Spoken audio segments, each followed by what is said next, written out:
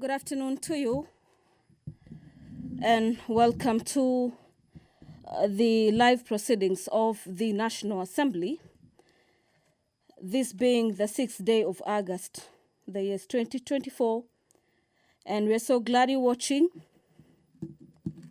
And our dear viewers, remember this live broadcast is courtesy of the collaboration between the Kenya Broadcasting Corporation and the Parliamentary Broadcasting Unit. To just take you through the highlights in the order of business this afternoon, the report on the consideration of the audited accounts of specified state corporations is given priority in today's order paper this afternoon. This motion is by the Committee on Matters Public Investment Committees and Social Services, as well as Matters Administration and Agriculture. Through the committee, the chairperson of the Matters Public Investment Committee on Social Services, Administration and Agriculture seeks to have the National Assembly adopt the second report of the Public Investments Committee on the Social Services, Administration and Agriculture on its consideration of the reports of the Auditor General on the financial statements of the Kenya Medical Training College for the financial year 2017-2018 all through to 2020-2021, the Kenyatta University Teaching and Referral Hospital for the financial years 2019-2020, the Kenya Medical Research Institute for Financial, the Kenya Medical Research Institute and this is the audit report for the financial year 2012 to 2013, 2013 to 2014, and finally, the Kenya Medical Laboratory Technicians and Technologists Board for the financial year 2014-2015, all through to 2020-2021. The debate on this motion is already concluded upon, and what remains is for the question to be put for members to vote for the adoption of the report by the committee. This afternoon, the House is also set to consider the nominees for the 4 National Government Constituencies Development Fund. The constituencies whose nominees will be considered this afternoon is the constituency for Webuye West Constituency, Isiolo South, Nandi Hills Constituency, Mumia East Constituency. And these 4 constituencies have their nominees that will be serving in the CDF boards in various constituencies, the constituencies listed. And away from that, the Division of Revenue Bill, this is an amendment bill, National Assembly Bills number 38 of the year 2024, is another motion lined up for debate this afternoon. This motion by the Chairperson, Budget and Appropriations Committee is currently at the second reading, and what we have at this stage is usually the debate by members who will be debating the various amendments proposed in the Division of Revenue Bill, this being an amendment bill, Bill number 38 of the year 2024.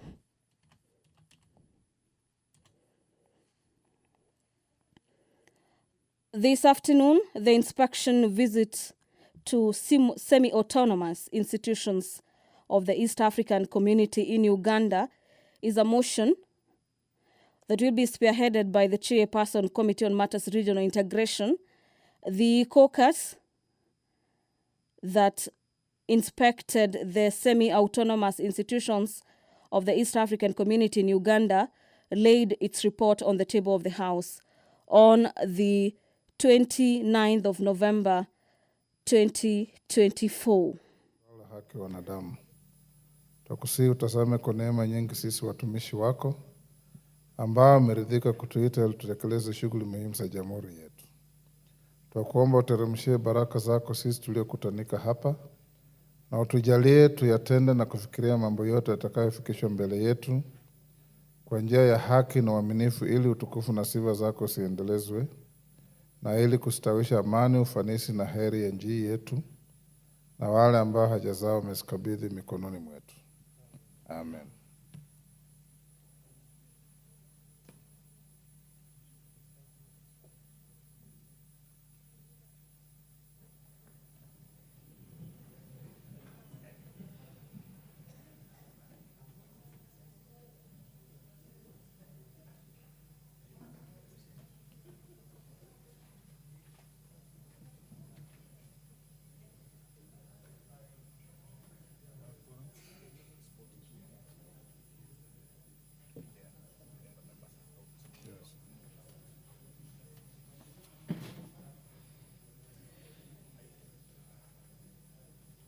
Sergeant, ring the bell.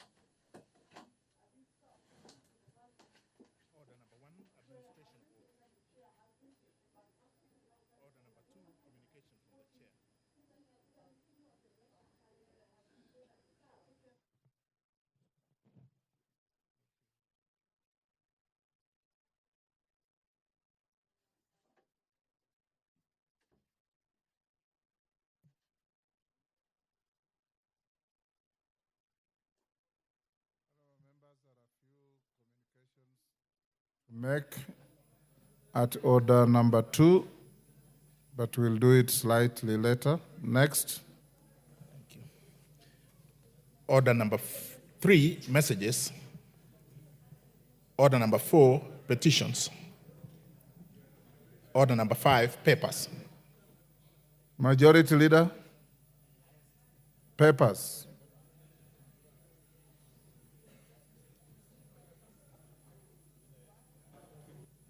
The microphone.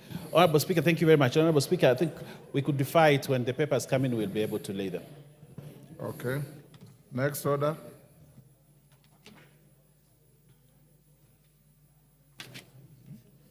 Hold on.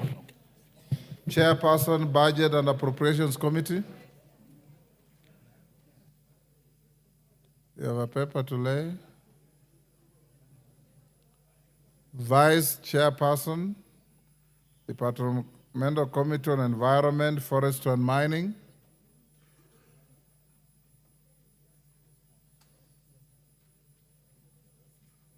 Owen, where are your chairpersons?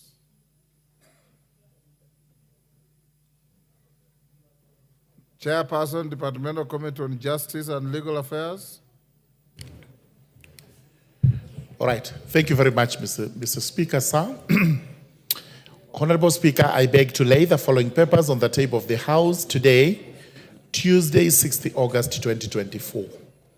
Reports of the Departmental Committee on Justice and Legal Affairs on its consideration of, number 1, the President's Memorandum on Reservation to the Penal Code Amendment Bill, National Assembly Bill number 56 of 2022, and the Ethics and Anti-Corruption Commission Amendment Bill, National Assembly Bill number 11 of 2024. Thank you very much, Mr. Speaker. I beg to lay. Chairperson, Departmental Committee on Environment and Forestry. Majority Leader.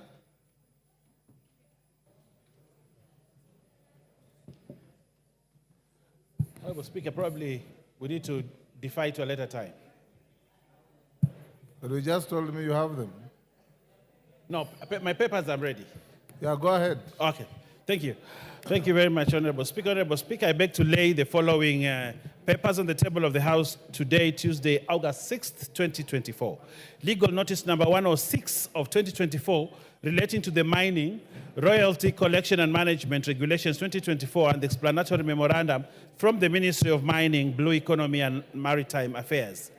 2, special audit report of the Auditor General on the importation of edible oils by the Kenya National Trading Corporation Limited. 3, report on the progress of implementation of the Beijing Platform for Action, Review and Appraisal from the Ministry of Gender, Culture, the Arts and Heritage. 4, reports of the Auditor General and financial statements of NG-CDF in respect of the following constituencies for the year ended 30th June 2023 and the certificates therein: Bura, Butula, Buri, Chuka Igambangombe, Ganze, Garsen, Gatanga, Gatundu South, Jomvu, Kamkunji, Kiambaa, Kiharu, Kilifi South, Kwanza, Lamu East, Lamu West, Malindi, Mathira, Msambweni, Pokot South, Ruaraka, Sigor, Subukia, Thika Town, and Westlands. Honorable Speaker, I thank you and I beg to lay. Thank you, Owen. Is the Chairperson Budget and Appropriations Committee here now?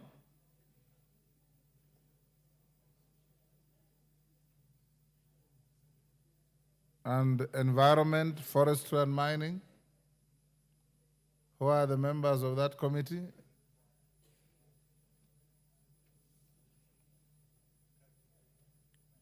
Okay. Next order. Order number 6, notices of motion. Order number 7, questions and statements.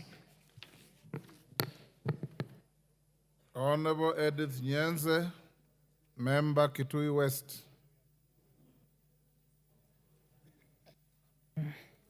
Thank you, Honorable Speaker.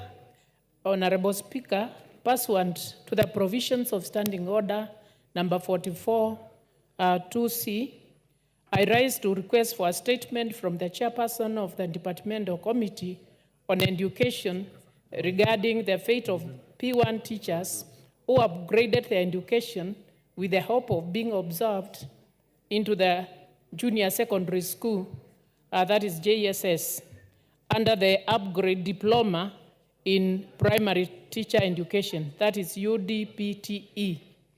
Honorable Speaker, approximately 4 years ago, primary school teachers were advised to go back to college to upgrade their courses.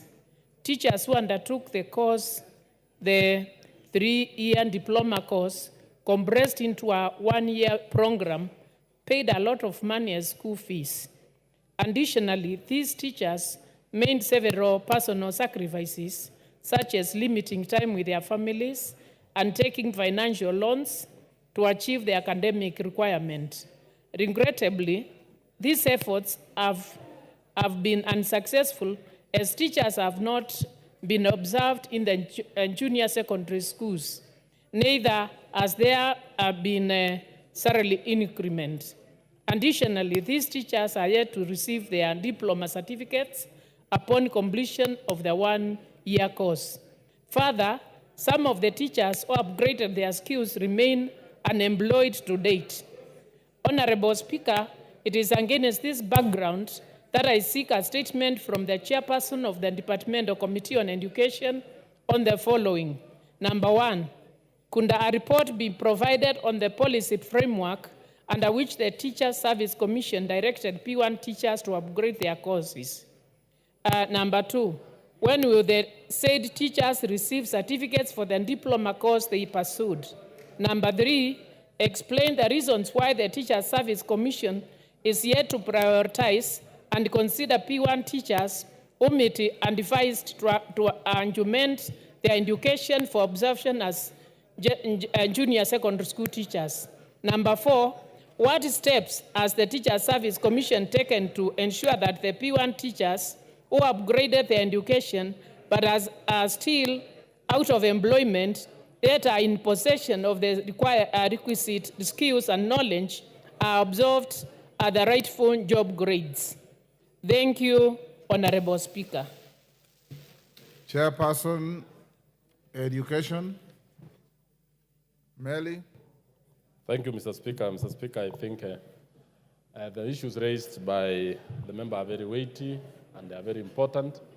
And I think we'll bring back a statement from the Teacher Service Commission in 2 weeks' time. Thank you. Do you say when? Thank you, Mr. Speaker. I'm saying that the issues she has raised are very, very weighty and of national importance. We shall actually invite the Teacher Service Commission, and I'll bring a comprehensive statement before the House in 2 weeks' time. 2 weeks. So that. Honorable Monica Marubu, member for Lamu County. Thank you, Honorable Speaker. Honorable Speaker, I rise to request a statement regarding the implementation of Hindi Magogoni Settlement Scheme, Phase 2, Lamu County. Honorable Speaker, pursuant to provisions of Standing Order number 44-2C, I rise to request a statement from the Chairperson, the Departmental Committee of Lands, regarding the issuance of title deeds for Hindi Magogoni Phase 2 Settlement Scheme, Lamu County.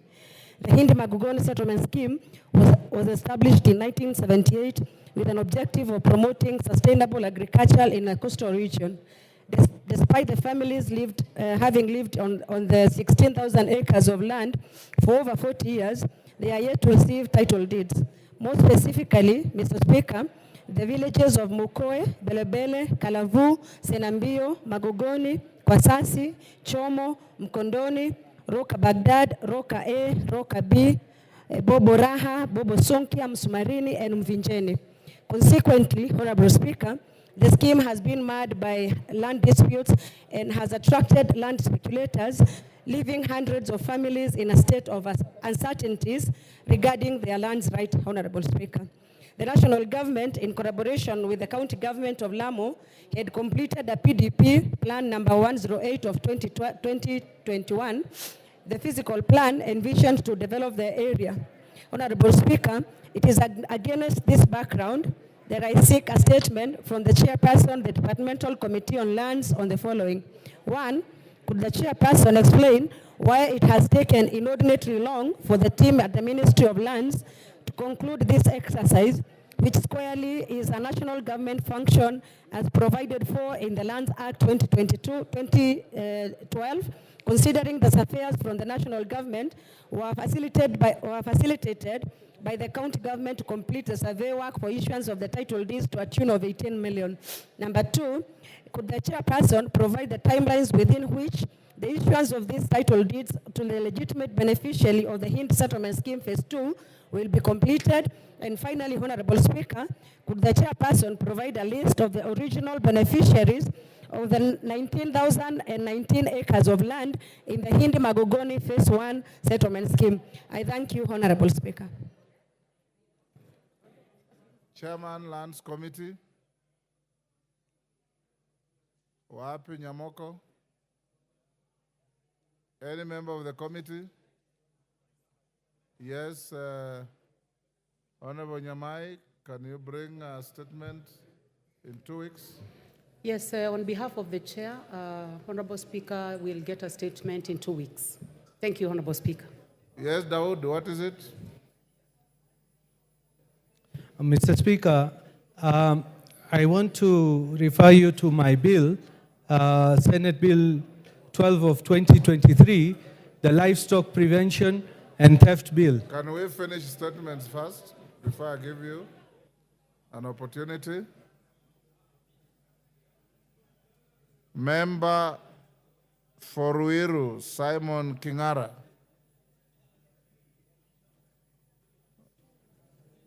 Go on, Honorable Member. Okay, thank you, Mr. Speaker, sir, for giving me this opportunity to request for a statement regarding the collapse of Mebre Bridge in Oro constituency.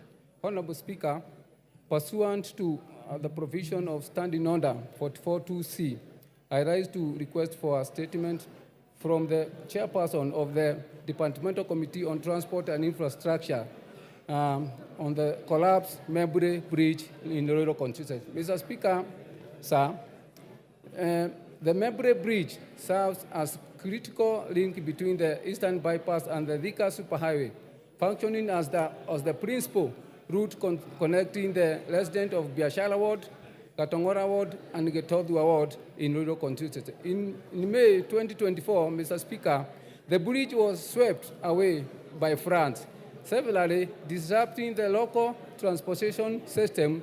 This had residents of Mebure area facing challenges in directly accessing their homes, as well as students going to the schools. The residents are now forced to make a 10-kilometer detour via Loiro to join the northern bypass in order to reach their homes and other facilities. The prolonged delay in constructing the bridge has caused significant inconvenience to the affected communities. Honorable Speaker, it is against this background that I request for a statement from the chairperson of the Departmental Committee on Transport and Infrastructure on the following, Mr. Speaker.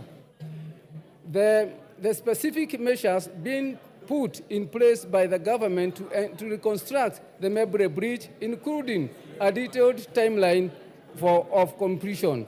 Mr. Speaker, measures put in place to have temporary crossing solution, particularly to facilitate students accessing school in the area.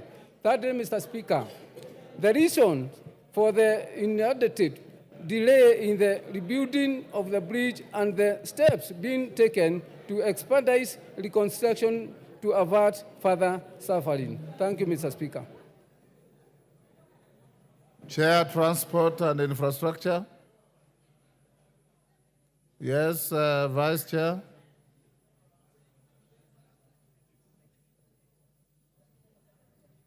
Give him the mic. Thank you, Mr. Speaker. Not the Vice Chair, but a member of the committee. On behalf of our Chair who has just stepped out, I think having heard the question, we endeavor to present the response to this House and to the member in the next 2 weeks. 2 weeks it is. Thank you. I'll go back to papers. Chairperson, Budget and Appropriations Committee.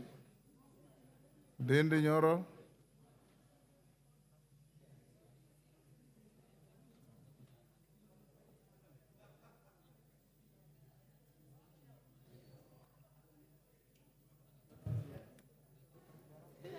Thank you very much, Honorable Speaker.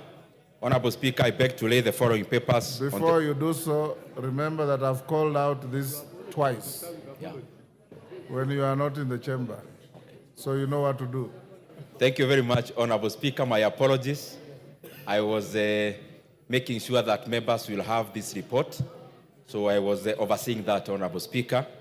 Honorable Speaker, I beg to lay the following paper on the table of the House today, Tuesday, 6th August 2024, report of the Budget and Appropriations Committee on its consideration of the Division of Revenue Amendment Bill, National Assembly Bill number 38 of 2024.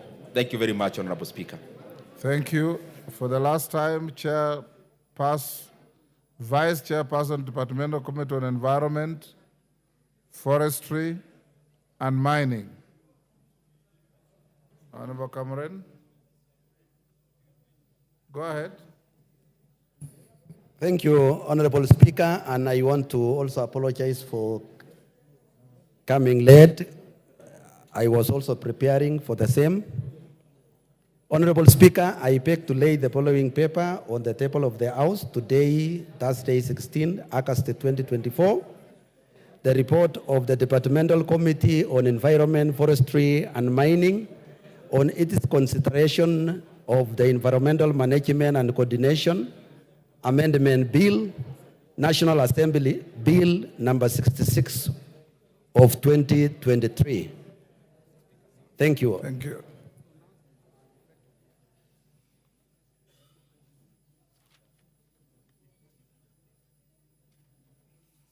Next order.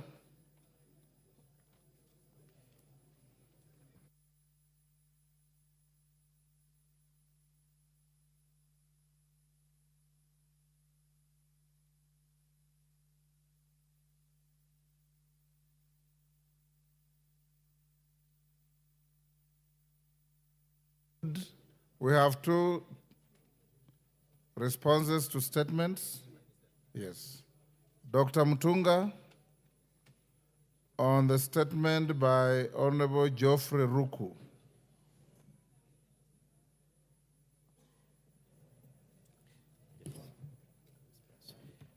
Thank you, Honourable Speaker. Honourable Speaker, I rise to read the statement by on the request by Honourable Geoffrey Roko, MP. Honourable Speaker, pursuant to Standing Order number 44-2C, the Honourable Geoffrey Roko, MP, requested for a statement on the 21st of March 2024 regarding the continued sale of Roundup by Mbeya East Africa Limited. The Ministry of Agriculture and Livestock Development responded as follows to the issues raised in that particular statement. Honourable Speaker, under the first question was, under what circumstances has Mbeya East Africa continued to sell Roundup in the country for use in weed control, despite the fact that Roundup, despite Roundup being scientifically linked to cancer? The response, Honourable Speaker, is that Roundup is a glyphosate-based product that has been widely used worldwide as a herbicide to control weeds for several decades.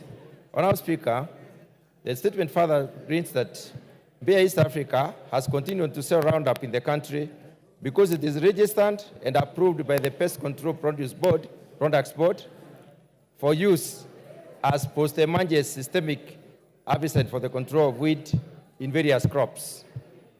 Though Roundup and other glyphosates-based products have been linked to cancer, several organizations like the Pest Control Products Board, Food and Agriculture Organization of the United Nations, and the World Health Organization have undertaken studies on glyphosate-based products.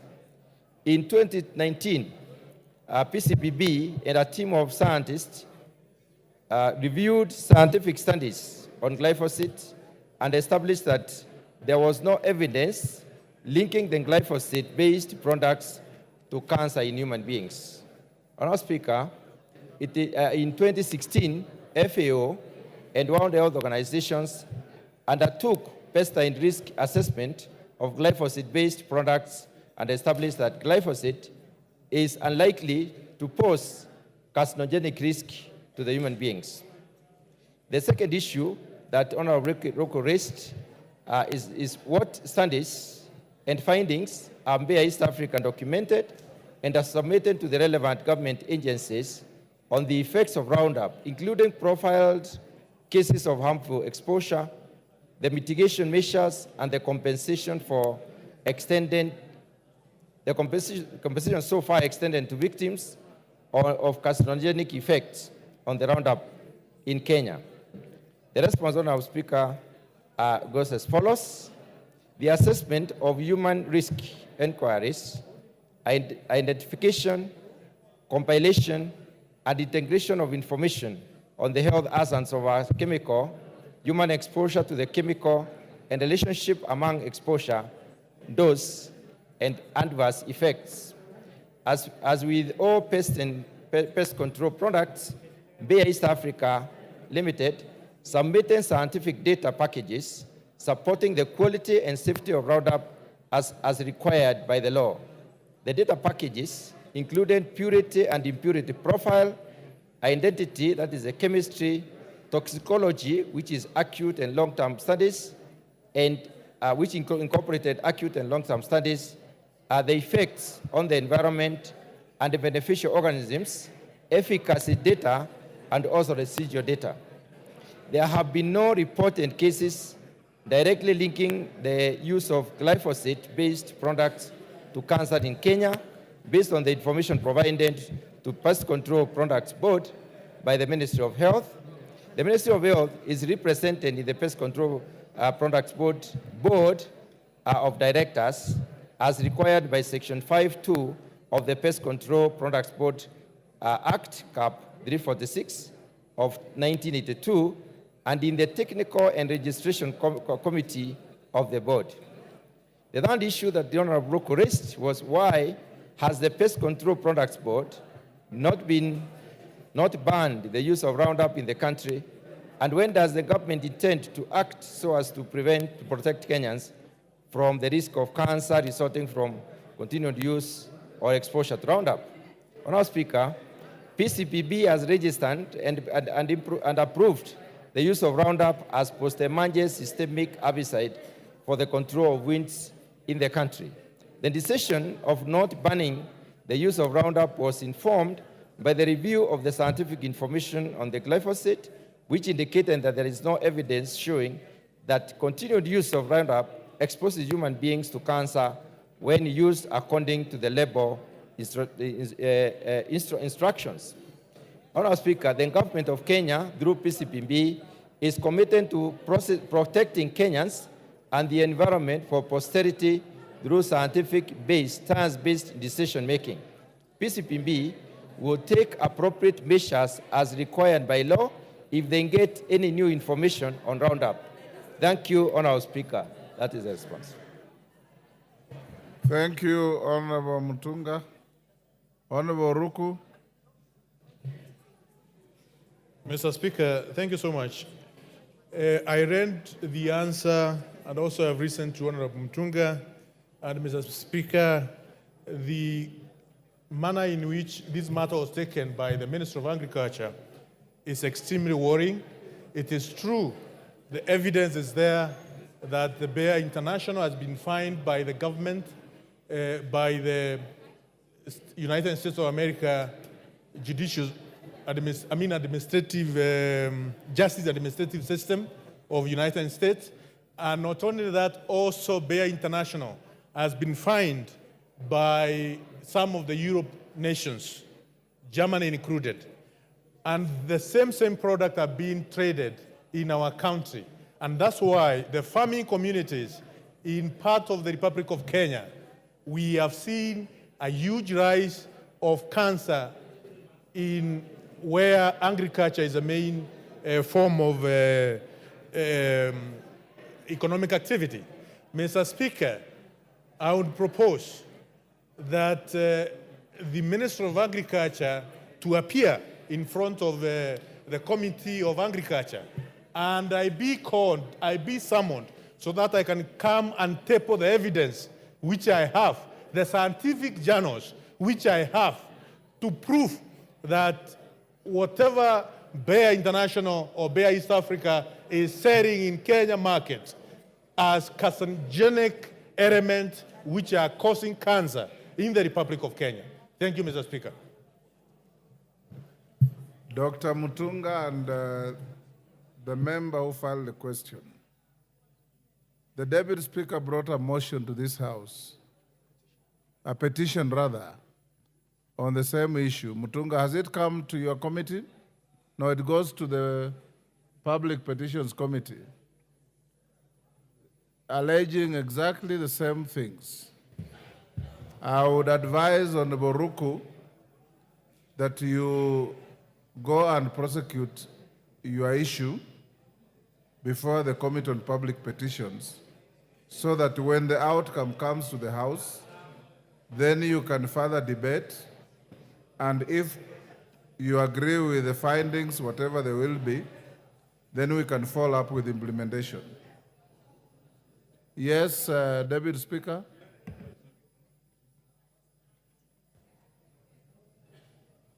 Give the Deputy Speaker.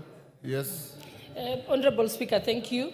I think on this issue of the petition on pesticide that I had placed, it was processed through the committee, and then the implementation has not been done. So we have on many occasions asked the chairperson, Honorable Wanjala, to follow up on it. So it's the committee on implementation are the ones who have failed to act.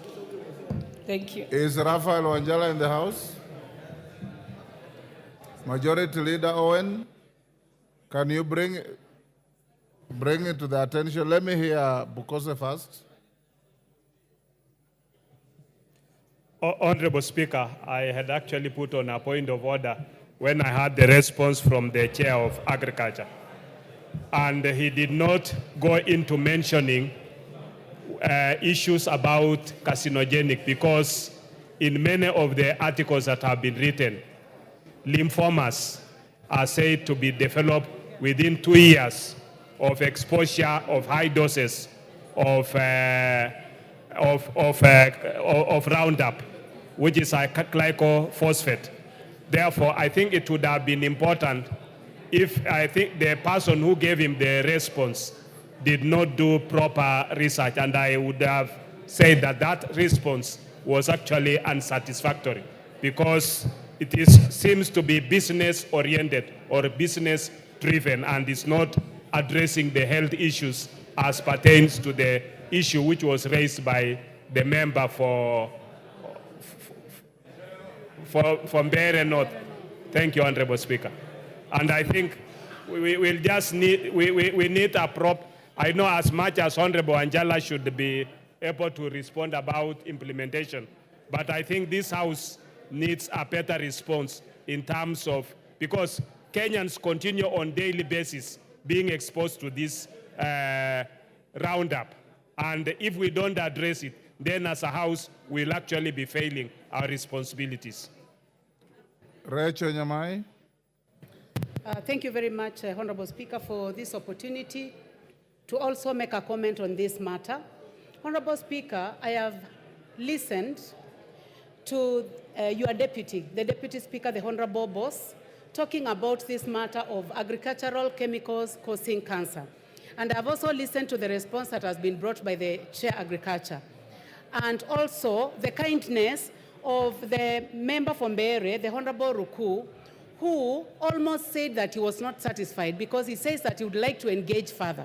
So, Honorable Speaker, I would like also to appeal to you that this matter of using agricultural products that are causing cancer to be handled with the urgency that it deserves.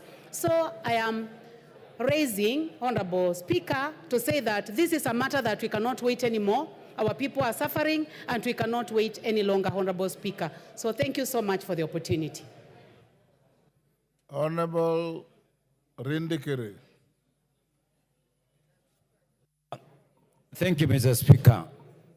Cancer in male is a very serious killer. Mr. Speaker, we are an agricultural community, and the level of chemicals used in the sector, particularly on the potato growing area, is very high. Mr. Speaker, the Ministry of Health should be in the forefront in conjunction with the Ministry of Agriculture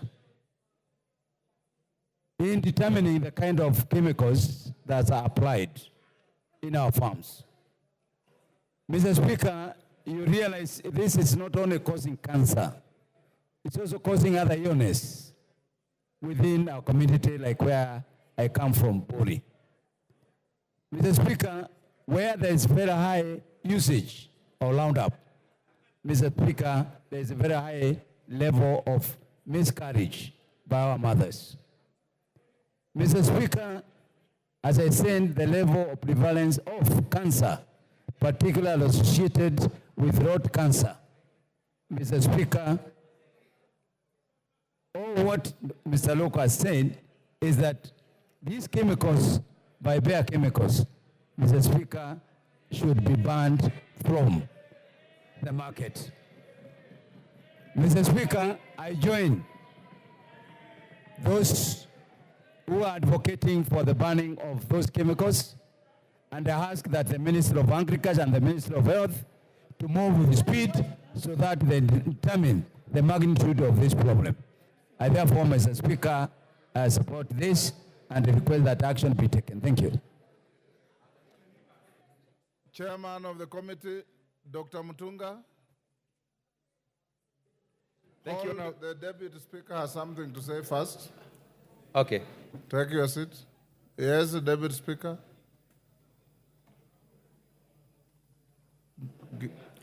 Thank you, Honorable Speaker. I'm sorry that I have taken a second bite at this topic, but it's something that's very dear to my heart.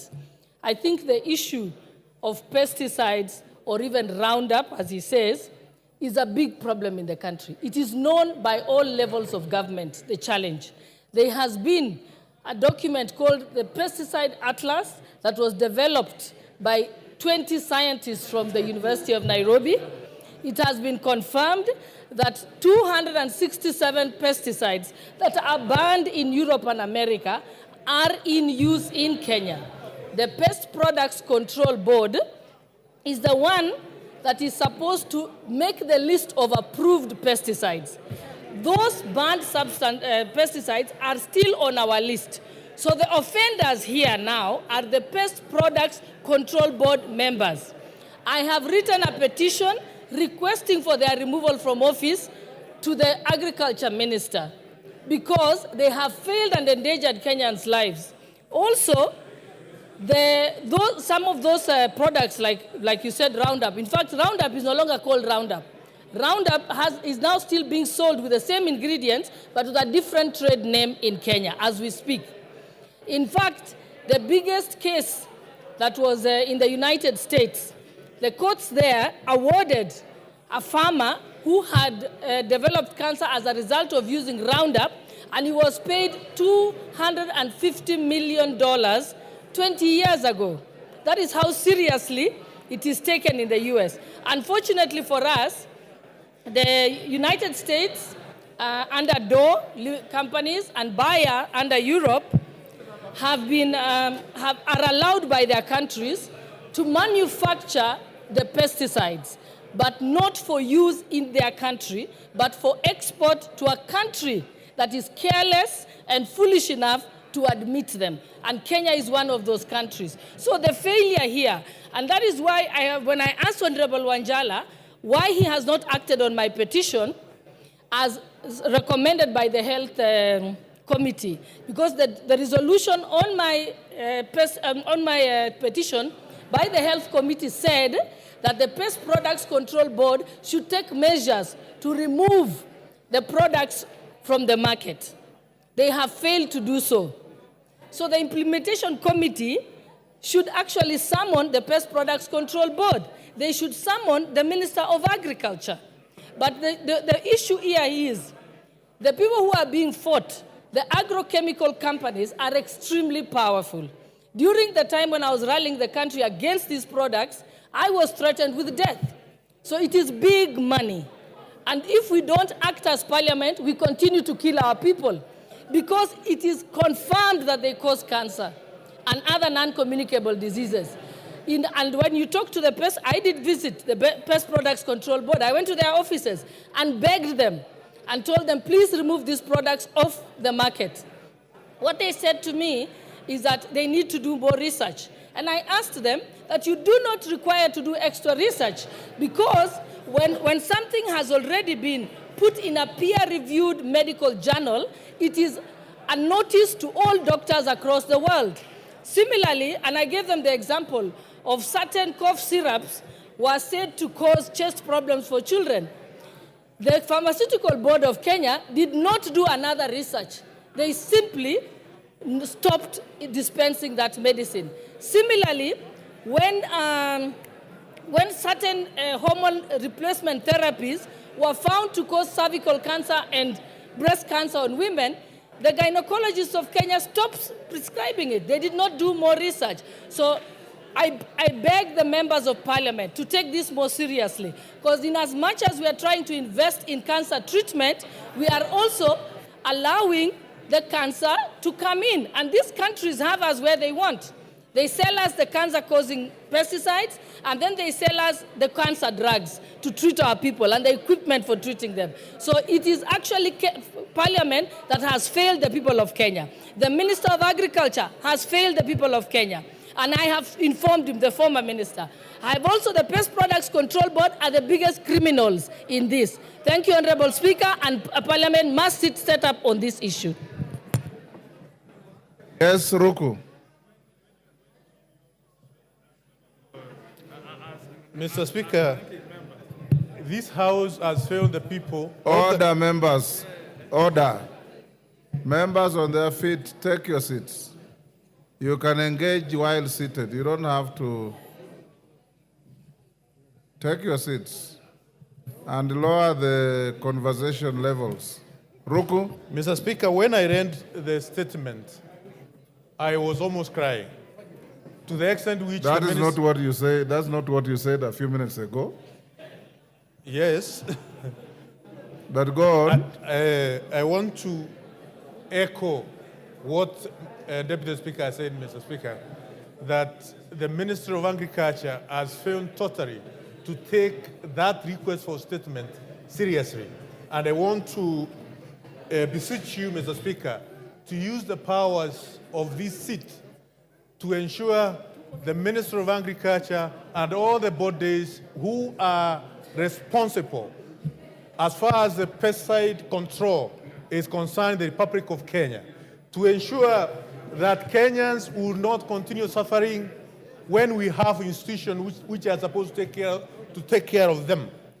That via East Africa may be stopped with immediate effect the sale of Roundup and any other chemical or pesticide which is causing cancer to the majority of the people who are in farming, whether in potatoes, whether in coffee, whether in tea, whether in mogoka, all the crops which are using Roundup, Mr. Speaker, they are affecting even the fishery, because there is scientific evidence that when you spray Roundup in the soil, when it rains, it finds its way into our rivers, it finds its way into our lakes, and even the fish farming is affected by this chemical. I think, Mr. Speaker, we cannot admit that report. I pray that the committee do a good job. The committee must be able to do a good job and prevent the people of the Republic of Kenya. The government of Kenya is using a lot of money in treatment of cancer. We have seen even the treatment of cancer has become a touristic activity, where many Kenyans are going to India and other countries in the hope of You've made your treated. point. Mr. Speaker, we take this matter very seriously. Thank you. Women Rep Nairobi on the same issue. Go ahead. Thank you, Mr. Speaker, for giving me this opportunity to contribute. Mr. Speaker, in the last Parliament, I was in the Health Committee, and Honourable Gladys, our Deputy Speaker, Gladys Sholay, came to actually talk to us about the dangers of pesticides to our food and the continued use of them and how they impact our health. We are what we eat. We are eating to die, not to live, if we continue having these products in the market. I mean, you hear countries that have products that they discover are not good being recalled and being removed from all the shelves. It's such a shame that we're discussing this thing and the people who trade in these products have such impunity. I think this is not just the agriculture committee or ministry. This is health, this is agriculture, this is also economic trade. We cannot trade with harmful products in our country that continue to harm our people. So I think it's important that we have a multi-sectorial approach to this, and we ensure that we also do a lot of civic education so that the public out there knows that these products that they're using in their farms will not be able to actually help them in the long term. It actually could end up killing them and killing future generations, because once it's in the soil, we did a study at the Pan-African Parliament on soil management, and that's a model law that we're coming up with. You find that some of these products that we're putting in our soil will take generations for us to actually get our soil back to its standard. So I think it's important that we really take this seriously. We educate the public that these products really should be removed from the shelves. No one should buy them. And I really hope that the Gen Zs are listening, because really they're the young generation that are going to be eating these products as well. And if if most of the generation, the millennials right now in the fossils have already gotten cancer because of consuming contaminated foods, we don't want the Gen Zs and the next generation to actually follow suit. So it's important for us as government to really take this serious. Pesticides are killing us. They are eroding our soil, and now we are eating to die, not to live. So I really pray that we will have a solution that actually safeguards. And we should also be looking for compensation. Most of these companies are rich companies, and they've exploited Africa. These products are banned in other European countries. They are actually dumping them to us at low-cost prices. People are making astronomical profits. I really believe that heads should turn, And we should be begging for compensation for the people that have gotten cancer in our country because of consuming foods that have been grown with these products. Thank you, Mr. Speaker. Mama Zamzam. Asante sana Mheshimiwa Spika. Na mimi niweze pia kuunga dada yangu Mheshimiwa Gladys Sholei. Mheshimiwa Spika, Mheshimiwa Spika, kina mama wengi wanaugua, na hata si kina mama, Kenya watu wengi sana wanaugua magonjwa ya saratani kwa sababu ya yale madawa ambayo yanatumiwa katika mashamba yetu Mheshimiwa Spika. Na sisi tusipokuwa makini Mheshimiwa Spika, hospitali zetu zitajaa kila siku wagonjwa wa kansa Mheshimiwa Spika. Mheshimiwa Spika, ni dhahiri kuwa kuna watu wamejitokeza kwa kutaka kuweza kuvuna haraka haraka Mheshimiwa Spika, wanatumia madawa ambayo yanaingizwa hapa kinyume na sheria Mheshimiwa Spika, kuweza kunyunyizia mimea ndani ya mashamba Mheshimiwa Spika, na inakuwa inadhuru sana wananchi Mheshimiwa Spika. Kwa hiyo mimi naomba, dada yangu Mheshimiwa Sholei amezungumza na ilikuwa mjadala tulivyoanza bunge, nakumbuka akileta. Naomba tuweze kumpa support, tuweze kuweka taifa ambalo litakuwa huru na maradhi ya kansa Mheshimiwa Spika, kwa kuweza kupigia pondo huu mjadala na kuhakikisha kuwa tunaweka sheria haya madawa yanayotolewa mataifa mengine yakiletwa hapa Kenya kuweza kunyunyizia mashamba yetu Mheshimiwa Spika, tuweze kuyapinga na kuweza kuyazuia Mheshimiwa Spika, na wale ambao wanaleta pia wachukuliwe hatua, waweze kufungwa Mheshimiwa Spika. Asante sana dadangu Sholei, umekumbuka kina mama wengi wanalia, hatujui nini ilikuwa inatuuma. Ukiingia ndani ya mabucha wakati mwingine unapata hata kuku anadungwa zile sindani zile. Kuku alikuwa mwembamba anafura Mheshimiwa Spika, mtu anaenjoy lakini hajui anakula kitu gani Mheshimiwa Spika. Kwa hiyo mimi nakusupport na nasema mjadala na hiyo bili yako iweze kupita na iwe sheria. Asante sana Mheshimiwa Spika. Dr. Mutunga, you can hear the outrage. It clearly points. Take your seat, Dr. Mutunga, shortly. Dr. Mutunga, order, honorable members. Order. Order, members. Dr. Mutunga, go ahead.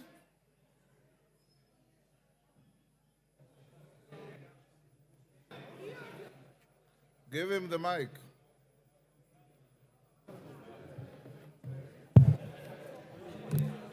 Honourable Speaker, I have heard my colleagues speak on this particular issue. And Honourable Speaker, when we got this request for statement from the Honourable Broko, we forwarded the request to the ministry. We did not ask the ministry to come to us so that we may ask straight questions on the details.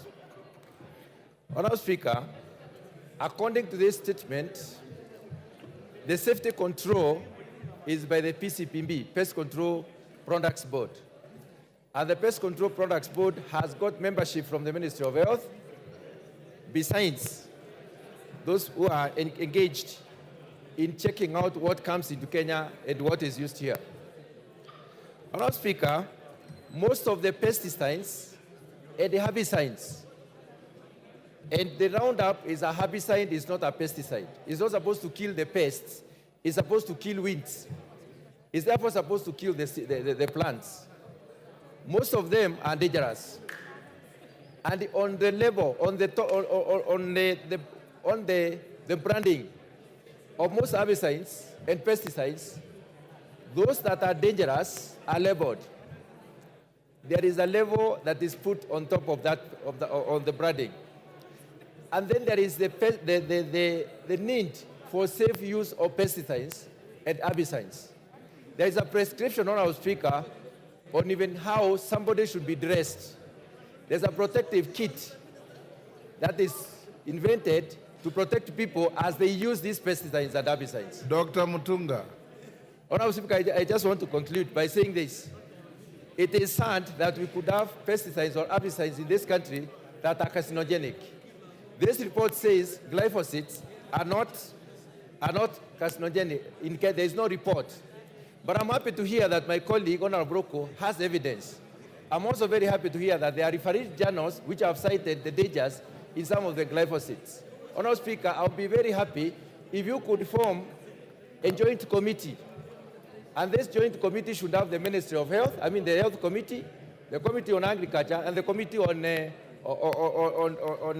Petitions, so that we can ask straight questions on what kind of evidence do they have, and then present the evidence that we have as members of parliament in order to protect the Kenyans. Honorable Speaker, we should not take the fact that people did not protect themselves as an answer. What we should take is that, is there any evidence that it is causing cancer in our midst? And is there evidence that is actually banned in those other countries? And if it is, Honorable Speaker, we should propose strongly that it is banned in this particular country. I thank you, Honorable Speaker.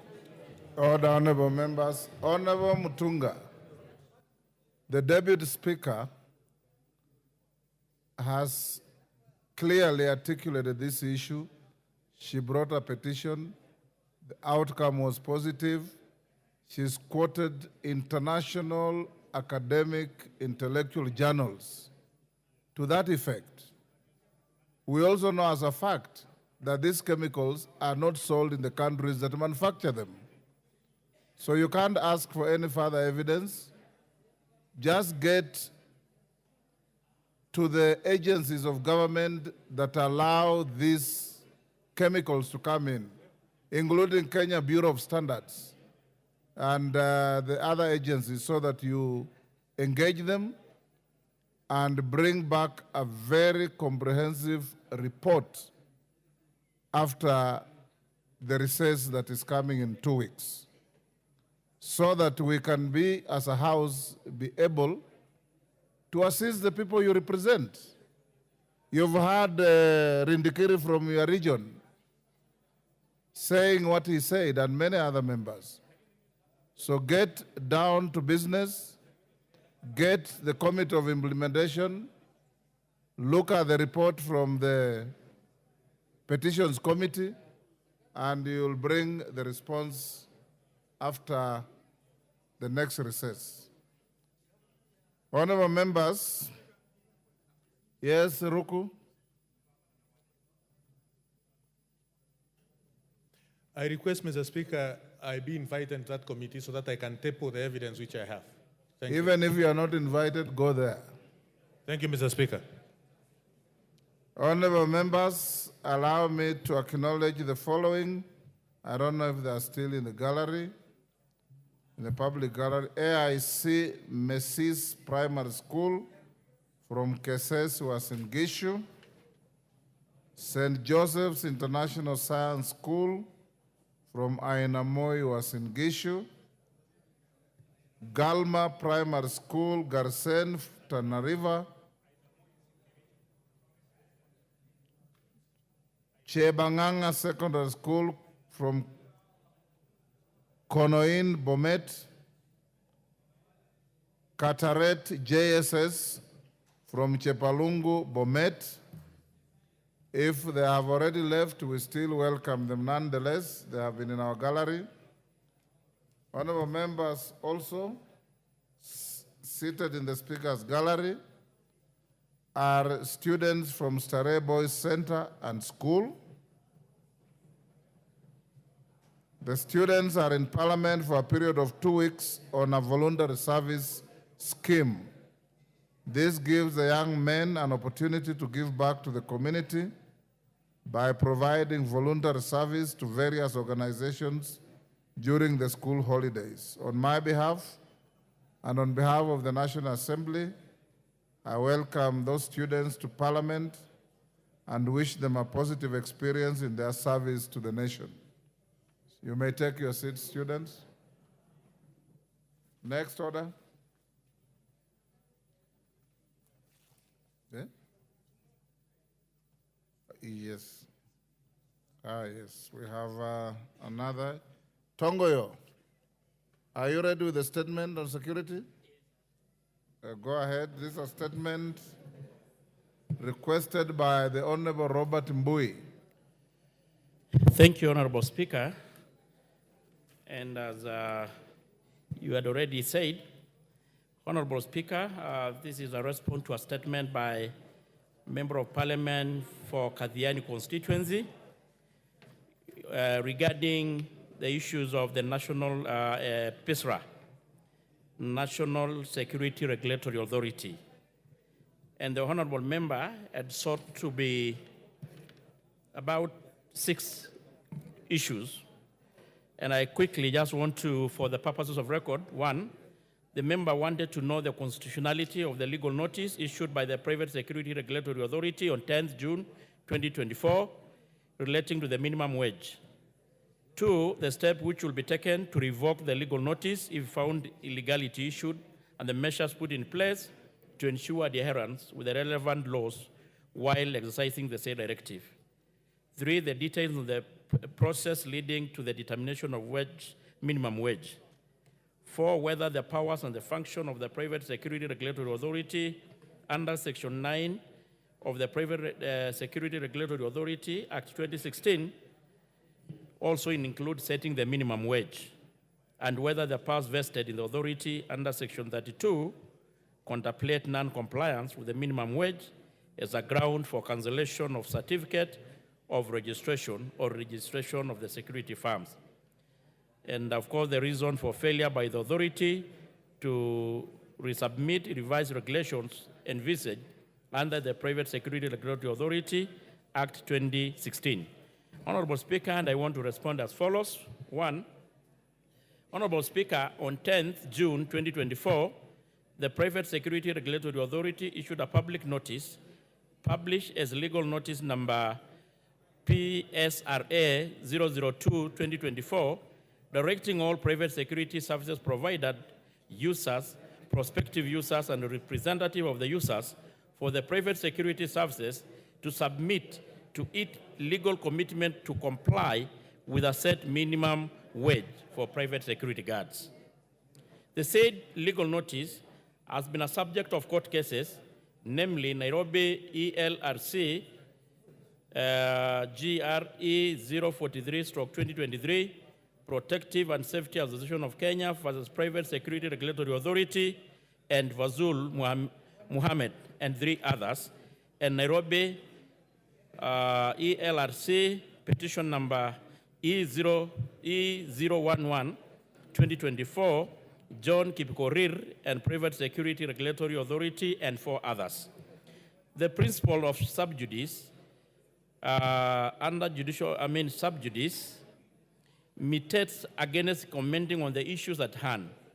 It suffices to state that what the authority issued as a notice was not supposed to be strictly interpreted as a legal notice, but an administrative action to guide for the industry players. This was an ordinary public notice intended to be acted upon by affecting parties. The form of impugnated notice should not be interpreted so as to negate its intention, which was clear to all parties concerned. Honorable Speaker, should the court find that the said notice is illegal, it will automatically lose its validity, rendering it null and void. No further action on the part of the Cabinet Secretary for Interior and National Administration will be needed. Question number 3, on question number 3, Honorable Speaker, under the Labor Institution Act 2007, wage councils are responsible for recommending to the Cabinet Secretary for Labor the minimum wage payable to workers and their conditions of employment. Wage councils are tripartite bodies comprising workers, employers, and independent experts. The National Labor Board, which is a creature of the Act, is entrusted with the responsibility of advising the Cabinet Secretary for Labor on appointment of the Wage Council. Once the Wage Council makes the recommendation on the minimum wage and the condition of employment, the Cabinet Secretary may approve the same, after which a wage order is issued through the Kenya Gazette. What the authority did, Mr. Speaker, was not to determine the minimum wage for private security guards, but interpret the relevant wage order, which is the Regulation of Wages, Amendment Order 2022, Legal Notice Number 125 of 1st July 2022, as issued by the Cabinet Secretary for Labor. The order came into effect on 1st May 2022 and was the basis for arriving at the contested figures. Regarding question number 4, Honorable Speaker, as noticed above, the power and responsibility of setting the minimum wage is vested upon the Minister for Labor after recommendation of the Wage Council. Under the said section, the authority is mandated to provide and set standards that ensure compliance with the minimum wage regulation. The authority acted in accordance with the section when it required employers of the private security guards to give legal commitment that they will pay them the minimum wage as per the said wage order. In the process of setting minimum wage, the authority is a stakeholder and may make a recommendation to the Wage Council. These recommendations are to be considered alongside those of other many industry players. The Ministry of Interior and National Administration and as the Salary and Remuneration Commission has no role to play in the determination of wage for the private security guard. Their role, if any, are limited to state public offices. On the last, number 5, Honorable Speaker, under Section 32 of the Act, the authority is mandated to prescribe condition when issuing certificates of registration. An example of the condition is compliance with the minimum wage. Should it be breached, it will be grounded for cancellation of the certificate of registration. Lastly, Honorable Speaker, on the statement, the previous regulation, that is Private Security Regulation 2019, were annulled by the National Assembly because no effective public participation was, and I hope the Honorable Member Robert is listening, public participation was done. The authority was developed new regulation which are currently undergoing public participation. This process has been hampered by lack of funds, hence the delay in submitting them. In conclusion, Honorable Speaker, the authority did its best to interpret the said wage order. The commitment to pay the minimum wage was within the law. The public notice issued should not be interpreted as a legal notice and a strict sense of the word. Thank you, Honorable Speaker. Signed by Dr. Raibon Omolo. Honorable Speaker, kindly, just for a minute, before maybe the member responded, just I want to add one or two things. Honorable Speaker, for clarity, the minimum wage is defined as a minimum and amount of remuneration that an employer is required to pay wage earners for the work performed during a given period of time. And of course, it has the statement has gone ahead to clearly state that in this category, in the private sector, the Wage Council establishes the said in Section 43. And Honorable Speaker, they are stated for record in the said, Honorable Speaker, in the said legal notice, it clearly states the minimum payable wage stated for the day watchman and the night watchman, and it is clearly stated that the day watchman is 15,201, the other one is 16,417, not including the basic, not including the house allowances, which are calculated according to the provided laws. And of course, not also including extra overtime. So I want to submit, Honorable Speaker. Robert Mbui, you are satisfied? Mr. Speaker, I am not satisfied. Mr. Speaker, there is that report, Mr. Speaker, and the response, in my opinion, they are very economical with the truth, Mr. Speaker. There are three issues that I've picked out from the response. The first one is when they argue that what the authority issued as a notice was not supposed to be strictly interpreted as a legal notice, but an administrative action to guide industry players. Mr. Speaker, why I have a problem with that is because it is actually published in the Kenya Gazette as a legal notice number PSRA 002-2024. So when they argue that it was not strictly a legal notice, they're just being economical with the truth. And Mr. Speaker, they also must realize that the Statutory Instruments Act defines that every legislation which has a full effect of law must come through the House. So, Mr. Speaker, what they have done is implemented a program and given it out there, published it in the Kenya Gazette, and Kenyans have already been made to start to follow it when it hasn't gone through the House. Mr. Speaker, secondly, they've also said that, because my question was whether they have a right to determine the minimum wage without, discussing this with the Ministry of Labor. And Mr. Speaker, what they have said is that they did follow, the authorities supposedly followed the regulations of wages, general amendments order of 2022, legal notice number 125 of 1st July 2022 as issued by the Cabinet Secretary. But Mr. Speaker, the figures that have been put in their legal notice are totally different from the figures that were given by the Ministry of Labor on minimum wage. So that again is also not exactly the truth. And finally, Mr. Speaker, they have also avoided to come to the Committee of Delegated Legislation because they were supposed to bring regulations. The argument, Mr. Speaker, that they have given is that they did not have funds for public participation. Mr. Speaker, the committee has constantly invited them.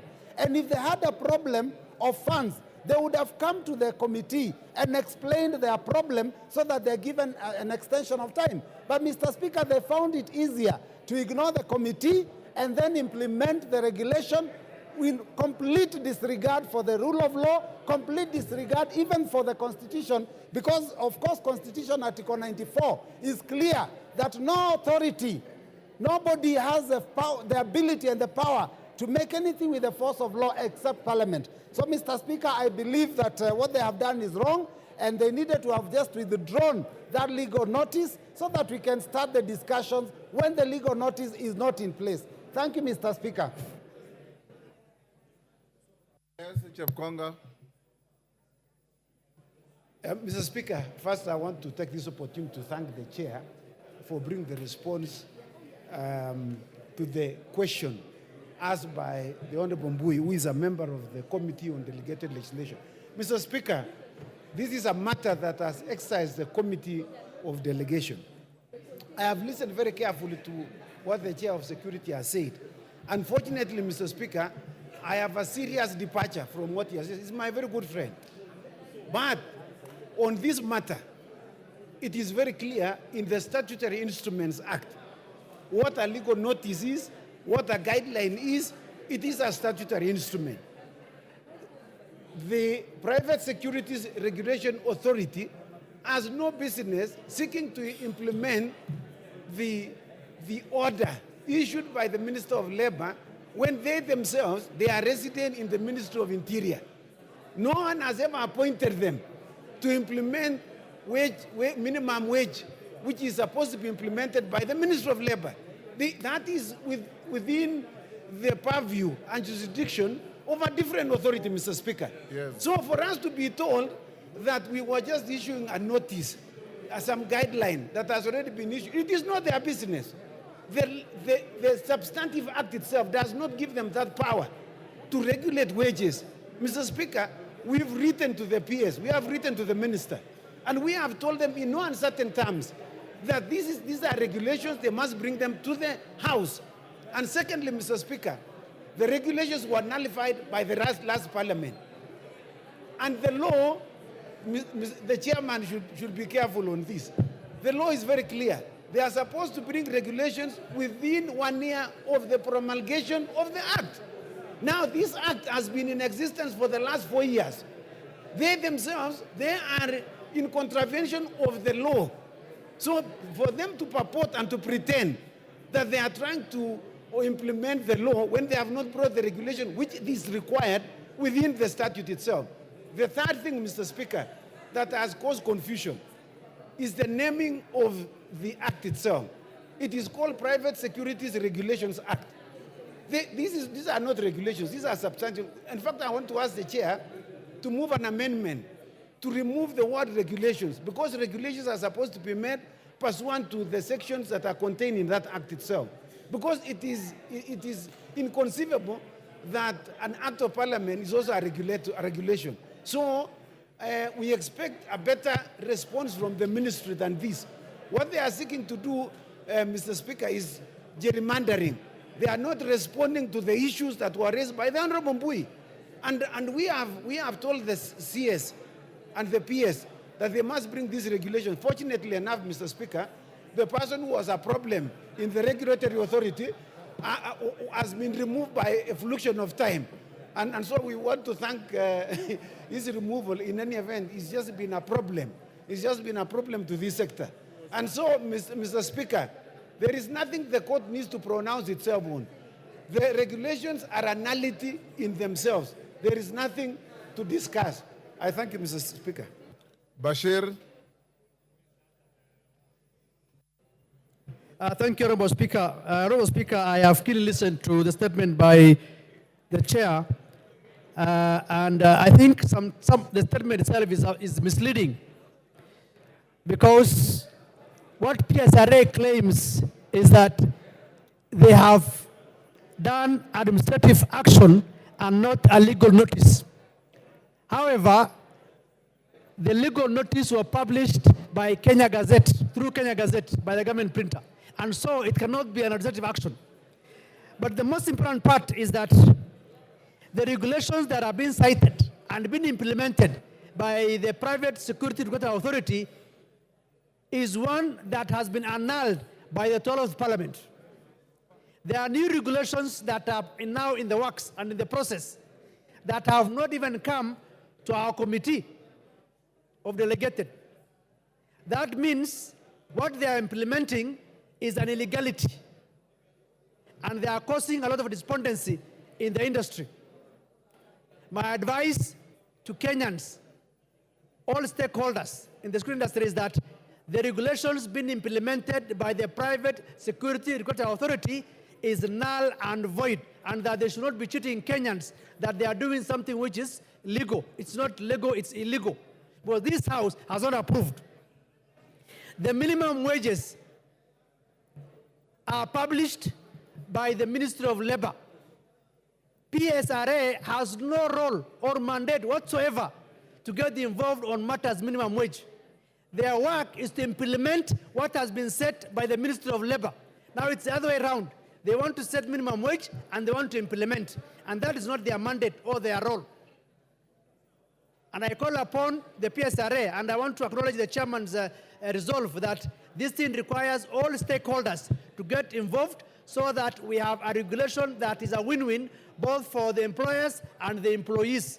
As it stands now, those regulations are not enforced and are an illegality. And PSRA should stop harassing and interfering with the work of private security firms in the country. I submit, Honorable Speaker. Tongoyo, you've had the chair of delegated legislation, you've had Mbui, you've had Bashir. I would direct you that you relook at the statement. Certainly that body on its own has no authority in law to promulgate what looks like regulations.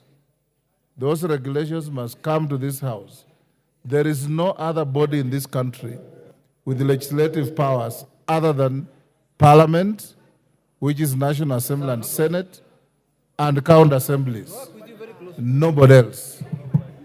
In whatever office, whatever they do must be subjected to this House to become regulations and have a force of law. So you follow it up. Yes, Russell? Yes. Honorable Russell, take your seat, let him finish. Let me listen to this first. Speaker, I think kindly, Mike, on your direction, directive well guided, and in fact, you must have noted, Honorable Speaker, that we have been in conversation with the chair of delegated legislation And I think that is the spirit. But having said this, Honorable Speaker, I think, Honorable Speaker, the big issue here, on record, I think there has been an issue of licenses cancelled, cancellation of some licenses of some players, about 9 in number. Actually, when you were interviewing the CS, I think that question came up.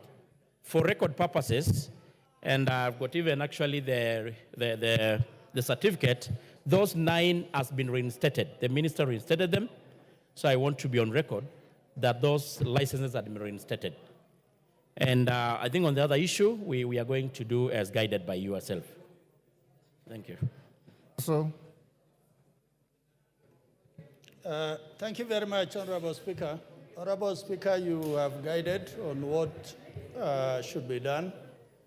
But looking at what the chairman has presented in form of a response from Honorable Mbui, I think the first thing is anything to do with labor, it has to be canvassed. It is a two-sided thing, to protect the company and also to protect the individuals who are in that particular labor force. Secondly, as you rightly said, Article 94, Sub-Article 5, clearly says nothing will have the force of law unless it is by this House. Thirdly, when we look at this particular organization, private security, yes, it is a new organization, even if it is 4 years, but it cannot work on its own. It has to work with the Ministry of Labor so that individuals working in those organizations are duly protected. Thank you, Honorable Speaker. Honorable Tongo, you follow up that, and at some point you will be required to report back to the House what steps you have taken and guidance to this body that if they want to make any regulations, they must follow the procedure and bring them to the House. Yes, Mwenje? Thank you, Honorable Speaker. I rise on the same standing order 44. Honorable Speaker, I've had a chance to talk with the chair of Security Committee. If you remember last week, I'd raised a statement regarding a child who was shot in my constituency. The chair has advised that I think the response is not ready. Perhaps he can be willing to just commit maybe tomorrow or the day after, because my constituents are actually on TV watching. So it would be nice if you would respond. But Honorable Speaker, while I'm on my feet, I'd also request the chair, in Nairobi constituency, chair, Honorable Speaker, we had 4 fires in 4 markets, which is an issue of concern. We had in Toi Market, we had in Umoja 2, we had in Madare, and somewhere in Kawangware. Honorable Mwenje, you'll do the House and yourself a very, very good thing if you file even a question under private notice, which we can allow you to make a request on the floor even the same day. But when now you just ambush us with a speech coming in the guise of a point of order, it's not fair even to the chairman that you are directing. Go and file a question by private notice. I'll allow you to bring it tomorrow. We all feel for Kenyans who died in infernos in Nairobi and elsewhere. Most obliged, Honorable Speaker, I'll do that. Thank you. And for Tongoyo, the issue of the child who was shot, can you bring the statement on Thursday? I think, Honorable Speaker, what the member was alluding to, I think the major concern was the child is doing well. He's actually supposed to be discharged from the hospital. The problem was the pending bill in KNH. And I had managed to talk to the Ministry of the PS, and we are trying to look into ways of helping the, yeah. And do so, that's good enough. Next order. Order number 8, motion, report on consideration of the audited accounts of specified state corporations. Question to be put. Honorable members on their feet, take your seats.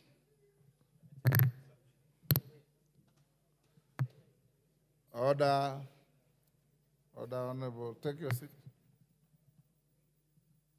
Honorable members, I'll now put the question at order number 8, which is that this House adopts the second report of the Public Investments Committee on Social Services, Administration and Agriculture on its consideration of the reports of the Auditor General on the financial statements of the Kenya Medical Training College for financial years 2017-2018 to 2020-2021, the Kenyatta University Teaching, Referral and Research Hospital for financial year 2019-2020, the Kenya Medical Research Institute for financial year 2012-2013 and 2013-2014, the Kenya Medical Laboratory Technicians and Technologies Board for financial years 2014-2015 to 2020-2021, and the Kenya Medical Practitioners and Dentists Council for financial years 2017-2018 to 2020-2021, laid on the table of the House on Thursday, 22nd February 2024. As many as of that opinion say aye. Aye. Will those of the contrary opinion say nay? The ayes have it. Next order. Order number 9, motion, nominees to 4 National Government Constituencies Development Fund committees. Chairperson, Select Committee on the National Government Constituencies Development Fund, Musa Sirma. Thank you, Mr. Speaker. Mr. Speaker, I wish to move that this House adopts the report of the National Government Constituency Development Fund for 4 constituencies committee laid on the table of the House on Thursday, 1st of August, 2024, and pursuant to the provisions of Section 43(4) of the National Government Constituency Development Fund Act 2015, and paragraph 5, 2, and 10 of the National Government Constituency Development Fund Regulations 2016, approves the list of the nominees for appointment to the following 4 constituency committees of the National Government Constituency Development Fund. 1, Webuye Constituency. David Lutali Sakari, representative of persons living with disability. He has been appointed pursuant to Section 43(2)(d). The second one is Isiolo South Constituency. Wako Abdi Wako, male adult representative, appointment pursuant to Section 43(2)(b). Nandi Hills Constituency, Henry Kirwa Mutai, representative of person living with disability, appointment pursuant to Section 43(2)(d). Mumias East Constituency, Joseph Owino Odero, male adult representative, appointment pursuant to Section 43(2)(b), and Philip Muyei Wanga, male adult representative, appointment pursuant to 43(2)(b). Mr. Speaker, before I beg to move that for adoption, Mr. Speaker, I have an issue which is very pertinent to members of Parliament, and this is on the procedure of how members of this committee are going to be nominated in future, and we have had problems with it, Mr. Speaker. We have been sending the names to the board, who subsequently send them to the economic planning, and then after that to the Attorney General before going to the government printer. Honorable Speaker, there's a slight change to this procedure that pursuant to section, to circular reference OP stroke cabinet .9/1A dated 25th, 2022, subject to guidelines and procedures for appointment of chairpersons, board members, and chief executive officers of state corporations and other bodies. The names now require express approval of the Office of the Head of Public Service prior to gazettement.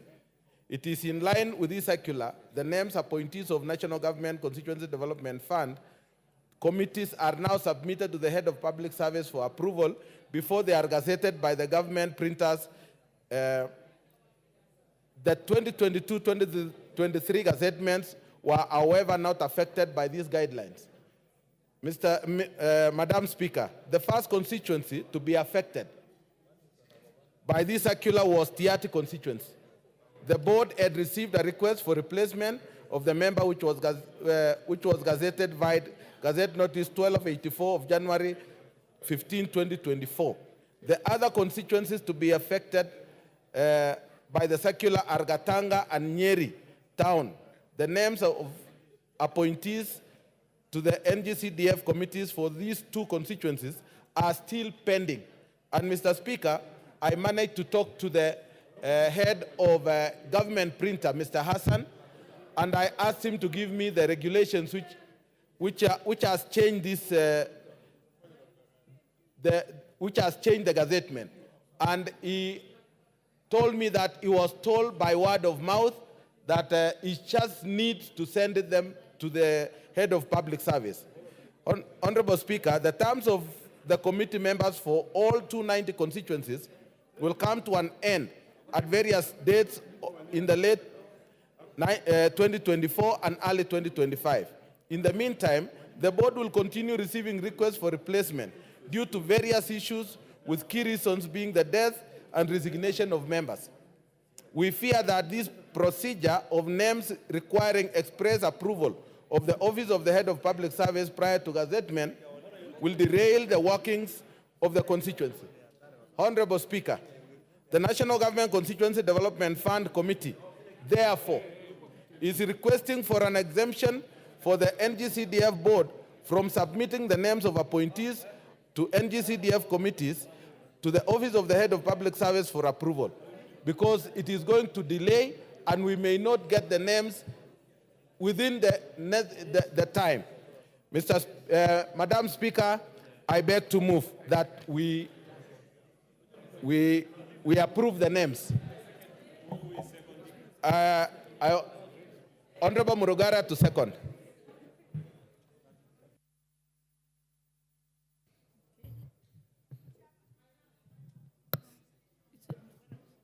Okay, Honorable Murugara, you can second. Thank you. Thank you very much, Madam Speaker. Madam Speaker, I wish to second the motion by the chairperson of the NG-CDF committee and point out a few issues that are very pertinent as far as this is concerned. While the proposals for replacement are agreeable to the House, we have been told about a letter by the head of public service which seems to rely on the State Corporations Act to ask for the chairpersons of the constituency NG-CDF committees to be approved by him. May I draw the attention of the head of public service that NG-CDF is not subject to the State Corporations Act. NG-CDF is an act sui generis, which means it stands on its own. It is executed by a board appointed under that act, and it executes its work from the beginning to the end. Therefore, head of public service has no power to ask for those names to be submitted to him for approval, because it is not subject to the State Corporations Act, which takes care of parastatos. May I also point out that that circular appears to be a statutory instrument. It actually tries to enforce some law, which law we are not told which one it is. If it is a statutory instrument, it must come to this House for validation. If it does not come to this House, it's null and void. Alternatively, this House can call for that instrument to quash it. Finally, let me say, delays, especially in gazettement, would defeat the very essence and the purpose of the NG-CDF Act. We require that these committees, as soon as they are submitted, they should be gazetted by the CEO of the NG-CDF board. Once that is done, then we move on to implement the act. My position remains, it is the board that is supposed to gazette. With those remarks, I beg to second. Okay, honorable members, I think there are a few members who wanted to contribute.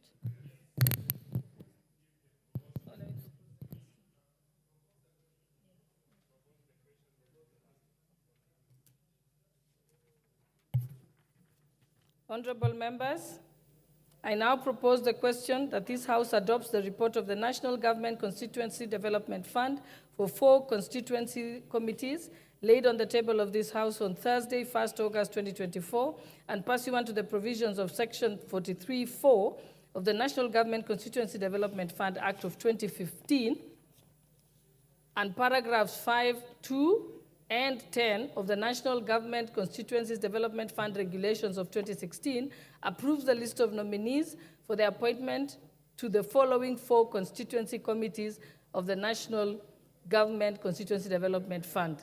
Webuye West Constituency, David Lutali Sakari, representative of persons living with disabilities.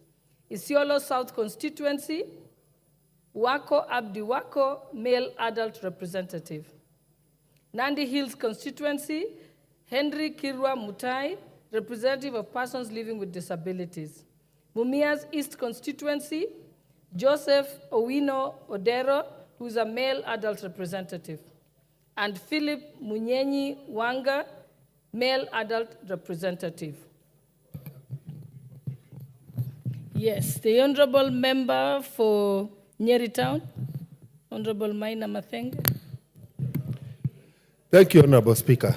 Honorable Speaker, I rise to support this motion on gazettement, and especially the gazettement of the NG-CDF members, and especially the suggestion by the chair, or the recommendation by the chair, about the exemption of the submission for approval of the names of the nominees to the head of public service. Honorable Chair, Nyeri Town constituency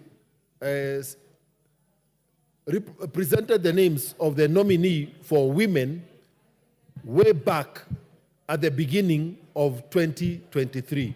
I think it was in February or March.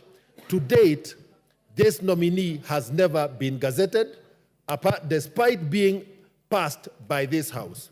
And Honorable Speaker, in the course of the carrying out of the internal audit, Nyeri Town constituency was flagged as having an issue because the NG-CDF committee was not fully constituted in the absence of the gazettement of this member who represents women.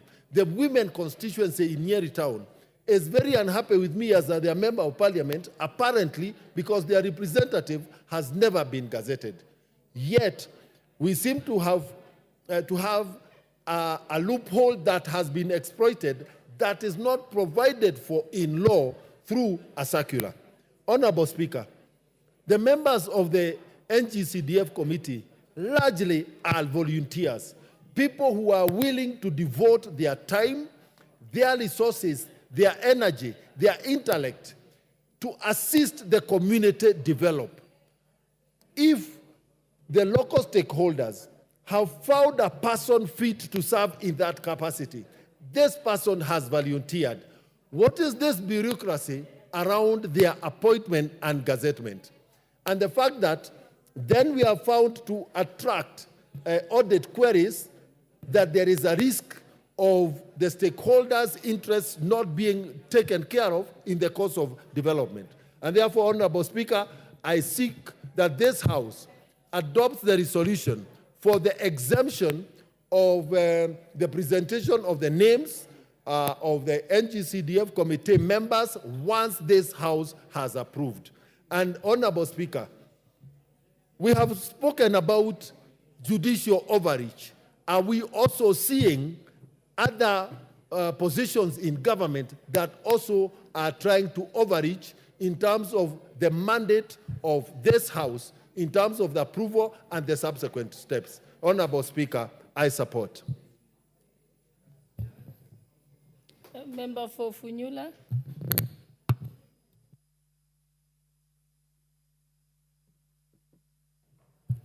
Thank you, Honorable Speaker.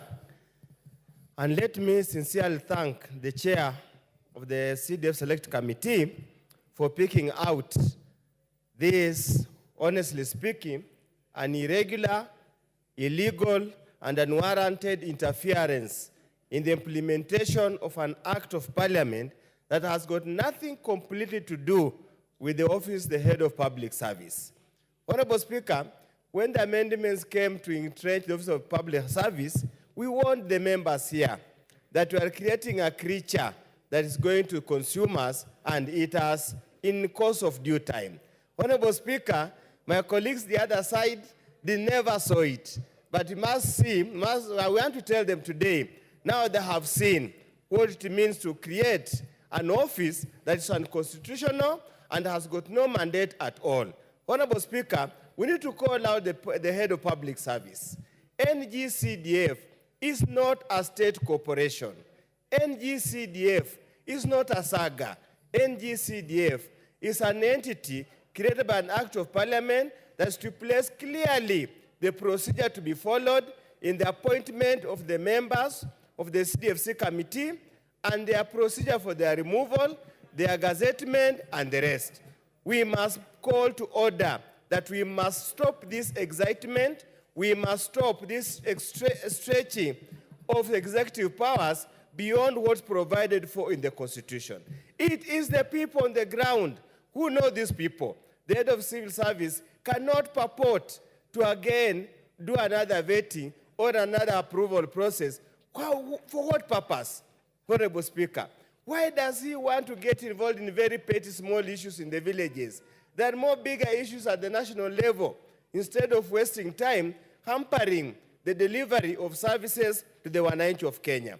I will therefore ask, as Sir George has clearly said, that particular instruction, that particular circular, if any, should be ignored with the contempt it deserves, because it has no form of law, it has got no rule, it has no force of law, it's just an overreaction and a general an excitement for something that has not happened. With those few remarks, Honorable Speaker, I support the motion and the request by the chair that that particular appointment should not be controlled by the dictates of the head of public service. Thank you, Honorable Speaker.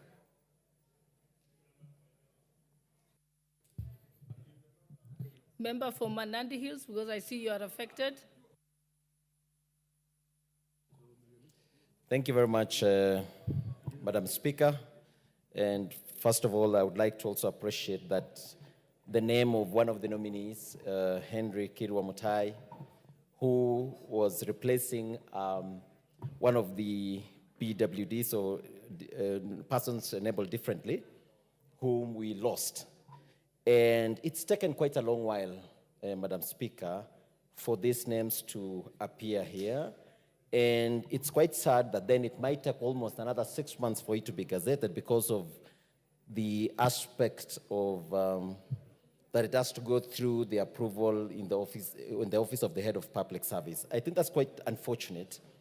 And Madam Speaker, the particular nominee was in the selection process. These are officers who are picked from the various corners of the constituency because the constituency is wide. And to get a nominee here who takes almost a year to be approved, I think is quite unfortunate because of the overreach by some executive officers, like now this one of the head of public service. I think we need to make it clear and make this process a bit easy. What is your point of order, Honorable Pukose? Madam Speaker, when I listened to the chair of the CDF moving this motion, he stated it very clearly that it was verbal, and it was a verbal directive which he had, and therefore he did not produce any document to show that the head of public service has actually given that directive. And I think it will not be good for us to accuse the head of public service here for something that we don't have evidence. And when you listen to the member for Nandi Hills, He's saying his list went through the head of public service, when we know very clearly this list has been sent from the board to here. It has the suggestion or the issue which was being raised by the chair of CDF was that there is a proposal, which is verbal, that after Parliament has approved, the list goes to the CDF board, then from CDF board to the head office of the head of public service, then it can be gazetted. So I think we are kind of twisting it, and I would want us to avoid this issue of accusing the head of public service when we do not have a clear directive, we do not have any memo, we do not have any notice that has come from his office. Therefore, I think as a House, we will not be doing justice to the head of public service. Well. Okay, you have a point of order also? Honorable Owen, do you have a point of order? Or I let him finish first? Okay, proceed. Thank you very much. Our standing orders are very clear that not even a newspaper that is written can be admissible as part of evidence in this House. So when we go on a trajectory of information that is hearsay, and when we are discussing the high office of a head of a public office, head of public service, it really flies on the face of our standing orders.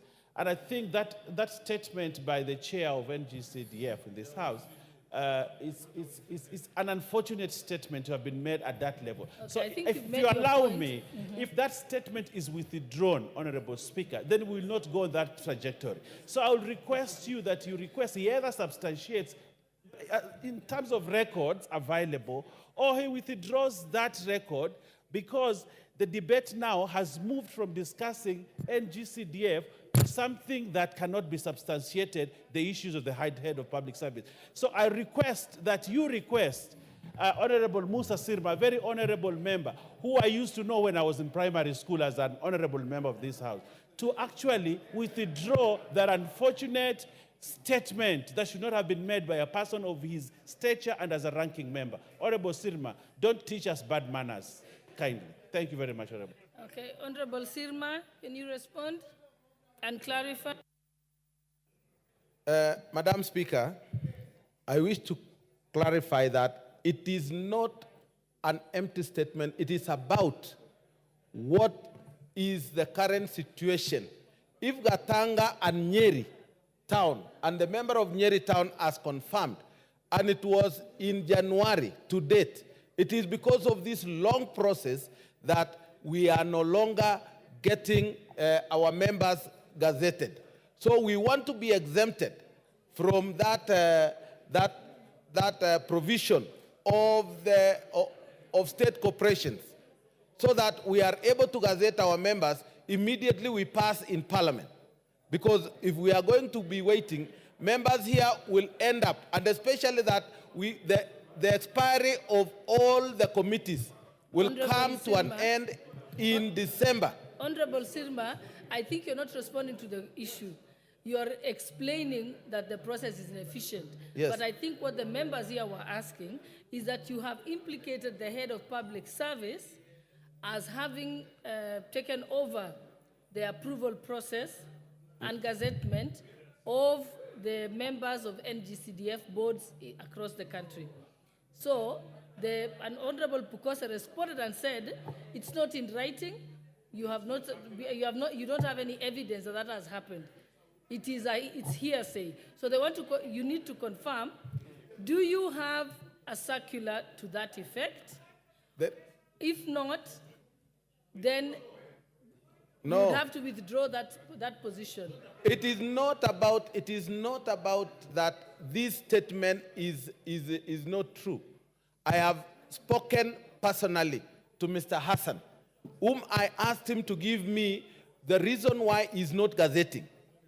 And he told me that he was given a verbal communication by the head of public service not to gazette until it passes or he gets his approval. So it's not about hearsay. And I can confirm right now, I've talked with him in 30 minutes ago. Yes. Okay, I think Honorable Sirma Honorable Sirma, this is, you know, you can never be able to use a verbal communication to defend yourself. And I can give you free legal advice. You must always seek that Mr. Hassan gives you in writing exactly what he told you verbally. That's the normal thing to do, is the correct thing to do. Or else you can get yourself into problems because you're unable to substantiate or even give evidence to back what you're saying. So I think the best thing is you withdraw it and then go and seek a written letter to that effect from either Mr. Hassan or a circular from the head of public service. Then it can become a subject of discussion in this house. But right now, the house is speaking on speculation. Madam Chair. That isn't useful. Hold on, there's a point of order here. Hold on, point of information, yes? Thank you, Madam Speaker. Madam Speaker, there was a circular pursuant to reference number OP/CAB.9/1A dated November 25th, 2022. Subject was guidelines and on procedures for appointment of chairpersons, board members, and chief executive officers of state corporations and other bodies. The names now require express approval of the office of the head of public service prior to gazettement, Madam Speaker. It is in line with this circular that the names of appointees of NG-CDF committees are now submitted to the head of public service. And that talks about state corporations. So the question would be, Honorable Sirma, is NG-CDF a state corporation?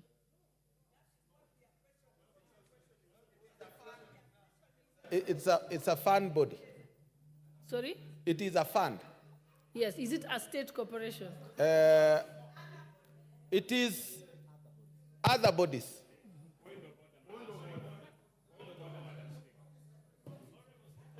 Honorable Nyikal. Madam Speaker, the issue here is what is happening. We cannot sit in this house, Madam Speaker, and we know that some of these names are in that office. We are being told there is a circular. Even if the interpretation is wrong, that will be later. But if the interpretation is wrong, then as soon as those documents hit the office of the head of the public service, he'll send them back and say, we don't need these documents here. But if those documents stay there, then of course it is a fact. So let members state that this actually should stop. If it is interpretation, it will stop immediately. And therefore, the chairman does not need to ask for exemption because there's nothing to be exempted from. So let this matter actually be sorted out now, because it is now, we are in August, and many committees are going to bring names. Okay, yes, your point of order.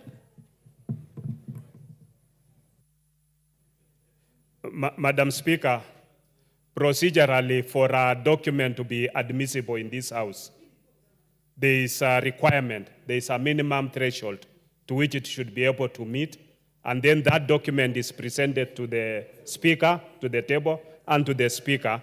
Then from there, I think that is when we can be able to discuss. The reading which the member for Dagoretti South, Dagoretti North, read is what is in her phone. But the document to be presented, it must have a letterhead, it must be signed, and it must meet the minimum requirements as per our standing orders, so that once that meets into that, then it can be properly before this House, and then we can be able to prosecute and be able to discuss it. But as per now, the issue, you know, the chair CDF is made a statement saying it was by word of mouth to Hassan or somebody like that. Then now, it is improving it to a statement. But legally, or by our standing orders. It is not properly before the House, and I think it is so that we can be able to execute something that will have an effect. The House does not do issues or address a matter just in vain by just addressing it and then that ends. So I think we must be able to follow. Yes, I think to end this matter, because now we are bordering on discussing speculations, I think I'm going to direct that the chairperson of the NG-CDF,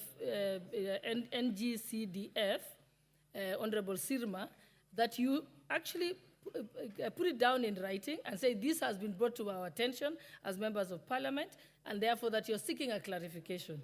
So you write to the board, and the board will tell you. Just say, you simply tell the board, we have been informed that all appointments have to be cleared by the head of public service. Is this in fact correct? Because I need to advise the members of parliament. And then the board will reply to you. You don't even have to write to the head of public service, because the person you report to is the NG-CDF board. So I think if you do that, this matter can rest, and I think we leave it at that. No, what's the point of order? I thought I've ruled on this.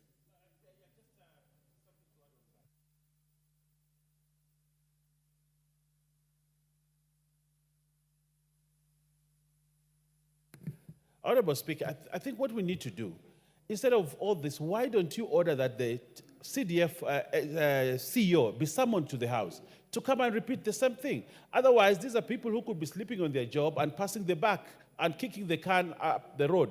Ask the CDF CEO to come here, and we ask him, why is there a delay? Then he puts it on record that it is the head of public service. Then we can tackle it at that level. But to allow the chairperson to fly statements around like that, I think it would be unfair to the head of public service. It is also not fair to the members of this House. We would like to hear this matter from the CEO himself, that is the cause of the delay. Then we can deal with it.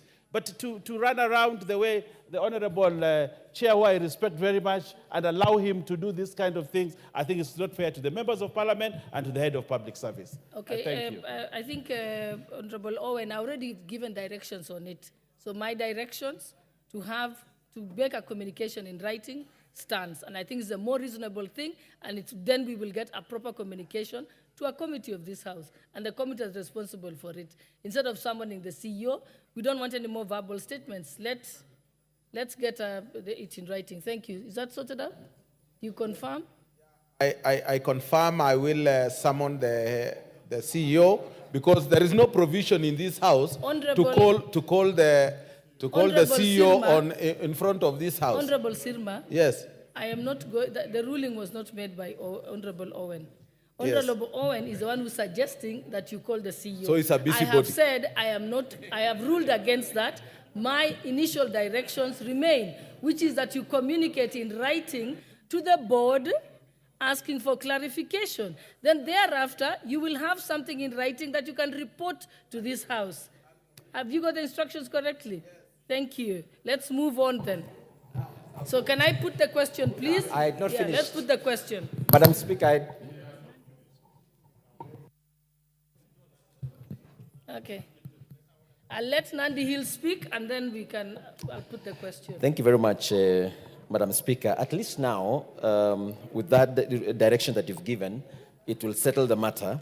But I just wanted to say, Madam Speaker, I think even in the future, we need to have the timelines where when a name or when there's an occurrence of a vacancy in the CDF office, in the CDF committee, we should have a timeline within which those particular names can be approved, so that the representations can be sufficient. Like in my case, as I said, this was a position of a BWD. So for close to a year, we've never been able to have the people living with disabilities or enabled differently having the representations in the committee. So I really hope that then, with the directions that we've given, and even going forward, most of these occurrences of any vacancies within the committee must be filled in the shortest time possible, or we have a determinate time upon which those positions can be filled. Thank you very much, Madam Speaker. Any other member wanted to contribute on this? Yes, Honorable Mbui.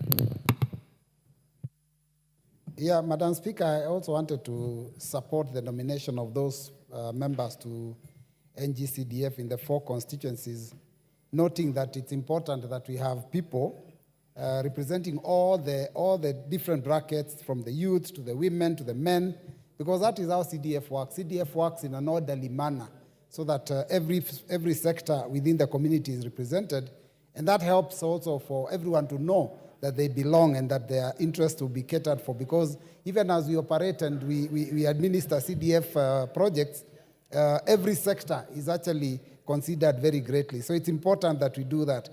But Madam Speaker, I just wanted to point out that there's been that very heated debate here, and I think it's important to note for the record that the chair of the committee, and he, as a proposer of this motion, and the seconder have made very, very far-reaching, comments on how CDF is operating. And Madam Speaker, it's important sometimes not to gag debate, because it's some of this information, when it comes out on the floor of the House, then it gives people that are in public offices an opportunity to realize the power that Parliament has. But if we stop any discussion when a person in a state department or an office or a CS is mentioned, and we are up in arms saying that we cannot have this conversation, then we are reducing the power of this House. We must ensure that members are given an opportunity to contribute, because at the end of every contribution, there will be a time for us to take a vote. Now, if any member does a transgression against anybody and they are wrong, then the facts can also be laid on the floor of the House. So I want to appeal that as a House, because the public is watching us. Public has been watching us for the last at least a month or so, and they're very serious about what goes on here. So when we make pronouncements and we stop each other from having a conversation, you will be salimiwad, and we do not want that to happen to us.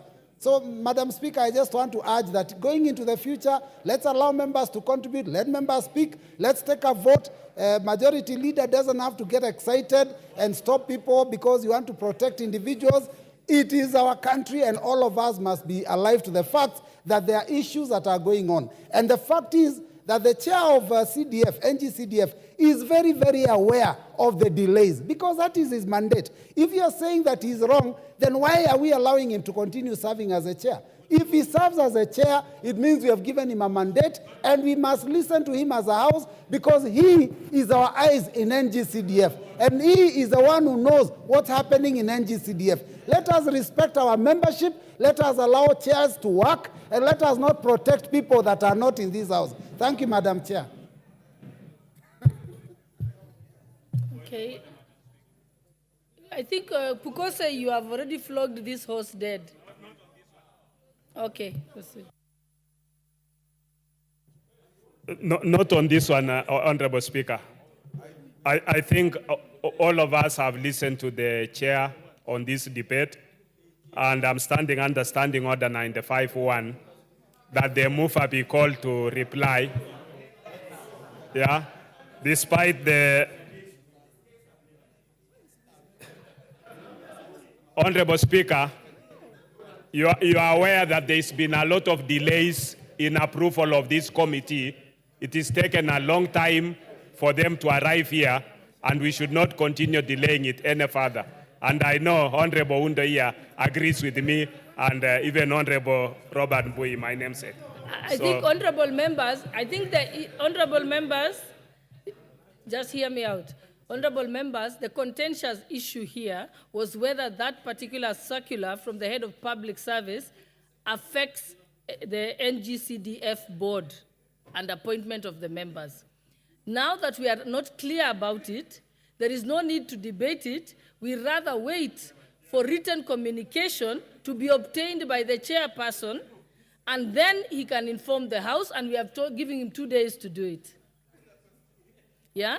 Giving him 2 days to do it. At the time that he presents the paper, the letter to or the position to the House, at that time, we can then debate about it. Because our debate at the moment is bordering on speculation.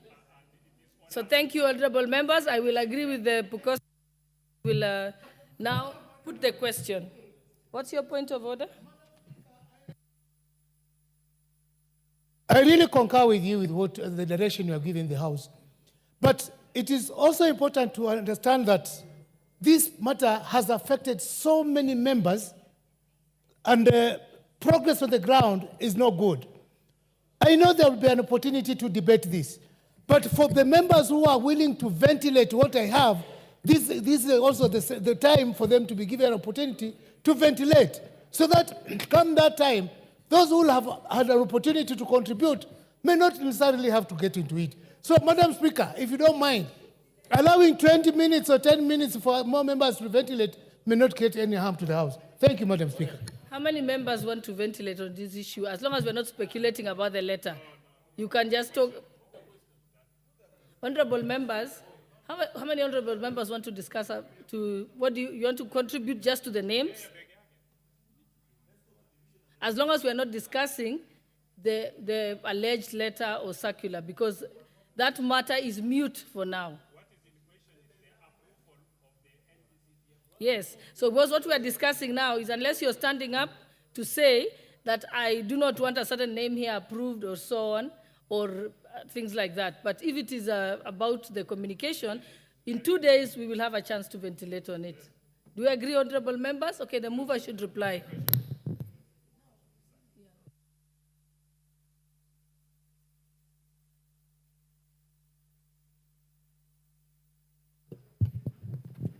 Honorable members, I now put the question that the mover be called to reply. Will as many as of that opinion say aye? Aye. Will as many as of the contrary opinion say nay? The ayes have it.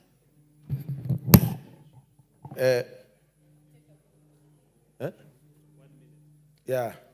Madam Speaker, I want to thank you for giving us the direction you have given, and I also want to thank the members for ventilating on the issues which will touch them. The only issue is, it is not about my committee members or whoever is in the committee that will suffer. It is the whole House. So we have to take this thing and put it in line, and I will do that, Madam Speaker, as advised. I beg to reply. So, honorable members, because the reason why I'm saying there's no need to speculate on it is not because I don't think it's a serious matter. I think it is extremely serious that we should not be debating on hearsays. And that is why we better, because I think it's serious enough, it's affected a lot of members. Many members have complained that it's taking very long for names to be approved. That is something that's extremely serious. But we want to be able to substantively deal with it once and for all. And the only way is by getting the circular. So it is in no way, I'm not gagging anyone, and I'm not saying that it's not serious enough. It's just that we want to do it in a methodical and conclusive manner. Right? Okay, thank you. Now let me put the question. Yes, your point of information. Mm-hmm. Thank you very much, Honorable Speaker. Honorable Speaker, I wish to inform the Chair that there's a need for more fund of council managers, because those who are serving are very few, and this is inhibiting quality work on the ground. Okay, although that's something that you could have approached the committee, that is not part of this debate. Yes, but inappropriately on record. But I think you still have to approach, you should approach the committee directly if you want to get any results. Okay, let me put the question.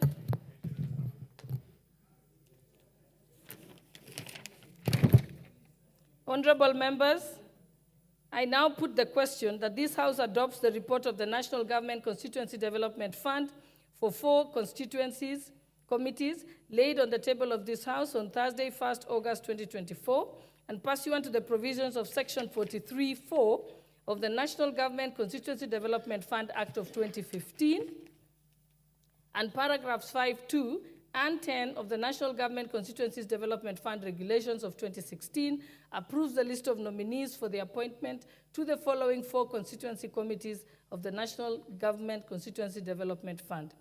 Webuye West Constituency, David Lutali Sakari, representatives for persons living with disabilities. Isiolo South Constituency, Wako Abdi Wako, male adult representative.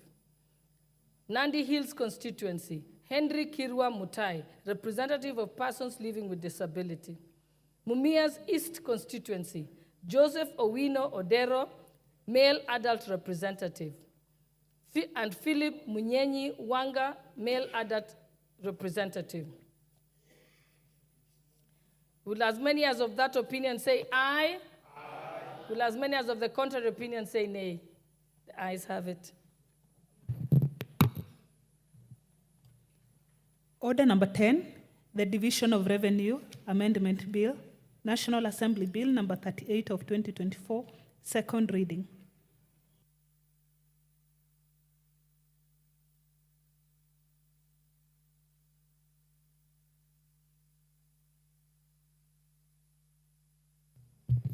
Give the chairperson budget the mic. Thank you very much, Madam Speaker. Madam Speaker, I wish to move that the Division of Revenue Amendment Bill, that is National Assembly Bill number 38 of 2024, be now read a second time. Honorable Speaker, I wish to take just a brief moment to brief members that, as we are all aware,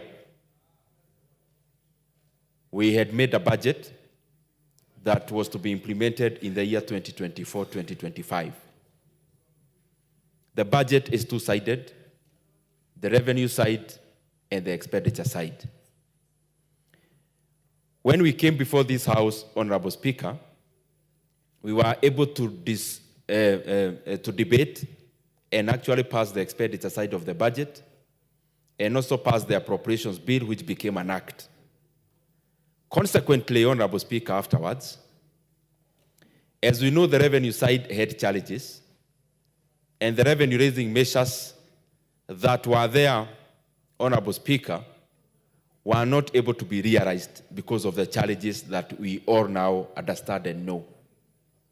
And in that respect, then, the government had to, and us here in Parliament, had to come up with measures to have a budget that balances the expenditure and the revenue side of the budget.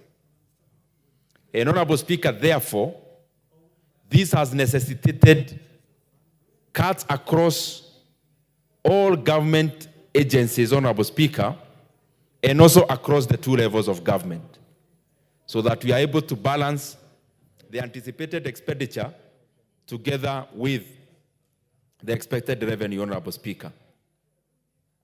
Honorable Speaker, on the national government side, we have come before this House and already have done the appropriations, the supplementary budget, which was signed yesterday by the President. It is now an act. Honorable Speaker, what we were seeking to do is to balance the budget through two ways. One, borrowing a little more, which we borrowed 176 billion more than we wanted to borrow as a country. But we have also consequently added upcutting around 145 billion of anticipated expenditure, especially that amount is only in the national government, which incorporates the judiciary and parliament. Honorable Speaker, then, because of the situation we find ourselves as a country, we have to do something unprecedented. And actually, all that we have done is unprecedented. In the budget-making process in Kenya, there is no budget that was amended through a supplementary budget barely a month after the signing of the appropriations bill. This is the first time. The other unprecedented thing, Honorable Speaker, is that it is the first time again that we are actually amending the equitable, the Division of Revenue Bill, Honorable Speaker, which is actually divides money vertically between the national and the county governments. Honorable Speaker, in a nutshell, is that this House had already passed the equitable share to our counties to a figure that has never been there before of 400.1 billion shillings. Upon revision of the expenditure side necessitated by the collapse of the revenue-raising measures, the amendment before us, Honorable Speaker, is then to also have a haircut in the equitable share from the proposed 400.1 billion to 380 billion, Honorable Speaker, so that all the levels of government apportion the loss of anticipated revenue across the board, Honorable Speaker, and therefore the nutshell of this amendment of the division of revenue is actually to decrease the amount from 400.1 billion to 380 billion, in line with the realities we find ourselves as a country. Honorable Speaker, from the two levels of government, which is national government and the county governments, even within the national government, everyone has had to take a haircut. And some have actually had their heads chopped, Honorable Speaker, because of the drastic cuts that we had to then effect. Across the arms of government, the executive is losing money, Parliament is losing 3.7 billion Kenya shillings, Judiciary is losing around 2 billion Kenya shillings. Everyone, every arm of government, Honorable Speaker, and all levels of government has to come in and go through the austerity measures, Honorable Speaker, the ones we are effecting today, and especially in the counties through the division of revenue.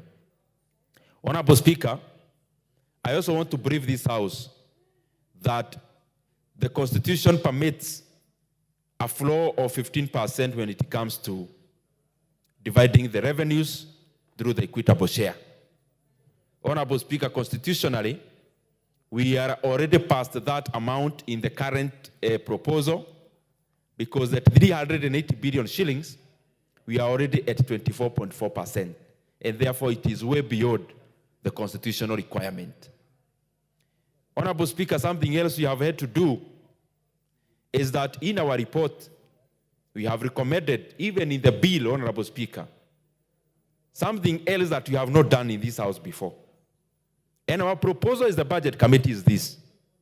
In anticipation in future what we've been seeing, Honorable Speaker, if you look at the current supplementary appropriations bill, which is basically the main budget, we have to budget for 68 billion shillings of carryovers. Carryovers meaning we have cherry-picked a few items which, even if the year has lapsed, those budget lines cannot lapse.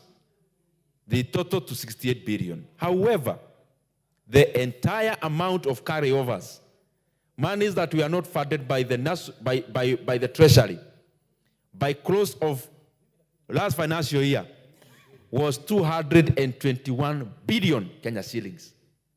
It therefore means our revenue raising measures as of last year, through debt and revenue, ordinary and A&A, was short of 220 billion Kenya shillings, Honorable Speaker. Now, this is the debate I invite this House, Honorable Speaker. In light of that, we have to budget 13 billion Kenya shillings to CDF, carryovers. We have to budget for over 30 billion Kenya shillings to our counties as carryovers. We have to budget for 23 billion shillings, Honorable Speaker, 21 to 23 billion, as carryovers for pensions. What am I trying to say, Honorable Speaker? The way the government should work is that by the fall of 30th June, Kenya operating under what we call T+2. After 2 days, there should be no disbursement from the National Treasury for the previous year's budget. Basically, that's what it means.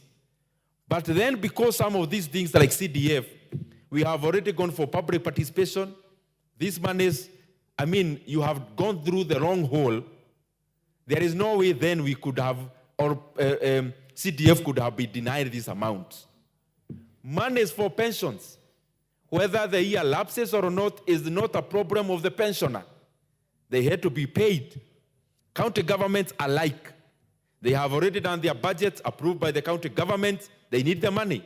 So we have 68 billion we are funding now, money for last financial year. And as we know, because governments are run through time, It is not, government is not in the business of wealth. Government is always in the business of cash flow and revenue. Therefore, Honorable Speaker, since you cannot run government through receivables, you cannot run government through assets, you only run through money that is coming in and out. We have done one thing.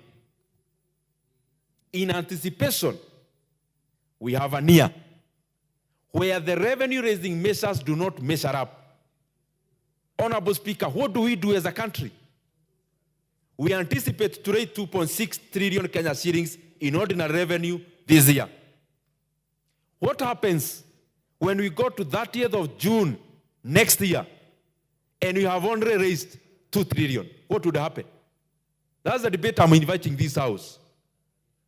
What would happen, just to repeat, if we anticipate to raise 2.6 trillion, what would happen by 30th June that KRA has only raised 2 trillion? What would happen? Honorable Speaker, we have suggested in our report and in this bill, when there is a shortfall in revenue raising, the two levels of government must carry that burden proportionately. Because then what happens? Even county governments themselves, Honorable Speaker, they also usually project their revenue. But many times, they have a shortfall. Then, is it a new thing? No. In government of Kenya, ever since for the last many years, we have had shortfall in revenue. In this year, I'm repeating, we have a shortfall of 200 billion. The national government is carrying this burden alone. And national government, I mean executive, judiciary, and parliament. Honorable Speaker, we just have to bite the bullet. And I'm anticipating a period where we have a drastic fall in anticipated revenue. Then we make the national government carry the burden. They may actually end up even not being able to pay salaries. Why? Our development expenditures of this budget that we passed the other day is 640 billion. What if we had a shortfall of 640 billion as a country?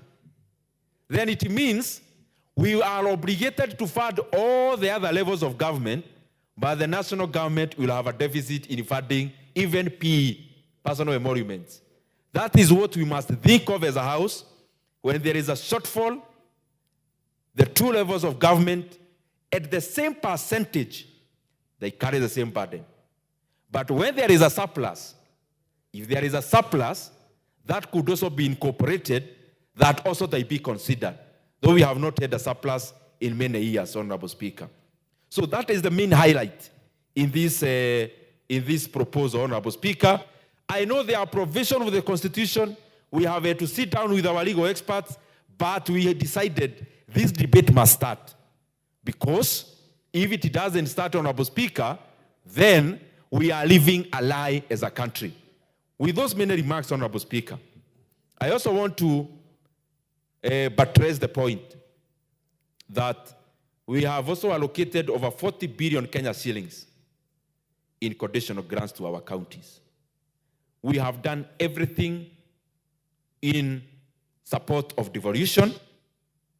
As the budget committee, we have, beyond these resources, as I've said before, we have also appropriated 44 billion in conditional grants.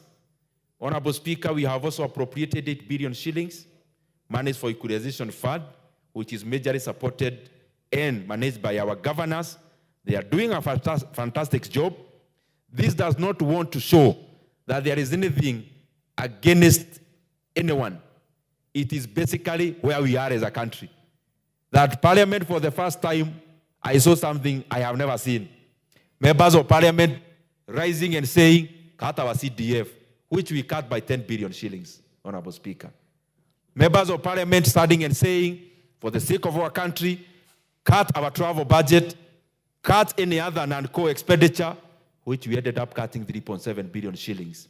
We are just requesting the same now percolates across all levels of government so that we live within our means as Kenyans very unequivocally and directly and eloquently suggested that we must do.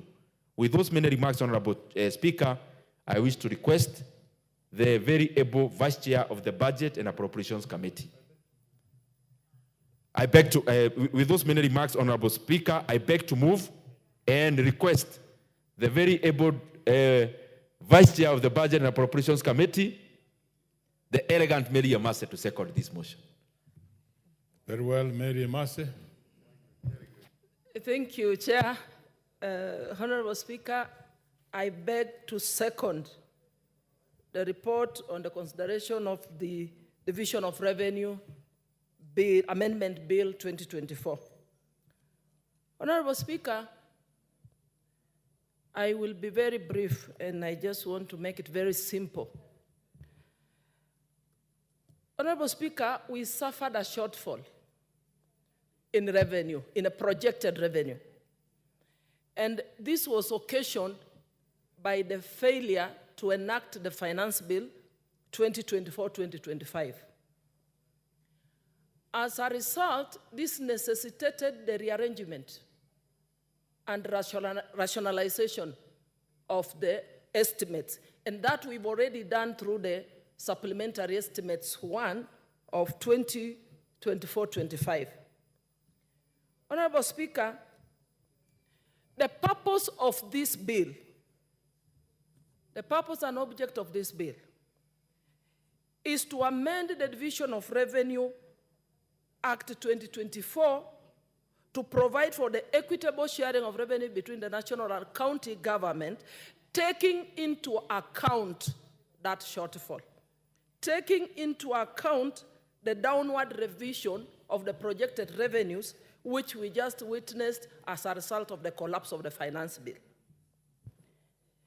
We had initially projected a projected revenue of 2948 billion. But now that has been revised downwards to 2602.1 billion. That brings us to a downward revision by 346 billion, which the chair has explained that it has to be borne by both county and the national government. And that therefore means that the county government shareable revenue has come down by 20 billion. And the national government will come down by 325 billion. So basically what we are saying, the amendment in the bill, subclause 51A, actually seeking to protect county governments, such that at any one time, if we have a shortfall, it is limiting the amount which the county governments, or that shall be borne by the county governments, not to exceed 15% of the shortfall. So, in other words, the amendment is seeking to protect the county governments and limit the amount to which they shall bear to not to exceed 15% of that shortfall. So, Honorable Speaker, this is a very straightforward bill, like I've said, and whenever we have a shortfall, Kenyans have told us we have to live within our means. Then we have to share whatever challenges that accrue from some of the actions or the choices that we make as a country, because we've been told choices have consequences. So, Honorable Speaker, as I conclude, I want to appeal to the county governments. They will be receiving 380 billion. I know it has come down from what we had initially projected. But I want to appeal to county governments to prioritize their needs, to look into the issue of the pending bills and make sure those contractors, those who are given tenders even by their predecessors, services who are rendered and offered, be given first priority and be paid their monies. Thank you, Honorable Speaker. I second. Very well. Honorable members, I propose the question that the Division of Revenue Amendment Bill, National Assembly Bill number 38 of 2024, be now read a second time. No, there's serious interest on this one. And the first to have a bite is the Honorable Christopher Aseka Huisero. Thank you, Speaker. I also rise to join my chair and vice chair in supporting the Division of Revenue Amendment Bill 2024, which allocates revenues between the two levels of government, that's the national government and the county government. Honorable Speaker, national government in this bill will receive about 2.2 trillion. The county governments are going to be allocated 380 billion, and also 7.8 billion are going to equalization fund. Mr. Honorable Speaker, this is within the constitutional provisions whereby the 380 billion being taken to government is within over 15%. It is 24.2% of the national revenues. Mr. Speaker, as we do this, we are coming out from a situation which was a withdrawal of a finance bill that led to the shortfall of the revenues by about 365 billion. This one now means that every arm of government is going to bear the loss, and the county government loses about 20 billion from 400 billion, making it 380 billion. As we do this, Mr. Speaker, we need also to call upon county governments to ensure that they improve on their own source revenue mechanisms to ensure that they generate as more revenues as possible at the county levels. But as we say this, Mr. Speaker, we also need to ensure that these monies that are going to county governments and national governments are put into good use. For example, Mr. Speaker, as per the Schedule 4 of the Constitution, there are clear roles that the county governments are supposed to play. One of the roles is to provide water, healthcare, to support agriculture and infrastructure. But Mr. Speaker, as we speak today, and a case in point like in Huisero constituency where I represent, we have water projects that have stalled for even 4+ years. The Misango water projects that is under the county government has been an eyesore in the eyes of the residents of our constituency. And I want to call upon the county government of Kakamega to prioritize the implementation of this project to ensure that Kenyans within that region in Huisero access safe and clean water. Mr. Speaker, also we have the issue of healthcare, and we have issues with our hospitals, the dispensaries, health centers, where our people are really suffering because of lack of enough drugs in those facilities. We call upon the county governments to prioritize supply of drugs in our hospitals and employment of nurses and doctors to ensure that our people are well treated. Lastly, Mr. Speaker, as I finish, I call upon even the national government also to ensure that these funds, as we do unlock this bill, are released to respective government departments and agencies to ensure that the implementations of projects that are earmarked in this budget are done in time, and also to ensure that all the pending bills within the sectors are paid to avoid the challenges that small and big suppliers and contractors are facing in the country. Mr. Speaker, I support. The Honorable Murugaru Gitonga, I'm not sure you want to speak on this. Proceed. Absolutely. Thank you very much, Mr. Speaker. Mr. Speaker, I beg to support the bill in that we must live to reality now.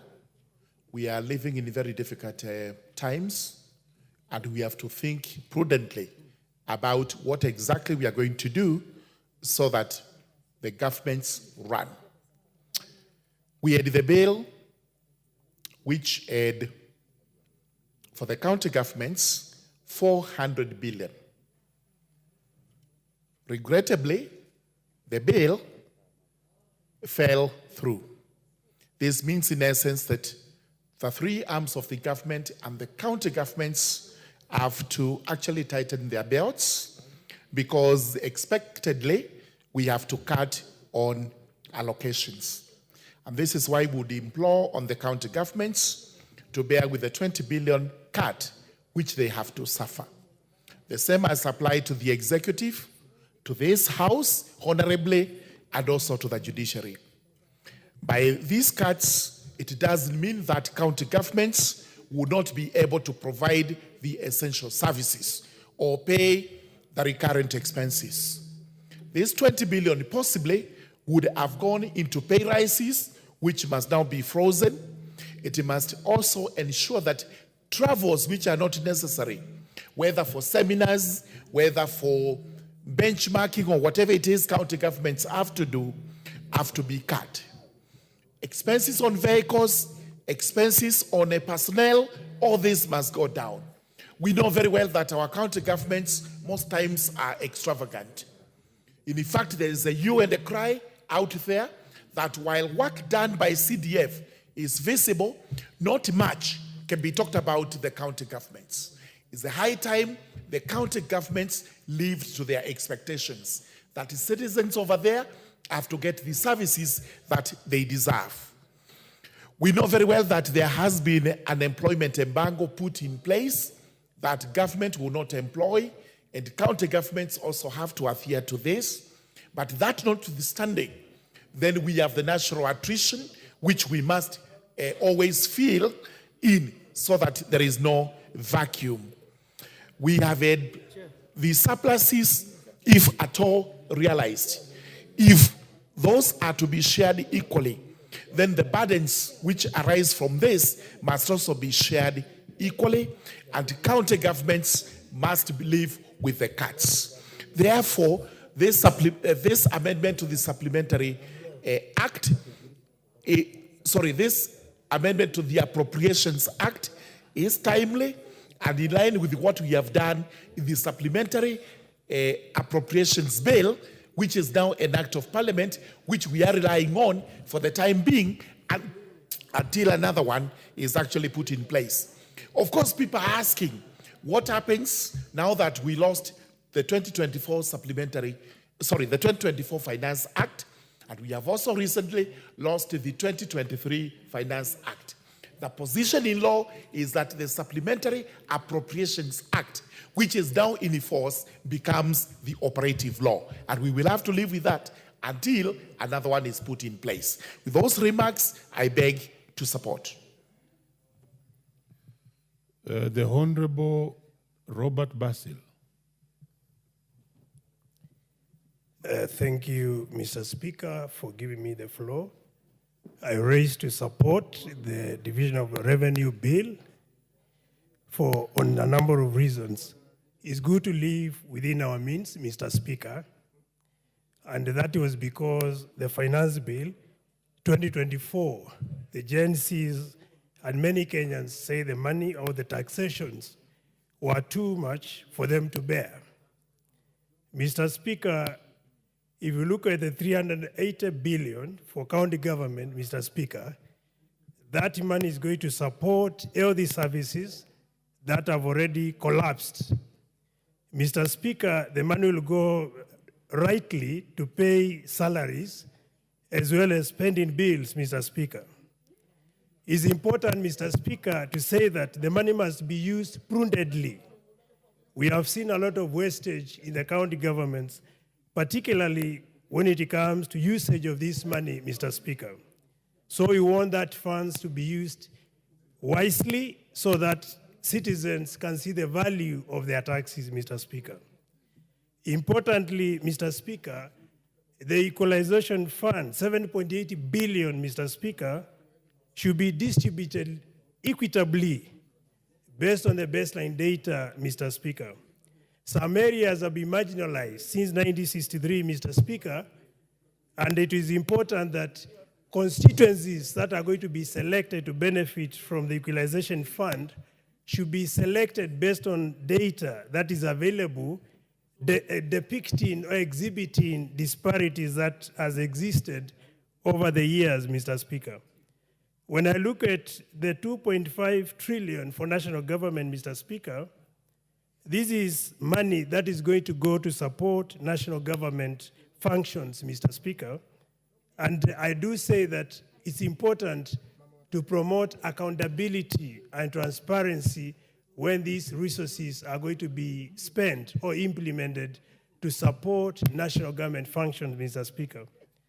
I think it's also important to underscore the importance of equitable distribution of resources and national government to respective constituencies, Mr. Speaker, so that at least across the country, we can have uniform development, Mr. Speaker, because if you look at our country, we have a very outstanding or resounding disparities of different areas across the country, simply because resources are not promptly utilized to support services or to support functions, both at national and the county level, Mr. Speaker. Therefore, Mr. Speaker, I do support the report or the bill, the Division of Revenue bill, and request that the respective points are put across be respected when these resources are being utilized. Thank you, Mr. Speaker. I submit. Very well. The Honorable Julius Ruto, Keses. Thank you so much, Mr. Speaker, for accommodating me to contribute in support of the Division of Revenue Amendment Bill of 2024. Mr. Speaker, as colleagues, members of Parliament have said, and as we are aware of the unprecedented events that preceded the closure of last financial year, where the Finance Bill 2024 was rejected, all of us have found ourselves in this situation. It is a unique situation that has never ever happened before, and probably we are writing a new story in the Parliament of Kenya, where a situation like this has taken us to such discussion that probably it wasn't there before had been predicted that would happen. We are aware the provisions of the Division of Revenue Act, Section 2, where there is a shortfall on revenue collection, the national government bears the loss. And when there is a success in exit of revenue collection, the national government does the same. But for this particular purpose, Mr. Speaker, we have been taken to this situation. And it's not a unique situation that is only caused by national government activity, but rather it is a process that was stopped by situation that arose by rejection of finance bill. It is the right time that we must speak to ourselves. What do we do at such a scenario and occasion? Mr. Speaker, the reduction of what had been earlier provided for under Division of Revenue and under sharing of equitable resources as per the Constitution of the Republic of Kenya from 410 to 380 is something that has to be accepted by all quarters. And I want to pray that the other side of this Parliament have also to find a reason to support the same. Why? Because as much as we would wish to take our hard position, the reality is that we don't have resources. That as we speak, Mr. Speaker, the development money for national government has been reduced to the tune of almost 150 billion. It means programs worth 150 billion will not be executed, leave alone even the intended programs to be executed. We are worried of the pending bills, programs that are ongoing, and resources have not been provided for. And therefore, it is high time now we need to discuss around Division of Revenue Act and amendments that is required, so that when such a scenario we are found in, we are able equitably be able to share the burden, so that as we seek to adjust from the national government point of view, from Parliament, from executive, from judiciary, every quarter has been affected. So both the government units again should sit and be able to relook at their allocations on the other side. But nonetheless, to say this, Mr. Speaker, it is high time also we need to speak to our own source revenue from the county governments, because I know they have been going through challenges in meeting their targets. It is high time now that this particular scenario speaks to them, so that their intended development agenda and programs to spur and grow devolution now will be supported effectively by the resources that is endowed within them. Because most of the county governments have never ever managed to meet their targets. And if you look at the reasons behind it, is poor plans, poor policy in place, poor revenue collection measures, or even misuse of the same, enforcement of the same. Mr. Speaker, this particular scenario helps us now to speak to the Council of Governors, to speak to the devolved government units, so that they begin to relook at the laws governing the own source revenue. Because if they're able to maximize their collection, the same way now we are pushing ourselves to the last elastic limit, on the other side, if they're able to push further, they will reduce that direct dependency on the core functions that they have to discharge for the same to be able to meet the mandate of the devolved governments. Another issue, Mr. Speaker, that I want to put across is this, that even as we seek to put ourselves into a scenario of push and pull. It is high time also as Kenyans now we begin to look at the scenario and the situation we have been put in place. Probably other issues or other discussion need to come around. What are we going to do henceforth? Because, Mr. Speaker, you are aware, there is a case in court now, a ruling by the Court of Appeal invalidating the Finance Act of 2023. We are aware the Finance Act of 2023 was seeking to raise additional revenue of not less than 200 billion. I know appeal has been made to the Supreme Court, but who knows the outcome of that? I don't want to preempt the outcome of the ruling of the Supreme Court, but should it uphold what the Court of Appeal has said, already we are going into problems. And I think it is high time now as Kenyans, we need to ask ourselves the situation where we are in. Where are we going to go? Already, if rulings of the court comes in affecting the already affected, the basket that we have, now it's going to affect it further. Now we are discussing on division of revenue. I don't know whether we are aware supplementary 2 should be coming very soon. And if supplementary 2 should be coming, who is going to survive in this? Will devolution survive? Will the national government survive? So, Mr. Speaker, I want to call on every other agencies that we want now to tread carefully, lest we collapse the country.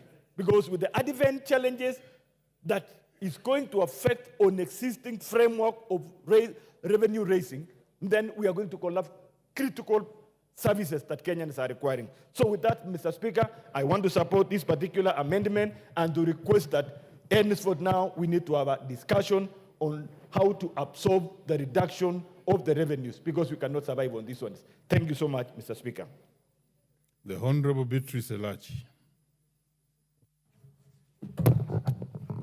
Thank you, Mr. Speaker. Mr. Speaker, I also rise to support the report and to appreciate so far our Budget Committee and Chair for the work they have done. I know it's been a very, very tough year where we've had to repeat and to ensure that we just get into the timelines and the lines and the inspirations of what Kenyans want.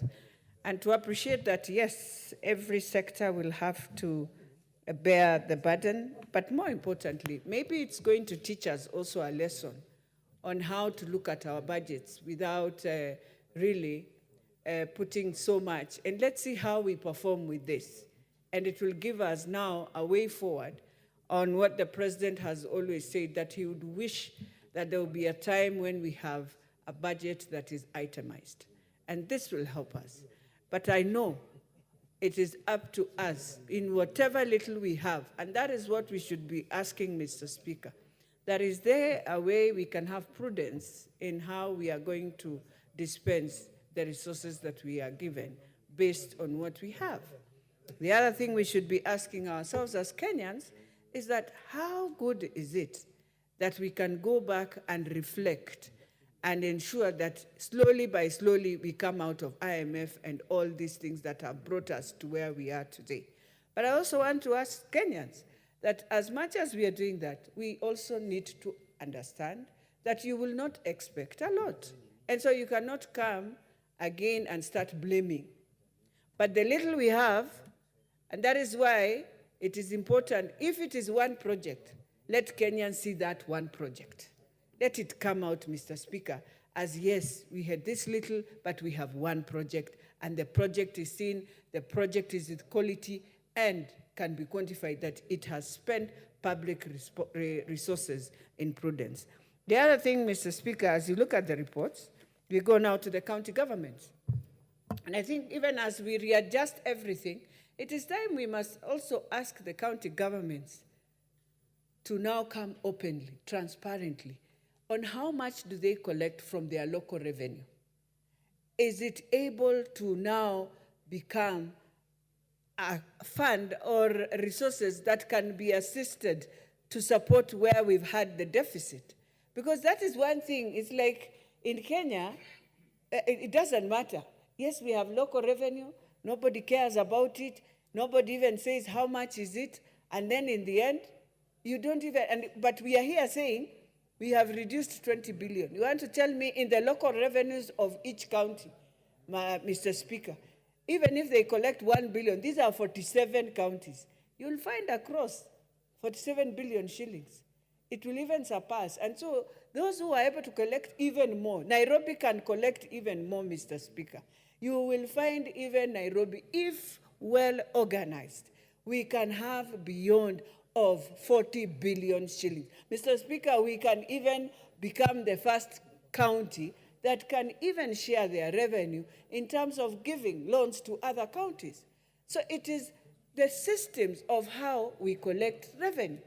And this thing of saying we have deficits at the national level, Mr. Speaker, it has to now start balancing with that we must also know how are the counties performing. Is there a way the Senate can bring in incentives that if you perform better and if you collect better, then there is a parameter that you can be added more revenue because you are collecting and spending well in terms of the development that you are giving your people.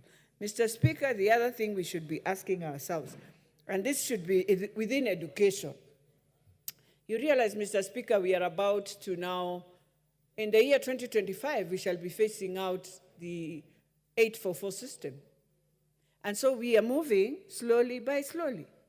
But we should also be now trailing ourselves that we must think that CBC must get it right from the word go in terms of having education, free education as they move.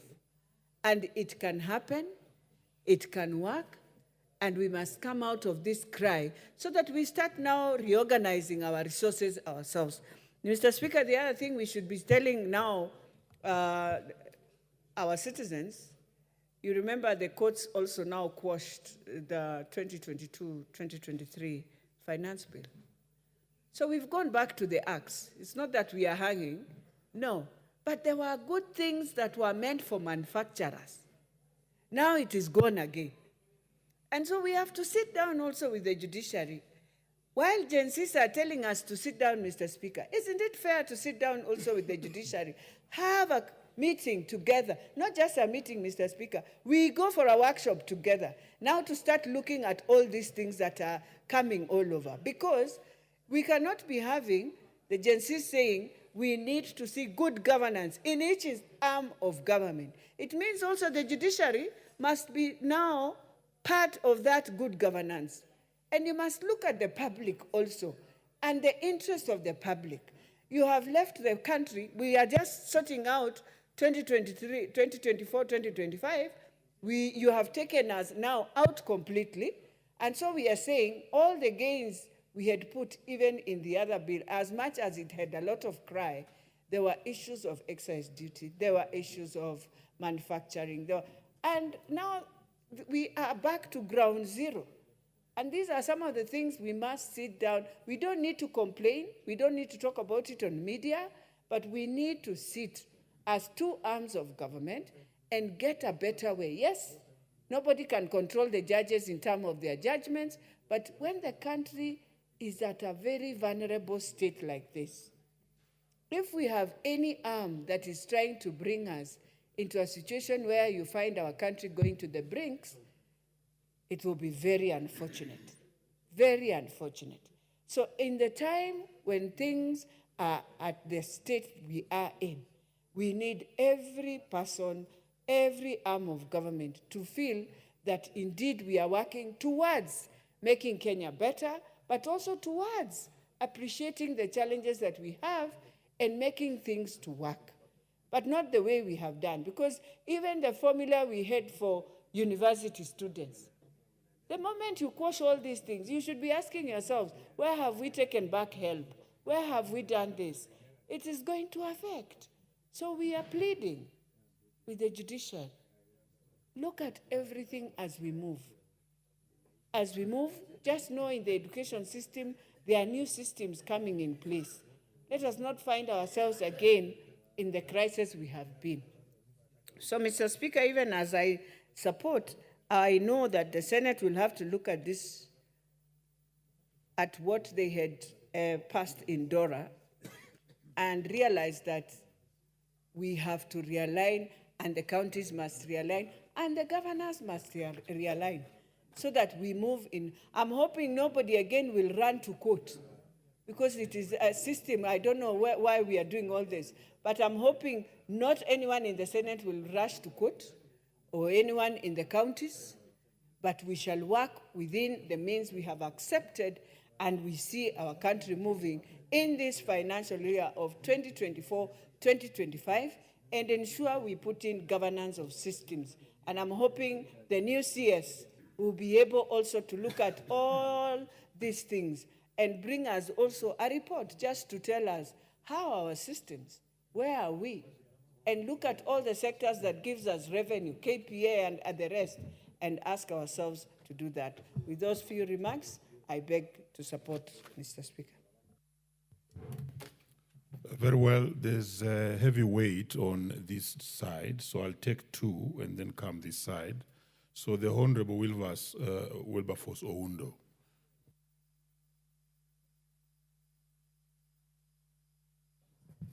Thank you, Honorable Speaker. I stand to support the Division of Revenue Bill, Amendment Bill 2024, that has been stated by factors in which this House is a complicit in the author of our own misfortune. We ought not to have been here. We must have read the Science of Time and did the necessary arrangement, Honorable Speaker. Honorable Speaker, the Constitution of Kenya and Article 203 is explicitly clear on what needs to be considered in the allocation of funds between the two levels of government. And one of the two conditions I want to highlight, Honorable Speaker, is that the allocation should be in such a manner that allows the country governments to perform effectively and deliver services to the people of Kenya. Because the hallmark or the thrust of devolution was to enable services to be devolved adequately to the people of Kenya. The question we keep on asking and will continuously ask until somebody will have the courage to tell us so, is the amount being given to the county governments, is it adequate, is it excessive, or is it inadequate? That's the question we need to ask. Has there been any form of costing of the services to ascertain how much does it cost to provide health care to a particular person? How much does it cost to provide water to a particular person? How much does it cost to provide water or other services to any particular person? If we continue to politicize the process as we have always done, always a grandstanding between the National Assembly and the Senate, we'll forever make decisions politically oriented without having a scientific approach to determining these particular services. And Honorable Speaker, we have always argued, and we have always argued continuously, incessantly and without flinching, that the cost of providing health care in Nairobi cannot be the same cost of providing health care in Sioport. They're completely different. Has there been any scientific approach to determine, or do we just do it for purpose of meeting the spirit and letter of the Constitution just for the political expedience? Honorable Speaker, and I want to challenge the Budget and Appropriation Committee. From where I sit, the Parliamentary Budget Office is well resourced. The heads are fairly very educated people and experienced people. They can take this research or this develop a model, even if the Commission of Revenue Allocation is only interested in allocating funds between the two levels of government. Honorable Speaker, the other aspect that is very clear in the Constitution is the issue of physical discipline and effective use of resources. I wonder if there's any single time before we do a DORA, whether the committee, Budget Appropriation Committee, ever calls for any report to indicate this is the situation, what we have, this is the amount we have given. Has it been effectively and efficiently used? Do we even, when we do the counter revenue allocation bill, do we ever punish any particular county that has been wasteful in the utilization of public funds, that has not allocated funds as required in the PFM Act between recurrent expenditure and development expenditure, so that we punish those who fail to comply and reward those who comply, Honorable Speaker. Honorable Speaker, in the same vein, and Honorable Lachi has mentioned, the county governments were never supposed to be cost centers. What they are supposed to be as well as revenue generating centers. Where does the own source revenue go to, Honorable Speaker? For heaven's sake, why would Nairobi County require money from the Treasury? Why? The land in Nairobi alone, the land rates in Nairobi alone are enough to run the affairs of Nairobi without having to depend on the National Treasury. Are we able to ask those hard questions? Or are we so timid politically that we do not have the courage to ask these questions and get answers, Honorable Speaker? It is time that we get away from this minimalistic approach and this approach that we simply have to do what the Constitution says. Are we able to question? Many of us, if you ask a typical ordinary Kenyan, anytime he recognizes CDF more than county government projects. Why? And considering the CDF is just a very paltry, it's a very small element of the money compared to the funds given to the counties. We must now, time has come, we must interrogate. And I want to ask the chair, Public Accounts Committee, yes, will be put under pressure. Orders will come from the house in the hill. You must comply. But have the courage to even have it in the report, your report, questioning, are we having value for money for the funds that we are allocating to the county governments? Honorable Speaker, I see we are allocating 380 billion to the counties as equitable share, excluding conditional share of the revenue. And we are indicating, Honorable Speaker, that we are providing that when he calculates, it comes to 24.2%. Honorable Speaker, that's not true. And it's good to be very factual and realistic to the people of Kenya. We must be realistic.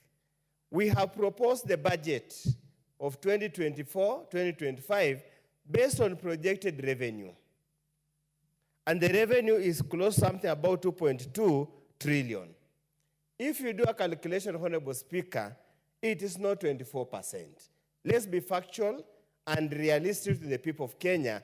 Tell them the truth that we are basically Order, doing 17. Honorable the chair of budget, this one may require your listening because you may have to speak on it. Proceed. Chair, I know. A point of order. Thank you, Mr. Speaker. I didn't intend to interrupt my good friend, Dr. Udo, but I think for the sake of informing Kenyans without misleading them, Dr. Udo knows very well the sharing is on audited and approved reports. It's not on the projected revenue. I think it's important to go on record.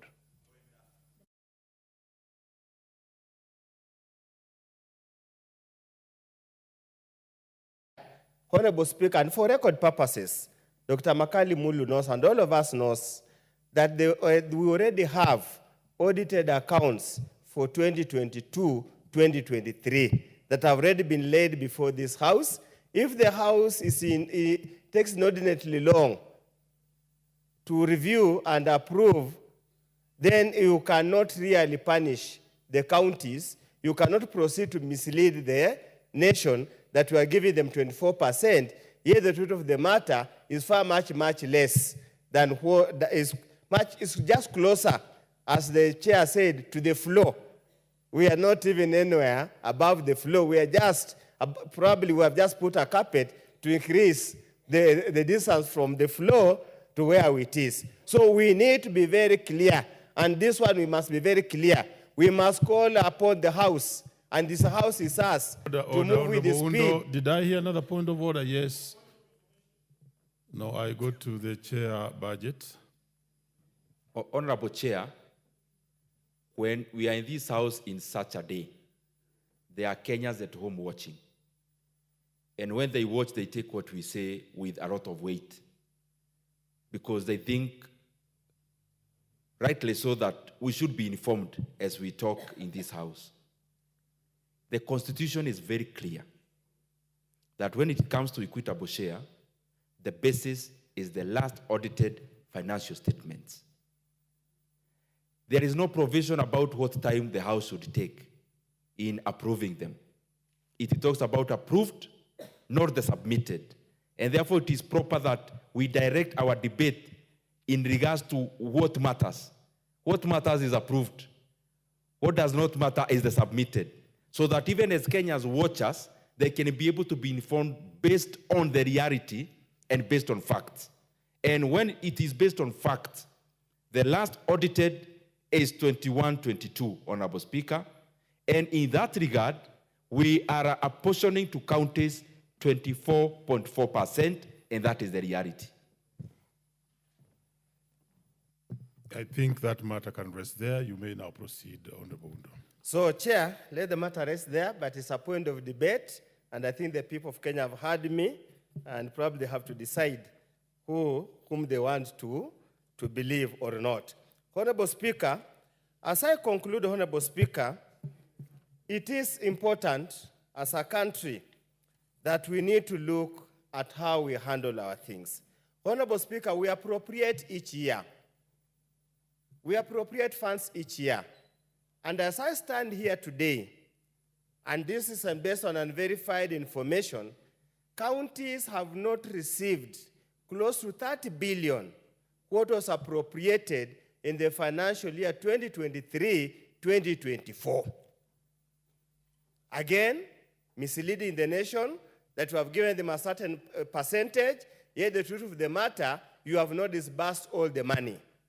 Honorable Speaker, for what purpose is it for us to use unrealistic estimates, revenue projections, or simply decide to frustrate devolution by failing to disburse funds on time?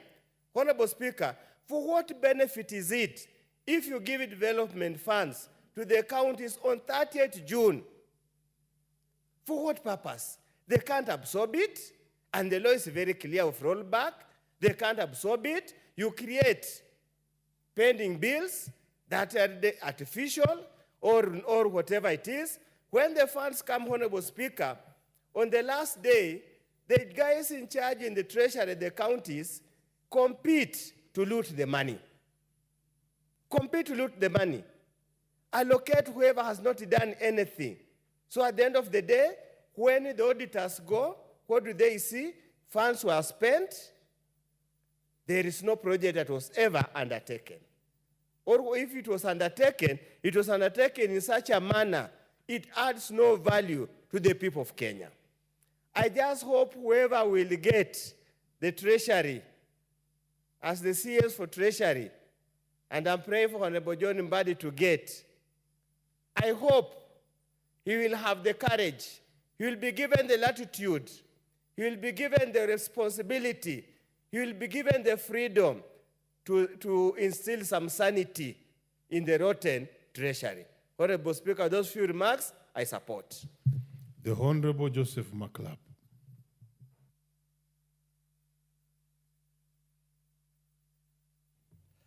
Thank you, Mr. Speaker. One, I rise to support the Division of Revenue Bill as presented by the Chair of Budget and Appropriation. Mr. Speaker, last week when we were contributing on the Appropriation Bill 2024, Supplementary 1, I said we are living in unique times. These unique times has come as a result of the people of Kenya exercising their legitimate concern through Article 1. The sovereign will of the people of Kenya lies on Article 1. When the people of Kenya decided that the finance bill be rejected, and the President agreed and this House agreed, it comes with consequences. And these consequences, Mr. Speaker, are supposed to be shared across board, across the two avenues on which the Kenyan taxpayers' money are channeled to: the county governments and the national governments. Whereas you've seen reduction for about 3.7 billion in this house, and Kenyans will see that members of parliament have not been able to travel to Mombasa, to hotels even around. We've been oscillating between the Bunge Towers, the Continental House, and the utilities within parliament. That means Kenyans have seen that parliament have complied. Kenyans have complied with the austerity measures as a result of the reduction or the rejection of the finance bill. Those are serious issues. So at the same level that the national government has faced reduction as in judiciary, parliament, and the executive, even the county governments must fall the same reduction. And you can see, Mr. Speaker, that the reduction of 20 billion for the county governments, in this supplementary one that we passed in this House, Mr. Speaker, which is actually the main budget, you can see the figures of national government coming to 410. That 410 is a result of the money that was not able to be, they were not able to get exchequer releases, the 30 billion that was supposed to go to county government. So if you say 380 plus 30, you will get 410. Many people will see it as if there is an increase, but it is not an increase. It is what was not able to be financed being brought forward, so that if you add 380 plus 30, it becomes 410. Mr. Speaker, it tells you when we say revenue, division of revenue, and using audited and approved audit accounts of national revenue. What we should be asking as an house, and what we should do, is fast-track the process of the Auditor General to fast-track the process of audited accounts of national revenue, and this house fast-track the process of approval, so that now, instead of relying on 2020, 2021, we should now be relying on 2022 or 2023, 2024. So that means if we go in that particular direction, then the amount of money that will go to county governments and even the national governments will rise as a result of using the latest revenue. But if you use the latest revenue 5 years down the line, you will get less money. So why is it that something that we need also to know, and the country to know, is that perhaps you have a budget, like the one that we have. You have a budget, at the end of the year, there is some money that is not able, National Treasury is not able to release to the county governments. Why? Shortfall in revenue. We should tighten Kenya Revenue Authority so that if we target to raise, for example, 300 or 270 billion shillings, then we should be either there or above or nothing less, so that we can get what is required. But as long as we collect less, then we shall have our budget in figures, but in reality, the cash flow that goes to the county governments and the national government is less. Two, if we have a lot of litigation on revenue-raising measures, if there is a lot of litigation on bills or acts of parliament that are amended to raise more revenue, are undermined or rejected by the courts, then National Treasury will not have enough money to finance the budget. Hence, you will get shortfall in national exchequer releases, and you will also, as a result, get what is called pending bills, both in county governments, national government. And this is why we are saying it is time that we must also have a conversation with judiciary. Yes, they have the right to make decisions. But, Mr. Speaker, I think as they condemn Parliament for lack of participation, I think one of these days we shall also ask the judiciary to actually, before they make their rulings, take their rulings for public participation, so that they will be able to know what is the feeling of Kenyans on this particular ruling. The uprising in Bangladesh is a result of court ruling. So sometimes the rulings that are done affect the citizens of this country. And it can be a source of an uprising in Kenya. So, Mr. Speaker, like the one in Meru, where a ruling is done that Njuri to take charge of, Mr. Speaker, these are the consequences. So, one thing that Kenyans need to know from where we sit in this parliament is that the pending bills, the county government is not able to get all the money. The CDF is not able to get all the money at the end of the financial year because of, one, the KRA is not able to raise all the money that is required as or approved raising measures to collect the money, and two, as a result of litigations that come across.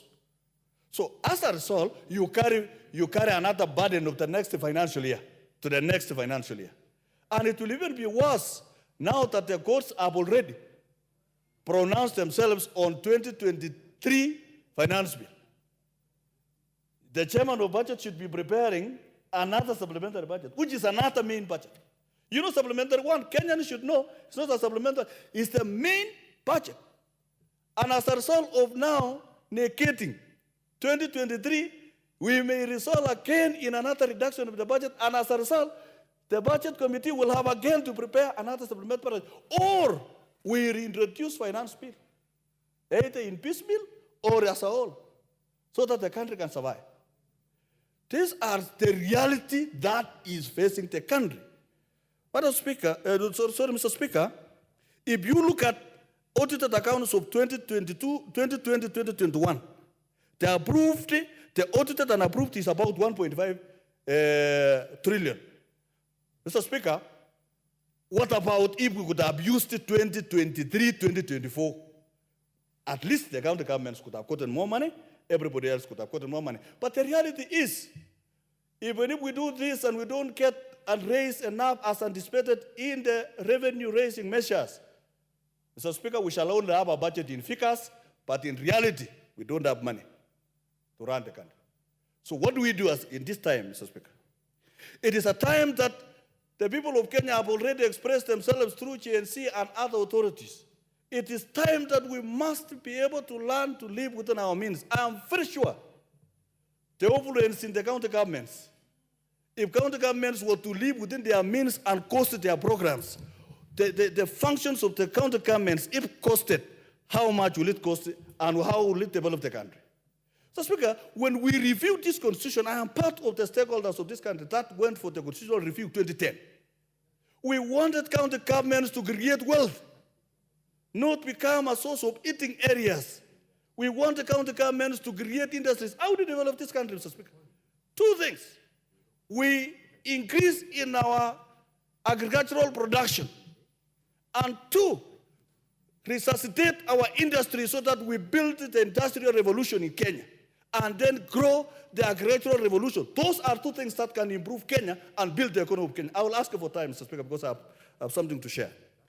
Mr. Speaker, so this reality that we are facing, Mr. Speaker, is that very soon we may ask the county governments, whatever you raise, and even county governments that have actually been converted to cities.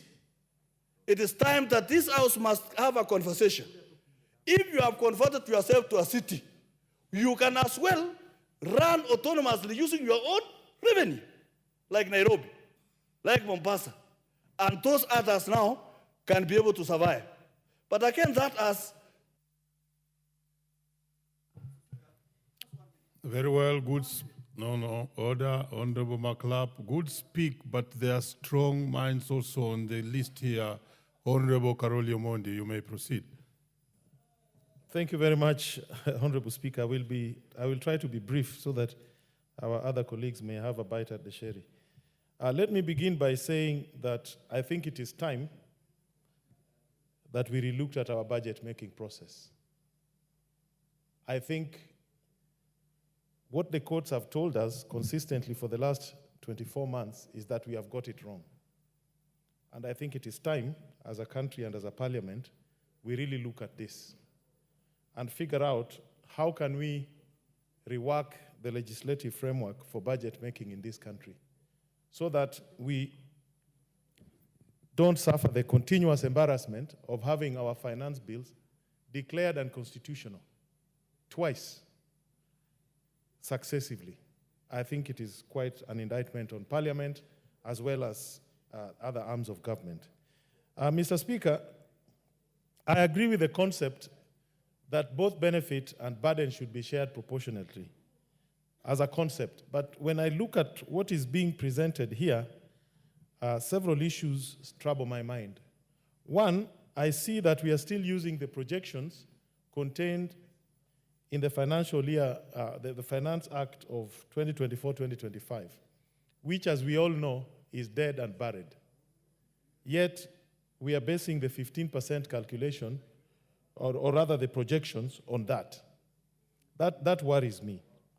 If you look at the way all these things are designed, the counties are actually operating on the last audited accounts of revenues received and approved by this House that are 24 months behind, I think, 2021, 2022. Yet the national government is operating on actuals that are current. So that in itself does not create equity and proportionality when you are sharing the revenues.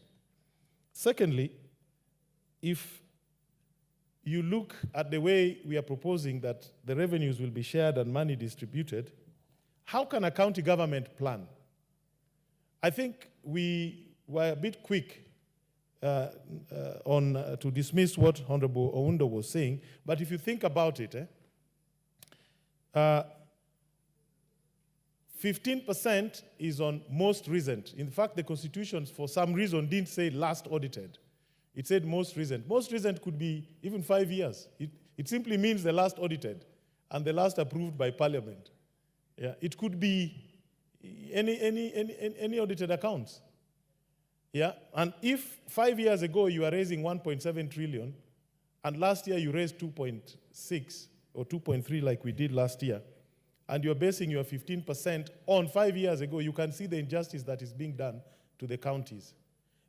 And I'm wondering whether it would be so difficult for the economists and the finance experts in this House to advise us how to share both the 15%, which we have no option about, because that 15% vests as a constitutional provision.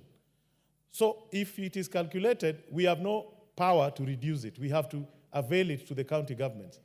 But what Honorable Oundo was trying to say was that there's a portion which is based on projections, like what we have now. Now, for that, yes, there should be some equitable share if there's a shortfall. Yeah, but if the monies are never released to the counties on time and in the amounts that are envisaged, how can they plan for their development?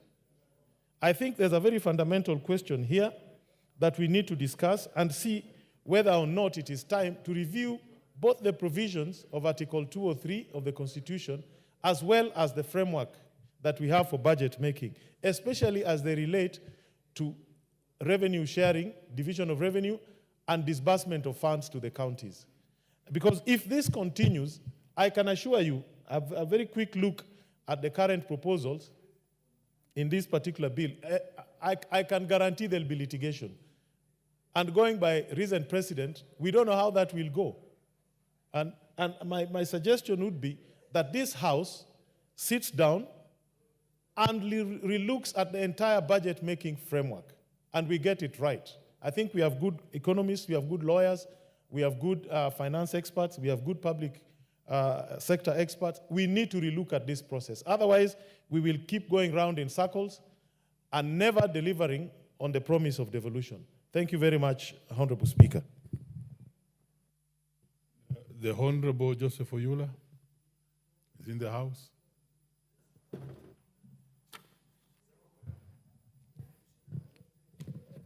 Thank you, Mr. Speaker, for giving me this chance to also add my voice to this division of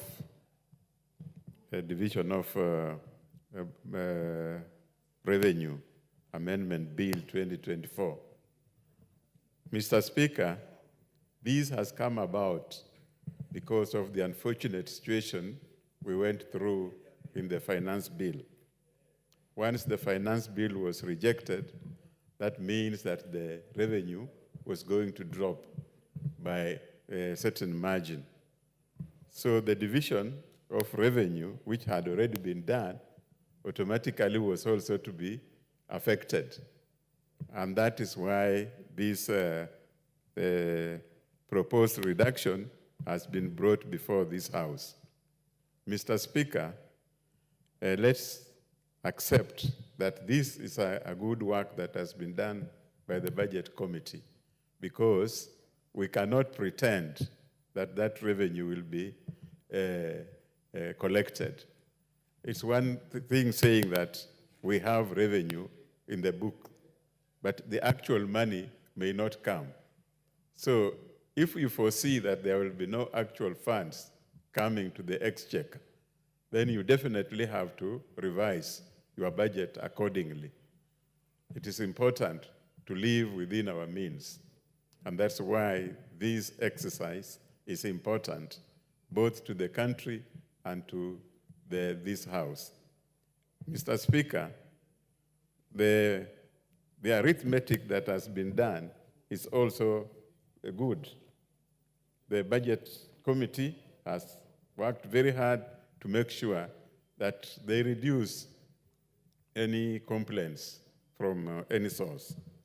Mr. Speaker, this proposed division as reduced or as adjusted by the Budget Committee should be supported. And the county government should be asked, county government has enough sources of revenue. If they miss it from the exchequer, they should be able to raise more than enough from their locally generated revenue.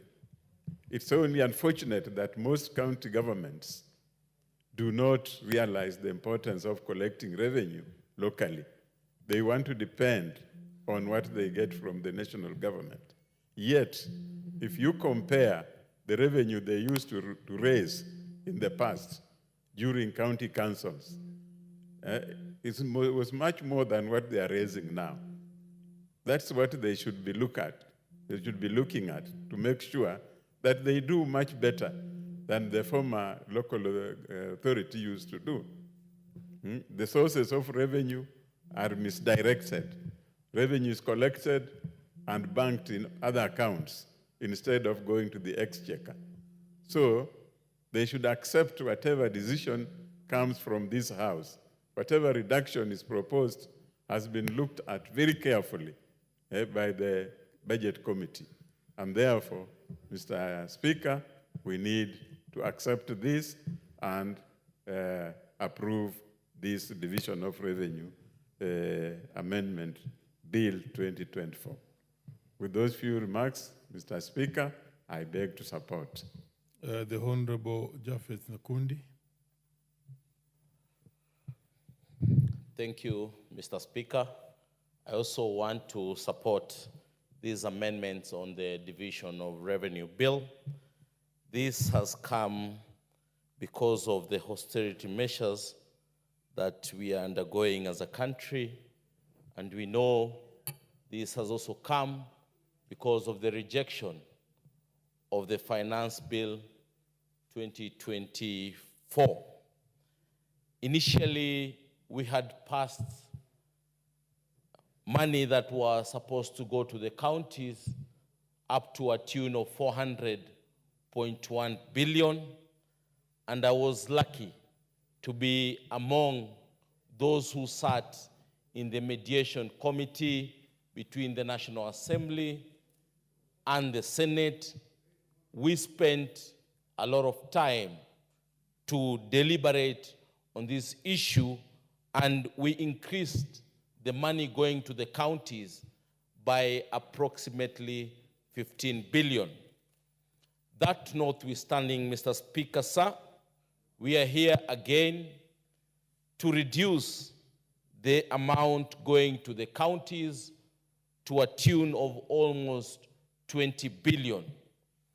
This, Mr. Speaker, is not because we do not support devolution. It is because of what we are undergoing as a country. We support devolution because in one way or another, devolution has been able to work. Devolution has changed the lives of many. In some places, devolution has created employment opportunities and so many other things. But to me, difficult times calls for difficult measures. And the difficult measure that we have to undergo is to reduce the amount of revenue that we are supposed, the amount that is going to counties. But we call upon the county governments to make sure that they enhance their systems so that they can be able to collect more in terms of revenue, because I think and believe that the county governments have not been able to use their mechanisms so that they can be able to collect more in their own source revenue. Lastly, as I speak, Mr. Speaker, as I support Mr. Speaker, we call upon the county government.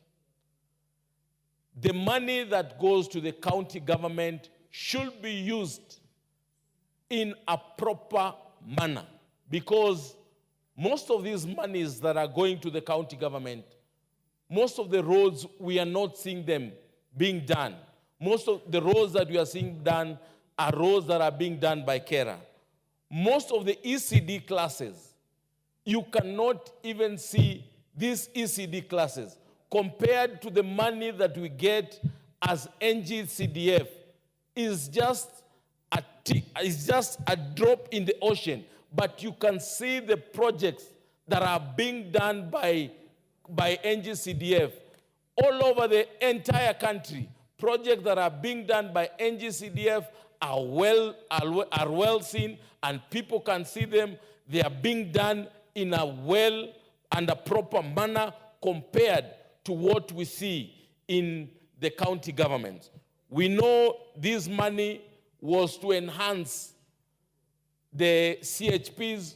This money was to go into building the hospitals, level 1, level 2, dispensaries, and level 3 hospitals. But we believe that the money that we are going to give them, they should reduce on the travel of MCS, they should reduce on the travel of employees, they should cut costs.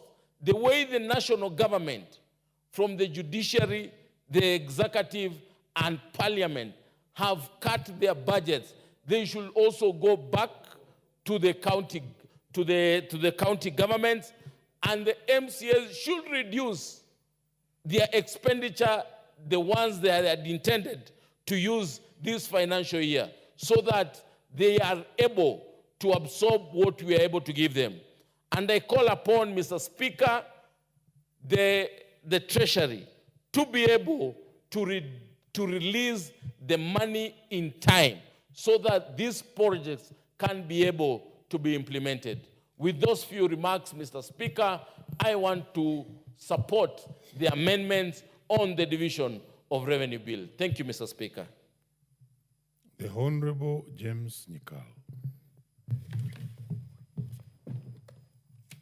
Thank you, Mr. Speaker, for giving me this opportunity. Mr. Speaker, I rise to actually support the division of revenue bill, which has come as a result of the circumstances we have just gone through.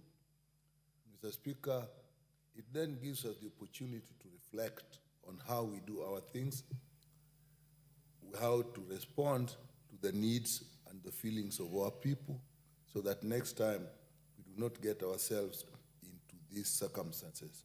What we went through was not a surprise at all. It came along, we looked at it, we were told, but we went our own way, as if we elect ourselves to this house. Mr. Speaker, but this is justifiable. That having happened, we have to reduce the funds that we can give out.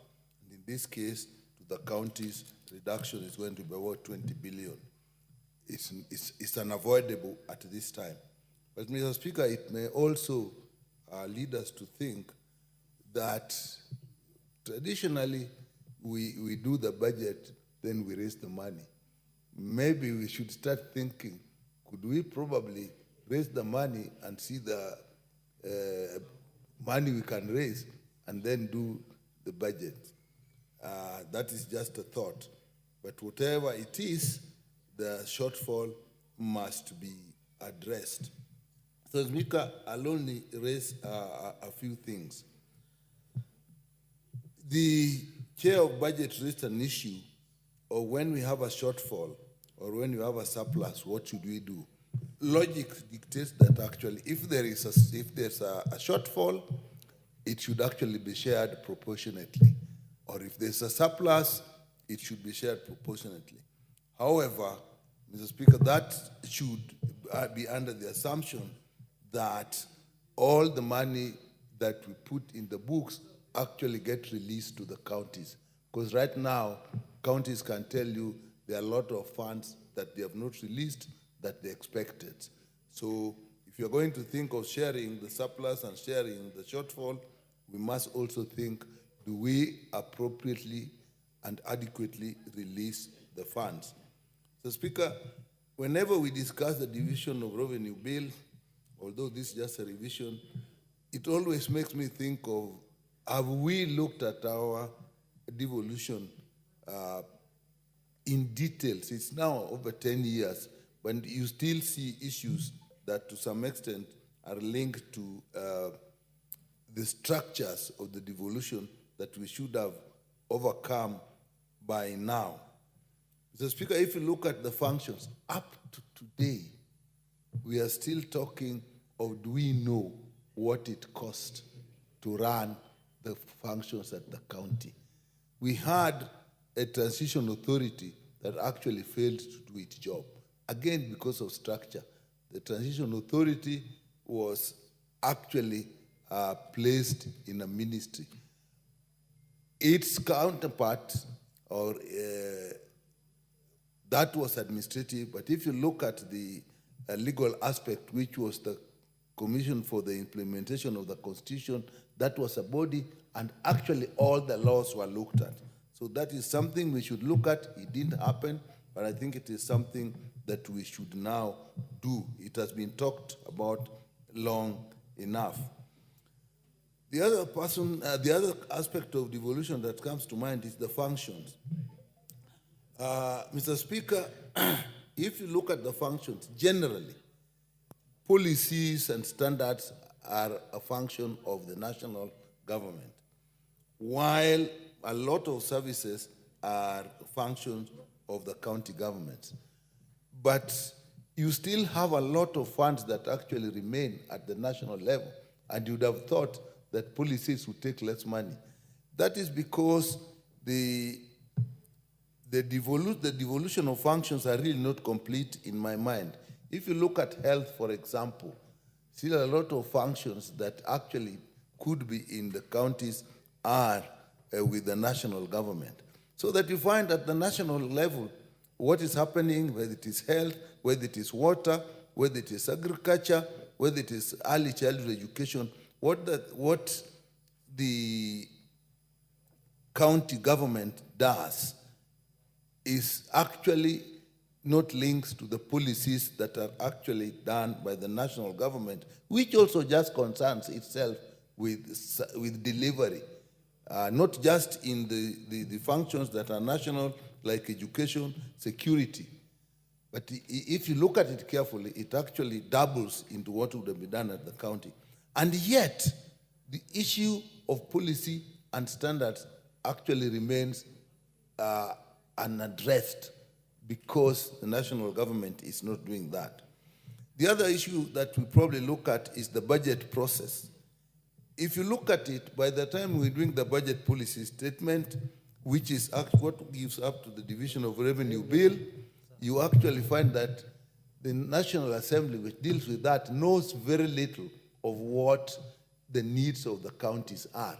And every time we have actually had to go into negotiations, and every time they come from there, you say, now we understood what the county needs. It should not be at that time when we have disagreed that we are now understanding.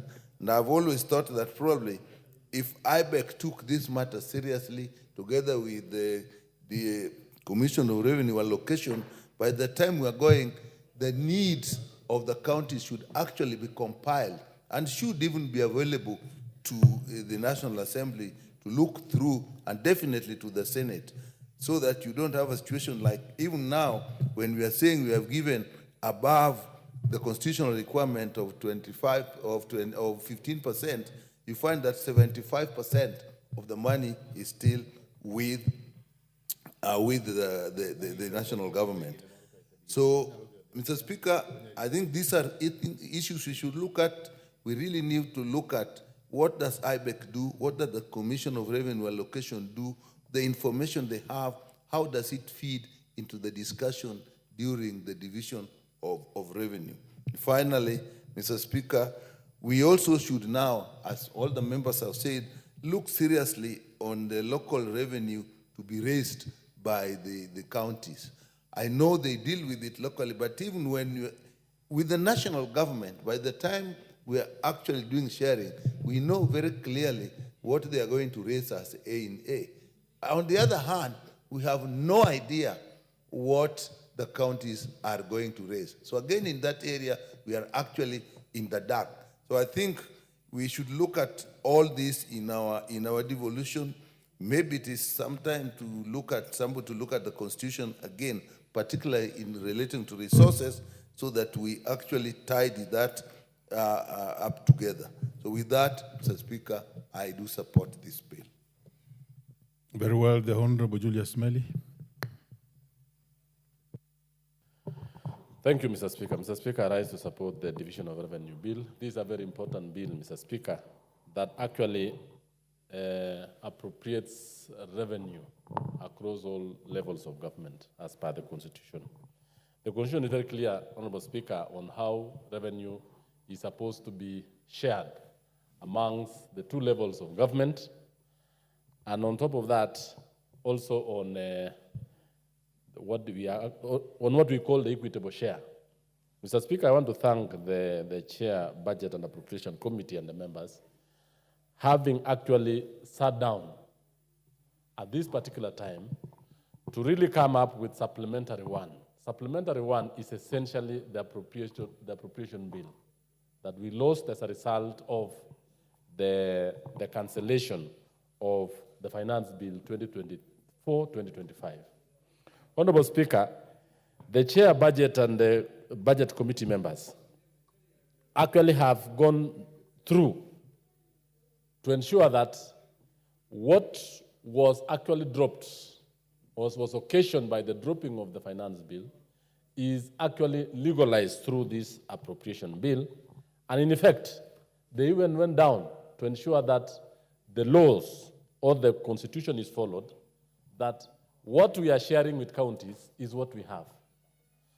Two, they even went to look into non-core areas that are not essential. That is why non-core areas have actually been cut down in this particular budget.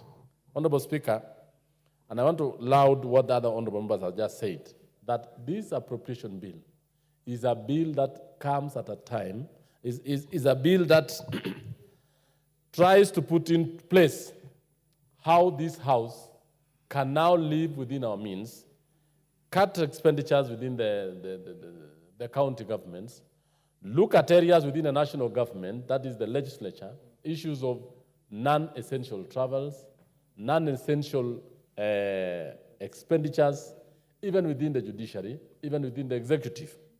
It is in this bill that I've seen the presidency has lost a lot, even in as part of this part of the bill. But one thing I want to ask the Chair Budget and the Budget Committee to really look at how best can we incentivize other areas of the economy so that we can still raise more revenue, even without increasing taxes. We have areas where we can actually talk about and really make sure that as we move forward, we need to ask the KRA to really tell us which areas can we actually look into. What can we do to those large revenue raising areas, those large taxpayers, so that we can expand the base, so that we can make sure that as much as we have not raised taxes the way the Kenyans said, we have been able to incentivize some of the companies, some of the large taxpayers to make sure that we raise more revenue. County governments need to also go the same direction, Honorable Speaker, especially in reducing expenditure on non-core areas. Issues of travels, issues of which are not essential, and make sure that the small businesses, the small SMEs are actually made to grow across counties. Large counties that can be able to raise revenue, like Eldoret Town, was Kisumu, Mombasa, Nairobi. Those county governments need to sit down and look on how best businesses can grow in those towns and therefore raise their own revenue, apart from relying on the national government. Honorable Speaker, as it was rightly put by the chair of the Budget Committee, this division of revenue relies on the last audited accounts. And I want to commend them because as we speak, as per the last audited accounts, they have managed to give 24%. And I think Honorable Makali Mulu, who is an authority in this field, has actually said the same, that as much as we are looking at the last audited accounts, we also need to go back and evaluate on the performances of all the remittances that we gave to counties and national government as part of auditing to know which areas are going to yield more in terms of investment. And I want to go specifically to the issues that is affecting maybe the education sector and even other sectors that are actually very important for this country. As much as education is a service provider, it is very essential to have a well-educated civil service, a well-educated population. It will even be very easy to interpret government policies. It will even be very easy to understand government programs. And when the government is implementing a particular program, when they are very educated, then it will not be difficult to even run government programs and policies, even down into the rural areas. Even the implementing officers, like the chiefs, like the county government officials, the ward reps, and everyone else. So by investing in these sectors, we are actually doing ourselves a great service. But the other issue that I really want us to really look as a house is that as much as we give a lot of money to county governments, how effective is that particular money used? And what is the effect of the money sent to counties vis-a-vis other forms of funding? Honorable Speaker, we have the Constituency Development Fund. It's a very small fund. And I want to ask the Budget and Appropriation Committee and even the Ministry of Planning and National Development to look at the impact of each and every coin that is sent down. County governments have been in existence for around 10 years. It is time we review them and look at how effective are the funds we are giving them so that we can spur development, we can spur growth, so that we can actually grow the economy. We cannot continuously rely on the national government, Mr. Speaker, to only be the only source of raising revenue. It will reach a time where what the national government raises cannot be able to run both the 47 governments in counties and the national government entity. Two, let's also look at every function that has been devolved. We really cost it. So that when we are actually saying we are sending money for drugs to counties, for health, are we sending the adequate amount of money? So that we have drugs in those hospitals. We have enough money for roads. We have enough money for water and the likes. And if those monies are not enough, how efficient and effective is the county government structure in making sure that this money is remitted and they are effective on the ground? I have gone across the county constituency in this country, and you realize, Mr. Speaker, that the Constituency Development Fund can easily be seen in terms of schools development, in terms of infrastructure on what the Constituency Fund has been mandated to do, even the construction of police stations, even the construction of roads, because CARA, though it is not a function of the NG-CDF, is actually sent through the Constituency Roads Committee. So in effect, what I'm trying to say, Mr. Speaker, is that it is important that let's make the county government lean. Let's make it more effective. Let's make it to make sure that it is not, all the money is not lost in bureaucracy. It is not lost in paying salaries. It is not lost in running errands, but let more than 40% of the funds reach the common man. And it shall be seen in services, it shall be seen in all manner of work that is done. Lastly, it is on the issue of equalization funds, or what we call the revenue that we send to counties through the Division of Revenue Bill. I want these monies to actually be sent on time. And I want to ask the National Treasury, as much as we are budgeting what we have, let's make sure that any funds that we are supposed to transmit to counties be taken there on time, so that the wananchi have a feel that good work is done. With that, I support, Mr. Speaker. Thank you. The Honorable Nyango Oyo. Thank you very much, Honorable Speaker, for giving me the consideration. Mr. Speaker, from the onset, I want to support the bill of amendment bill of division revenue, which has been very well and ably canvassed and articulated by the very able chairman of the Budget and Appropriation Committee, Honorable Ndindi Nyoro, in this House. Honorable Speaker, I want to support by saying that we are very happy that the government has done all to make sure that changes are made to enable it to meet the aspiration of our budget, which move that has necessitated various cuts in various essential services. Honorable Speaker, my main reason for supporting this is the government needs to do service to its citizenry. So far, the government is on course, and several programs are taking place, but I'm afraid that many programs are going to be affected by the various cuts.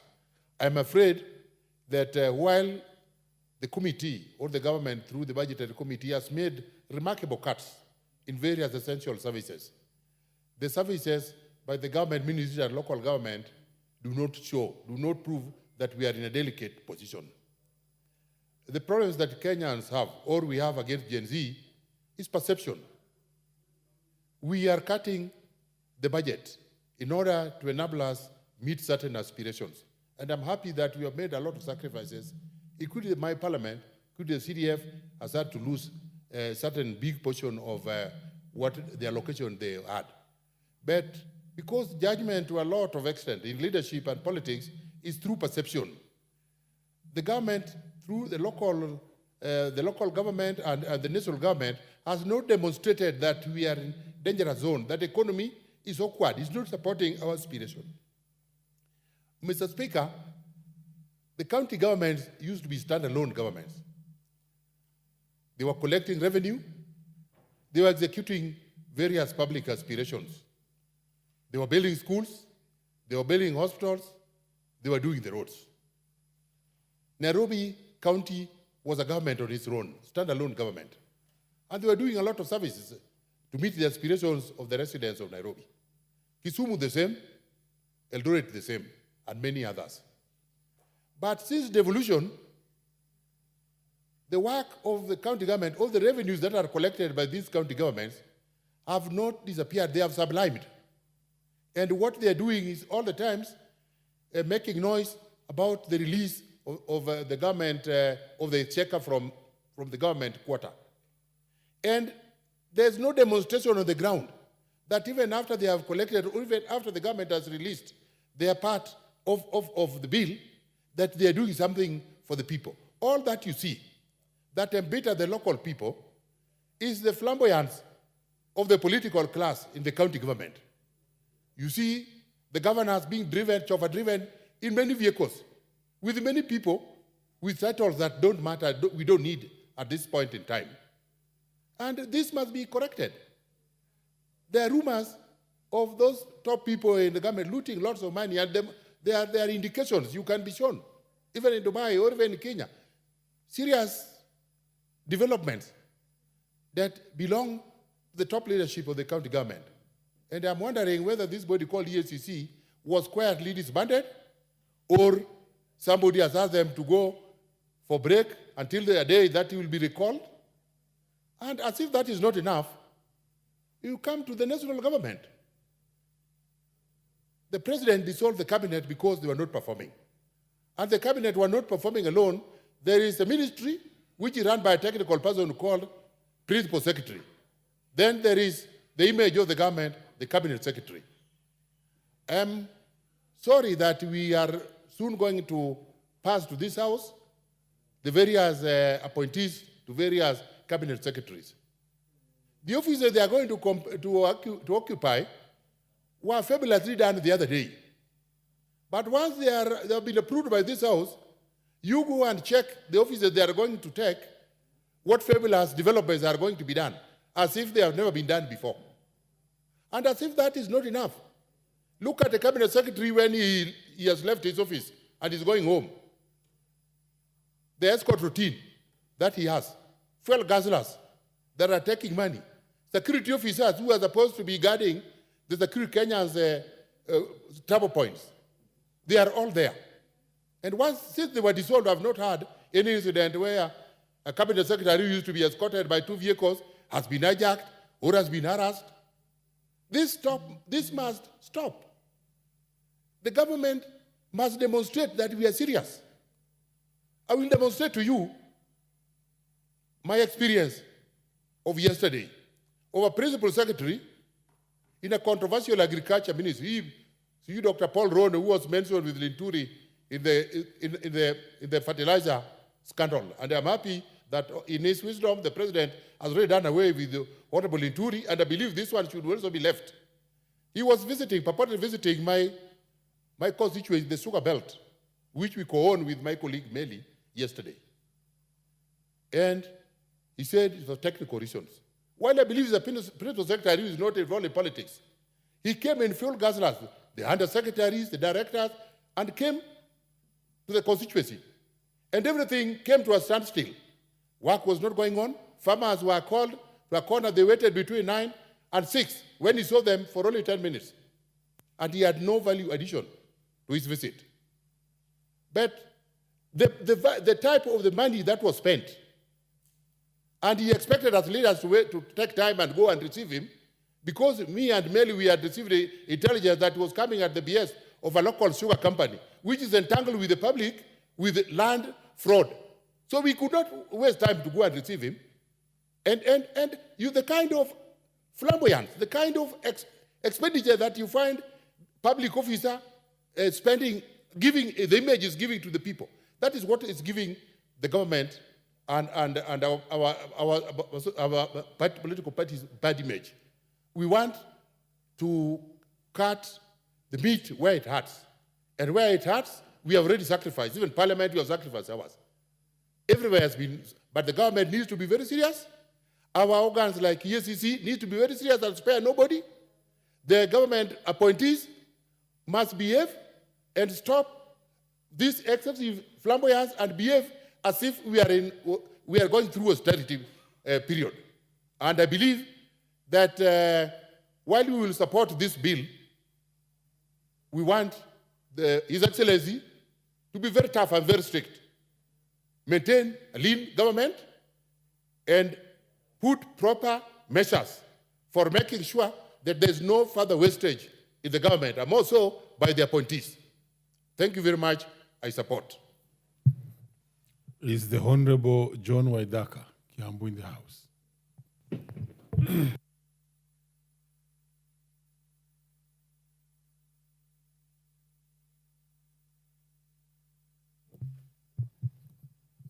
Give Honorable Waidaka the mic.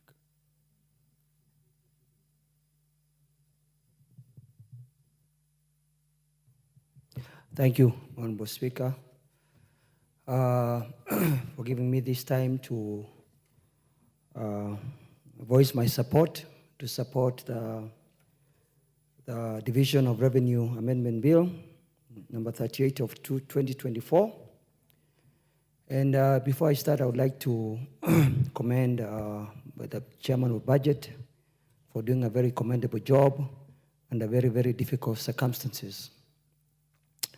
Mr. Speaker, the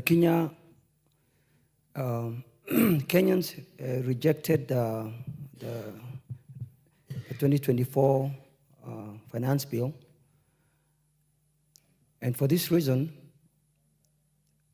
the government is in a very difficult situation. And Mr. Speaker, this means that both the national government and county governments must share the burden of reduction of revenue as required by Article 218 of the Constitution. Honorable Speaker, Article 209 and 210 of our Constitution gives county governments authority to collect revenue.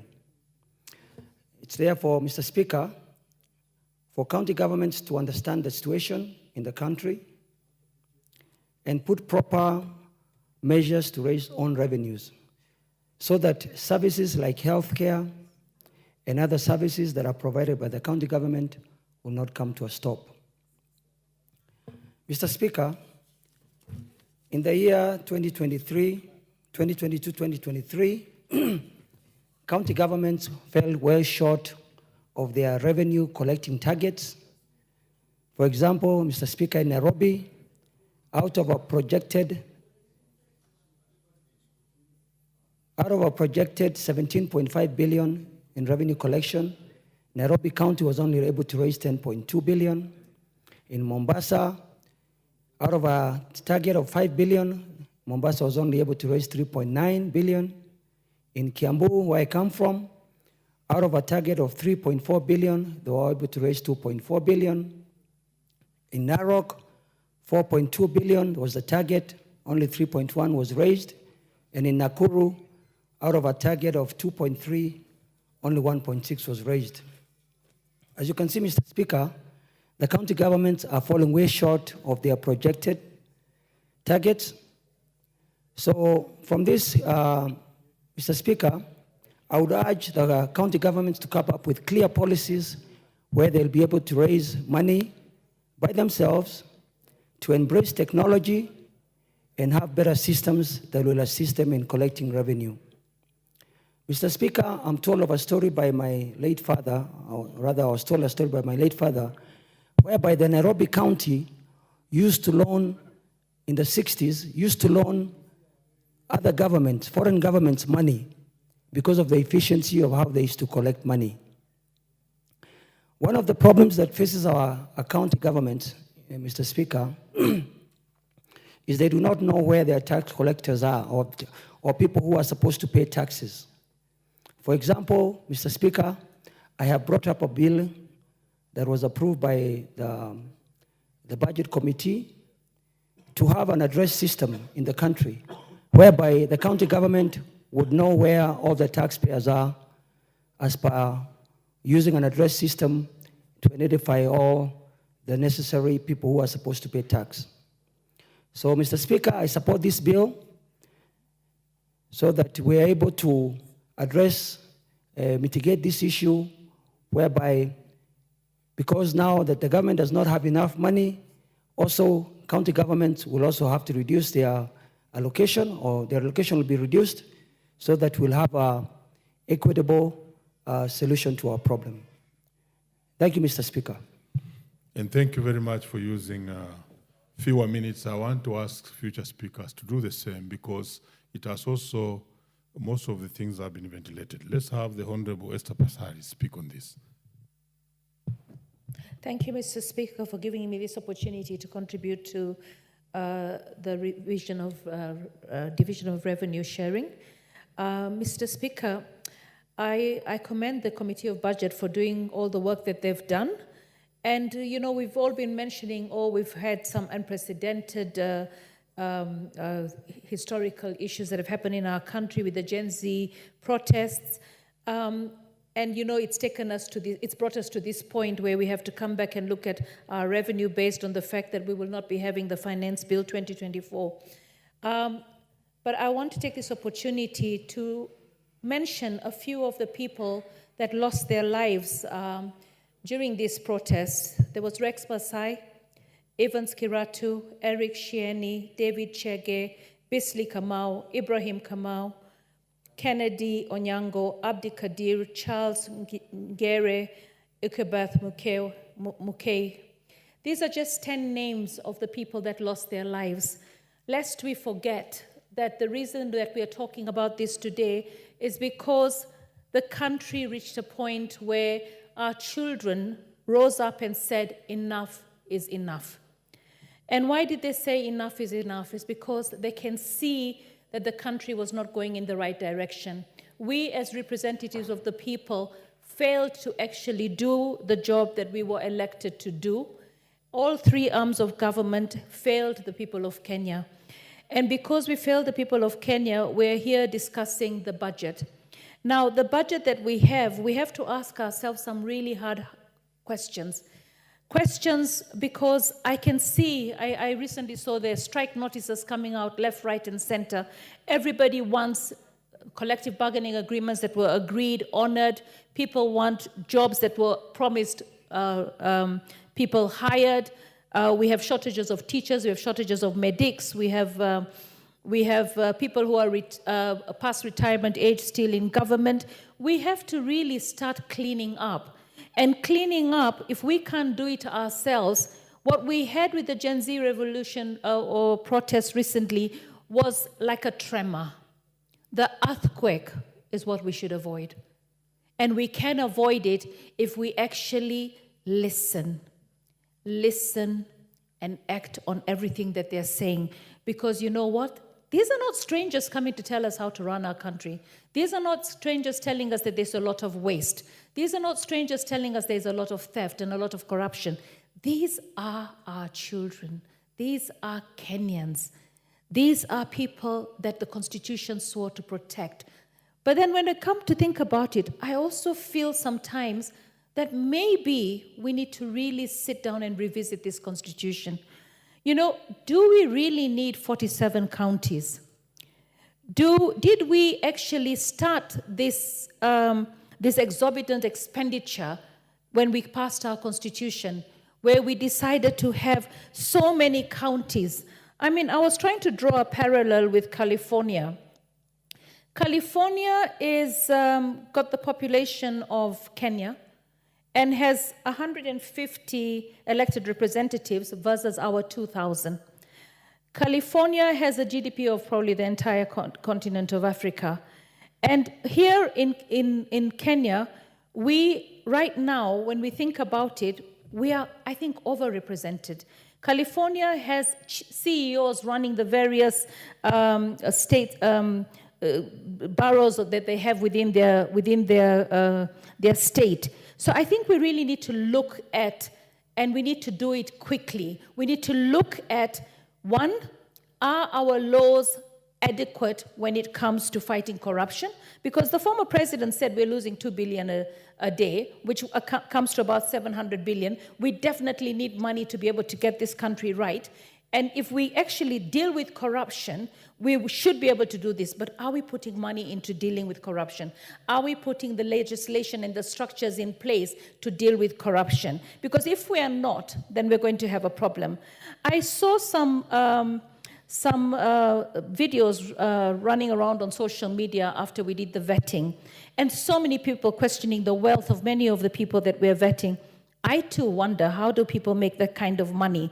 Because I've had businesses that have collapsed, businesses that have done well, and I don't have that kind of wealth, and I don't want that kind of wealth. Because at the end of the day, it's ridiculous for one person to be worth so much, and the only job that they've ever had is a public servant.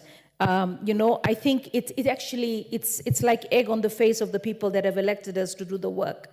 When we look at the basic the sharing of the monies that we give to the counties, we have the basic share of 20%, population 18%, health at 17%, poverty levels at 14%, agriculture at 10%, roads at 8%, lands at 8%, and urban at 5%. I have a feeling that when we come up with 7.8 in equalization, are we asking ourselves whether the money we've already given them is actually had an impact on poverty alleviation? Devolution was supposed to sort that. Some of the counties that are so poor that children are still studying under the trees have been given billions of shillings since we started with devolution. So we obviously have a problem, and yet the governors that have left those counties are billionaires today, shamefully. So I feel that while we're looking at the revenue sharing, while we're looking at the monies at the various, to all the government and the three arms of government, I think the most important thing that we have to look at is pending bills. I mean, we should have, as a government and counties, you know, we've actually impoverished a lot of Kenyans. We've taken services from Kenyans and we've not paid them. And we're not even providing. We keep having committee after committee. And these are Kenyans who've actually employed people, borrowed money from banks that have actually now, some of them are committing suicide, some of them are actually having serious mental health issues. We have to be a country that cares. And for us to be a country that cares, we actually have to have a holistic approach. So I really pray and hope that somehow the three arms of government will sit down together and actually have a conversation about where we went wrong, what are we doing right, and then directing us to ensure that we do right. I know we want to say that we're independent, right? But we're all dependent on each other. And that interdependence means we have to have a conversation. And that conversation is, are we going to allow the tremors that we felt with the Gen Z protest become an earthquake that engulfs all of us? Or are we going to deal with it that we never have a tremor again because we did the right thing? History will judge us. The 2024 finance bill is a gap and a void in our history. But there are deaths. There are people that died. There are businesses that were looted. There are people that have suffered irreparable damage. Loss of life can never be replaced. If this country doesn't change, then it was in vain. So we have to make sure that history does not judge us harshly. The 13th Parliament has got a big job to do, and it's not just about bringing budgets and bringing appropriation bills and division of revenue bills. It's about getting it right. It's about listening and acting on everything that the Gen Zs have put on the table. Every single day, I see them doing a better job than EACC in telling us how the counties are actually stealing money. They're going to continue doing that on a daily basis. They're going to expose everything. No one is actually going to do anything anymore in this country that will not be exposed. So let's change our direction.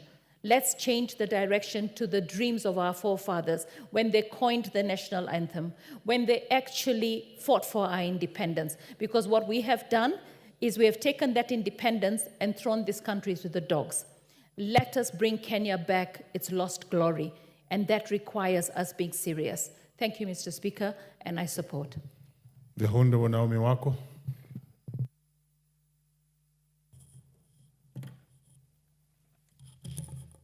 Thank you, Honorable Speaker, for allowing me to add my voice to this very important debate as I congratulate the committee for the great work they have done. Some few weeks or months ago, we passed our finance bill, after which many things have happened, and Kenya has gone through things as a result of rejection of that finance bill. Our dream was the finance bill will go through and that this government will be able to achieve all its goals and also empower the people in different ways. Our dream was to bring that transformative agenda and effectively work on it. Unfortunately, it did not work. And John Stott, in one of his books, said that the world is suffering because we lack a listening ear. And many honorable members have said that we have failed in a way, but the truth of the matter is, yes, that has come, and what the country has gone through has served as a wake-up call. And that is why today we are here to support this Division of Revenue Amendment Bill that will guide us on how we'll be sharing the revenue. Honorable Speaker, just to touch on devolution, with the coming of devolution, many of marginalized areas, many counties have seen the light of the day, have benefited, and devolution in different ways have empowered people, have brought development, and people have experienced some growth. Unfortunately, we also have some negative happenings as a result of devolution, but if you look at the positive, the growth that many counties or many areas have gone through is from the time that we have put into consideration devolution. If we want to use our resources effectively and efficiently, we must be good stewards. Honorable Speaker, what happened into our country, what happened to us, was not good. And internationally, it has brought us down. It has had some negative impact. And as a result of that, we are now experiencing budget cut that affects every area. And as we do that, we need to just make sure that every county needs to be more responsible, more accountable. The CEOs, the governors in place, we have a lot of gaps. We have a lot of corruption going on. And that is why we need to do proper audit so that the issue of ghost workers, we will get rid of that. The issue of corruption, the issue of nepotism, and other things that are highly practiced in all parts of this country will be reduced so that we make good use of the resources that God has given us. Honorable Speaker, in the budget that we passed, promotion of local manufacturers, we wanted to increase our own wealth. We wanted to increase export,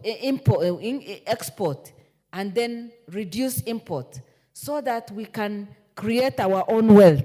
But unfortunately, that has not happened. And that is why today I support this bill so that we encourage ourselves to live within our means and use the resources. I want to congratulate the members of parliament for denying ourselves. I was in 12th Parliament. We had more opportunities. We traveled a lot. We had good things. But today, it is totally different. With all that, we need to know the negative impact of the finance bill that we did not pass. That means minimal development. That means employment will be reduced. That means the monies that goes into the ministries will be reduced. And we need to just tighten our belts because it will be tough and rough. But we know that one day we will be out of this. I want to reduce and give maybe remaining time to others, but I stand to support. When the going gets tough, only the tough can get going. So let us be positive and make sure that we use our resources wisely. Thank you, Honorable Speaker. Yes, Kambalu, Honorable. Thank you, Honorable Speaker, for giving me this opportunity to contribute to the report. First, I want to say I want to support the report on the consideration of the Division of the Revenue Amendment Bill 2024 and thank the chairperson of the committee on having a listening ear. Mr. Speaker, we know why we are here, and I want to borrow the foreword of the chairperson. That is because of the failure to enact of the Finance Bill 2024 into law, the Appropriation Act 2024, the Treasury was directed to prepare a revised budget for the financial year 2024-2025, of course, to reduce the expenditure by the amount of revenue that is expected to be generated by the Finance Bill 2024. Mr. Speaker, the import of the bill, Mr. Speaker, and I want to thank the chair who has put with his team, who has put the report very well. The import of the purpose of the bill, Mr. Speaker, is to amend the Revenue Act 2024 to provide for the equitable sharing of the revenue raised nationally between the national and the county governments. And of course, taking into consideration the downward revision of the projected online revenue collection. The bill is seeking to amend Section 5 of the Act, and of course, deleting and replacing of the Schedule number 5 of 2024 as contained in the Act. Mr. Speaker, with this, the committee has gone ahead to propose the changes, the amendments, as we said, and the rationale, especially Section 5.1, which the actual national revenue of the financial year falls short. They have proposed the amendment, and the rationale is to provide for a revenue collection shortfall to be borne by the county government and the national government. Mr. Speaker, in subclause 5.1a, the committee is proposing to insert a new subclause, of course, immediately after 5.1, saying, notwithstanding the generality of the subsection 1, the proportion of the shortfall will be borne by the county government shall not exceed 15% of that shortfall. Mr. Speaker, this is within the Constitution, and this being the minimum, and the rationale of the proposal is to safeguard the proportion that is within the Constitution. In the event of the shortfall, it should be borne by the two county governments, but appreciating the Constitution, which we know the minimum is 15%. In the event of the deletion and replacement of Schedule number 5 of 2024, within the Principal Act, by deleting the schedule and substituting thereof the following new schedule, the rationale, of course, being brought up by the committee is to provide for the deletion of the schedule in the Act and replacing with a new schedule. Mr. Speaker, the division or the allocation on the sharing of the revenue within the county governments and the national government has been outlined very well by the committee through the leadership of the chair, that we having the total share revenue of 2 trillion, Mr. Speaker, we have been given on how the national government, the amount that will be received by the national government, what will go to the county government, and also what will go to the equalization fund, Mr. Speaker. Mr. Speaker, this is a learning process, and a few things we must look at, and I think as a parliament. Number one, we must see how we can revisit or look at the budget-making process so that we don't find ourselves here. Lesson number two, Mr. Speaker, we must also have a listening ear. This was brought, we were here passing the finance bill 2024, and we know what happened after that, Mr. Speaker. So much happened to the country. Some of us were on this side saying and chanting, no, we rejected. We had listened to the people. We had done public participation of our own as representatives of the people, and we knew what the people want. And being also under the position, we were so sure what the bill was being passed was not what the people of Kenya or the Kenyans wanted. And that's how we saw the young generation, the Gen Zs, coming out and trying to express themselves. We want to thank the committee. We want to thank the president for not assenting to the bill, and also the committee for revisiting the bill. And that's why we are here now debating and also saying we are supporting. But as much as we support, Mr. Speaker, we want to say that we need to see prudent use of the resources, Mr. Speaker.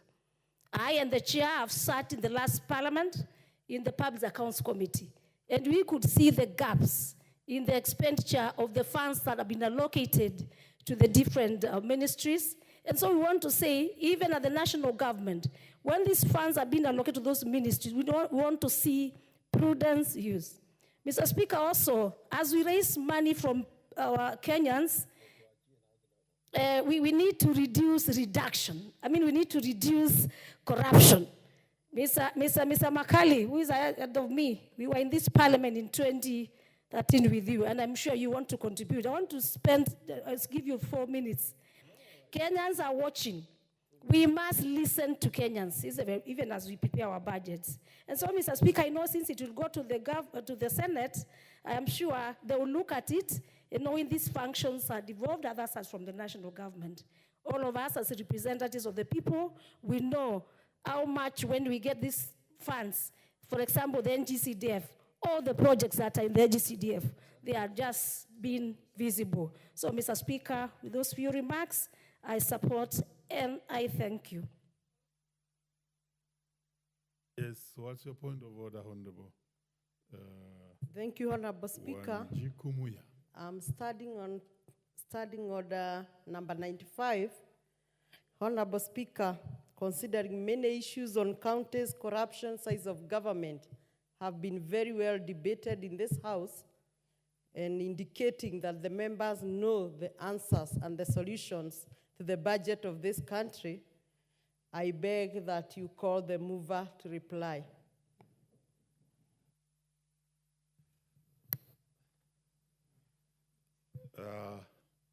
Very well, a member has risen from his place, and on standing order number 95, is it the mood in the House that the mover be called upon to reply? Will as many of the opinion say aye? Will as many of the contrary opinion say nay? The ayes have it. However, I want to communicate that as the mover replies, if you have any iota of time, you can give some of the members like Makali Mulu. Unfortunately, the Honorable Sigei was here. It's okay, so proceed and reply.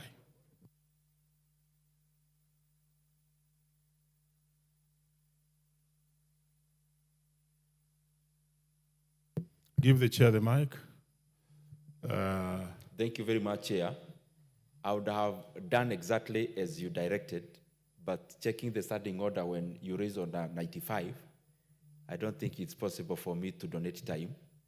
Otherwise, I would have generously would have loved to hear the contribution from Honorable Makali Mulu, of course from Ambassador Sigei, from the women rep, my sister from Wajir County, from Honorable Muruidhania, Ridikri, member for Bore,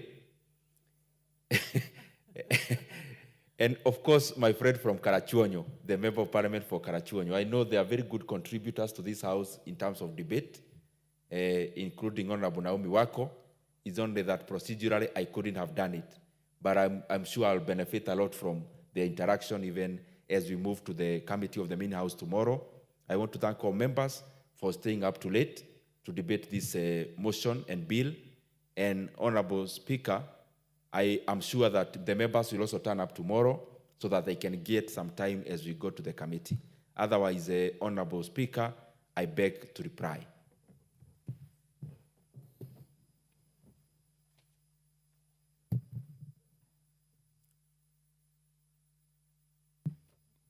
Very well. I think the putting of the question for this particular bill will be done tomorrow. And therefore, I want to thank the honorable members who've sat the entire afternoon and the ones who have been mentioned by both the chair of budget and even including the Honorable Gimose, who was very ready to make a contribution on this. And they will have a chance to participate on this process in tomorrow's committee of the whole House. Next order. Order number 11, motion, enhancing reporting of parliamentary business on online platforms.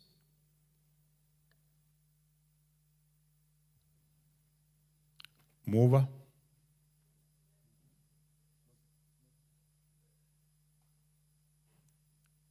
Is the mover in the House?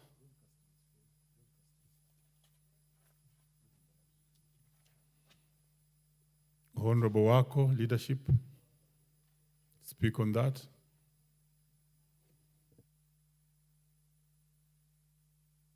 Well, we defer the matter to the next sitting. Next Order number 12, motion, inspection, visit to semi-autonomous institution of the East African community in Uganda. Is the mover in the House? Yes, I am, Honorable Speaker. And I was really ready to move and debate this with several members, but I will try within the constraint of time. Honorable Speaker, the Committee of Regional Integration do visit the institutions within East Africa, and every time they visit, they tend to find out. Honorable Moya, please move the motion as it is on the order paper. Honorable Speaker, I beg to move that this House adopt the report of the Committee on Regional Integration on its consideration of report on the inspection visit to semi-autonomous institution of East African Community in Uganda from 9th to 16th September 2023, laid on the table of the House on Wednesday, 29th November 2023. I beg to move. So, Honorable Speaker, as I indicated, Committee of Regional Integration do visit several institutions within the Central and Northern Corridor, mainly to familiarize themselves with what is happening within our community, as it is termed as the fastest growing economic bloc. And in this particular case, the honorable members who visited this, like any other institution, have found two major challenges in this institution. Mainly one, the lack of staffs, and this is now becoming a very popular song in all institutions. Two, the lack of finances. And Honorable Speaker, as a committee, we are trying to think loud and even interacting with the IALA and other committees of regional integration to see if we can have an alternative funding mechanism for East Africa, because the remittance policy is no longer tenable. Honorable Speaker, we are in the process of amending the treaty, and the treaty has been there for a while, and one of the key issues that as a National Assembly from Kenya we want to deliberate on is on funding mechanism. Honorable Speaker, we know that the remittance goes by the possibility of each country and capability, and time and again we have countries which has very low GDP, and they go for years without any remittance, meaning the community is held by 2 or 3 countries which religiously do contribute. This has posed a risk or danger to the growth of the community, because at the end of the day, what is aimed to be achieved, be it the free market, free movement of people and goods, is not achieved even if the institutions are there, because the same institutions lack staffs and technocrats and any other avenue that can assist the community. Honorable Speaker, as the members were transversing in Uganda, they also had an interaction with the honorable members from Uganda and found that within the community, Uganda enjoy good relationship with Kenya. And as a committee, we are also working hard to speak to the ministry, to the summit in all levels, to see that the community can enjoy a cordial relationship without the traditional perception of some countries. We have found ourselves, especially Kenya, in a corner where some countries feel that the more aggressive Kenyans are, they look like they could be a danger, or that tradition is not very much welcome. But we want to continue speaking, engaging with other partner states so that they understand that this is just a culture of Kenyans, just like other partner states could also be very slow in the way they handle their matters, and we accept them, so that when we come together with the different cultures, different ideologies, we grow one strong community of EAC.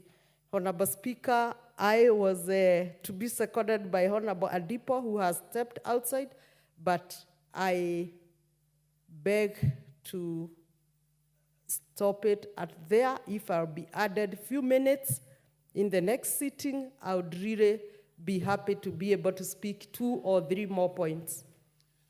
Very well. Honorable Muya, you still have 16 minutes in the next sitting to make complete moving of that particular motion and still invite your seconder. Order, honorable members, we may rise, we may be on our feet. Honorable members, and the time being 7:02 p.m., this House stands adjourned until Wednesday, 7th August 2024 at 9:30 a.m.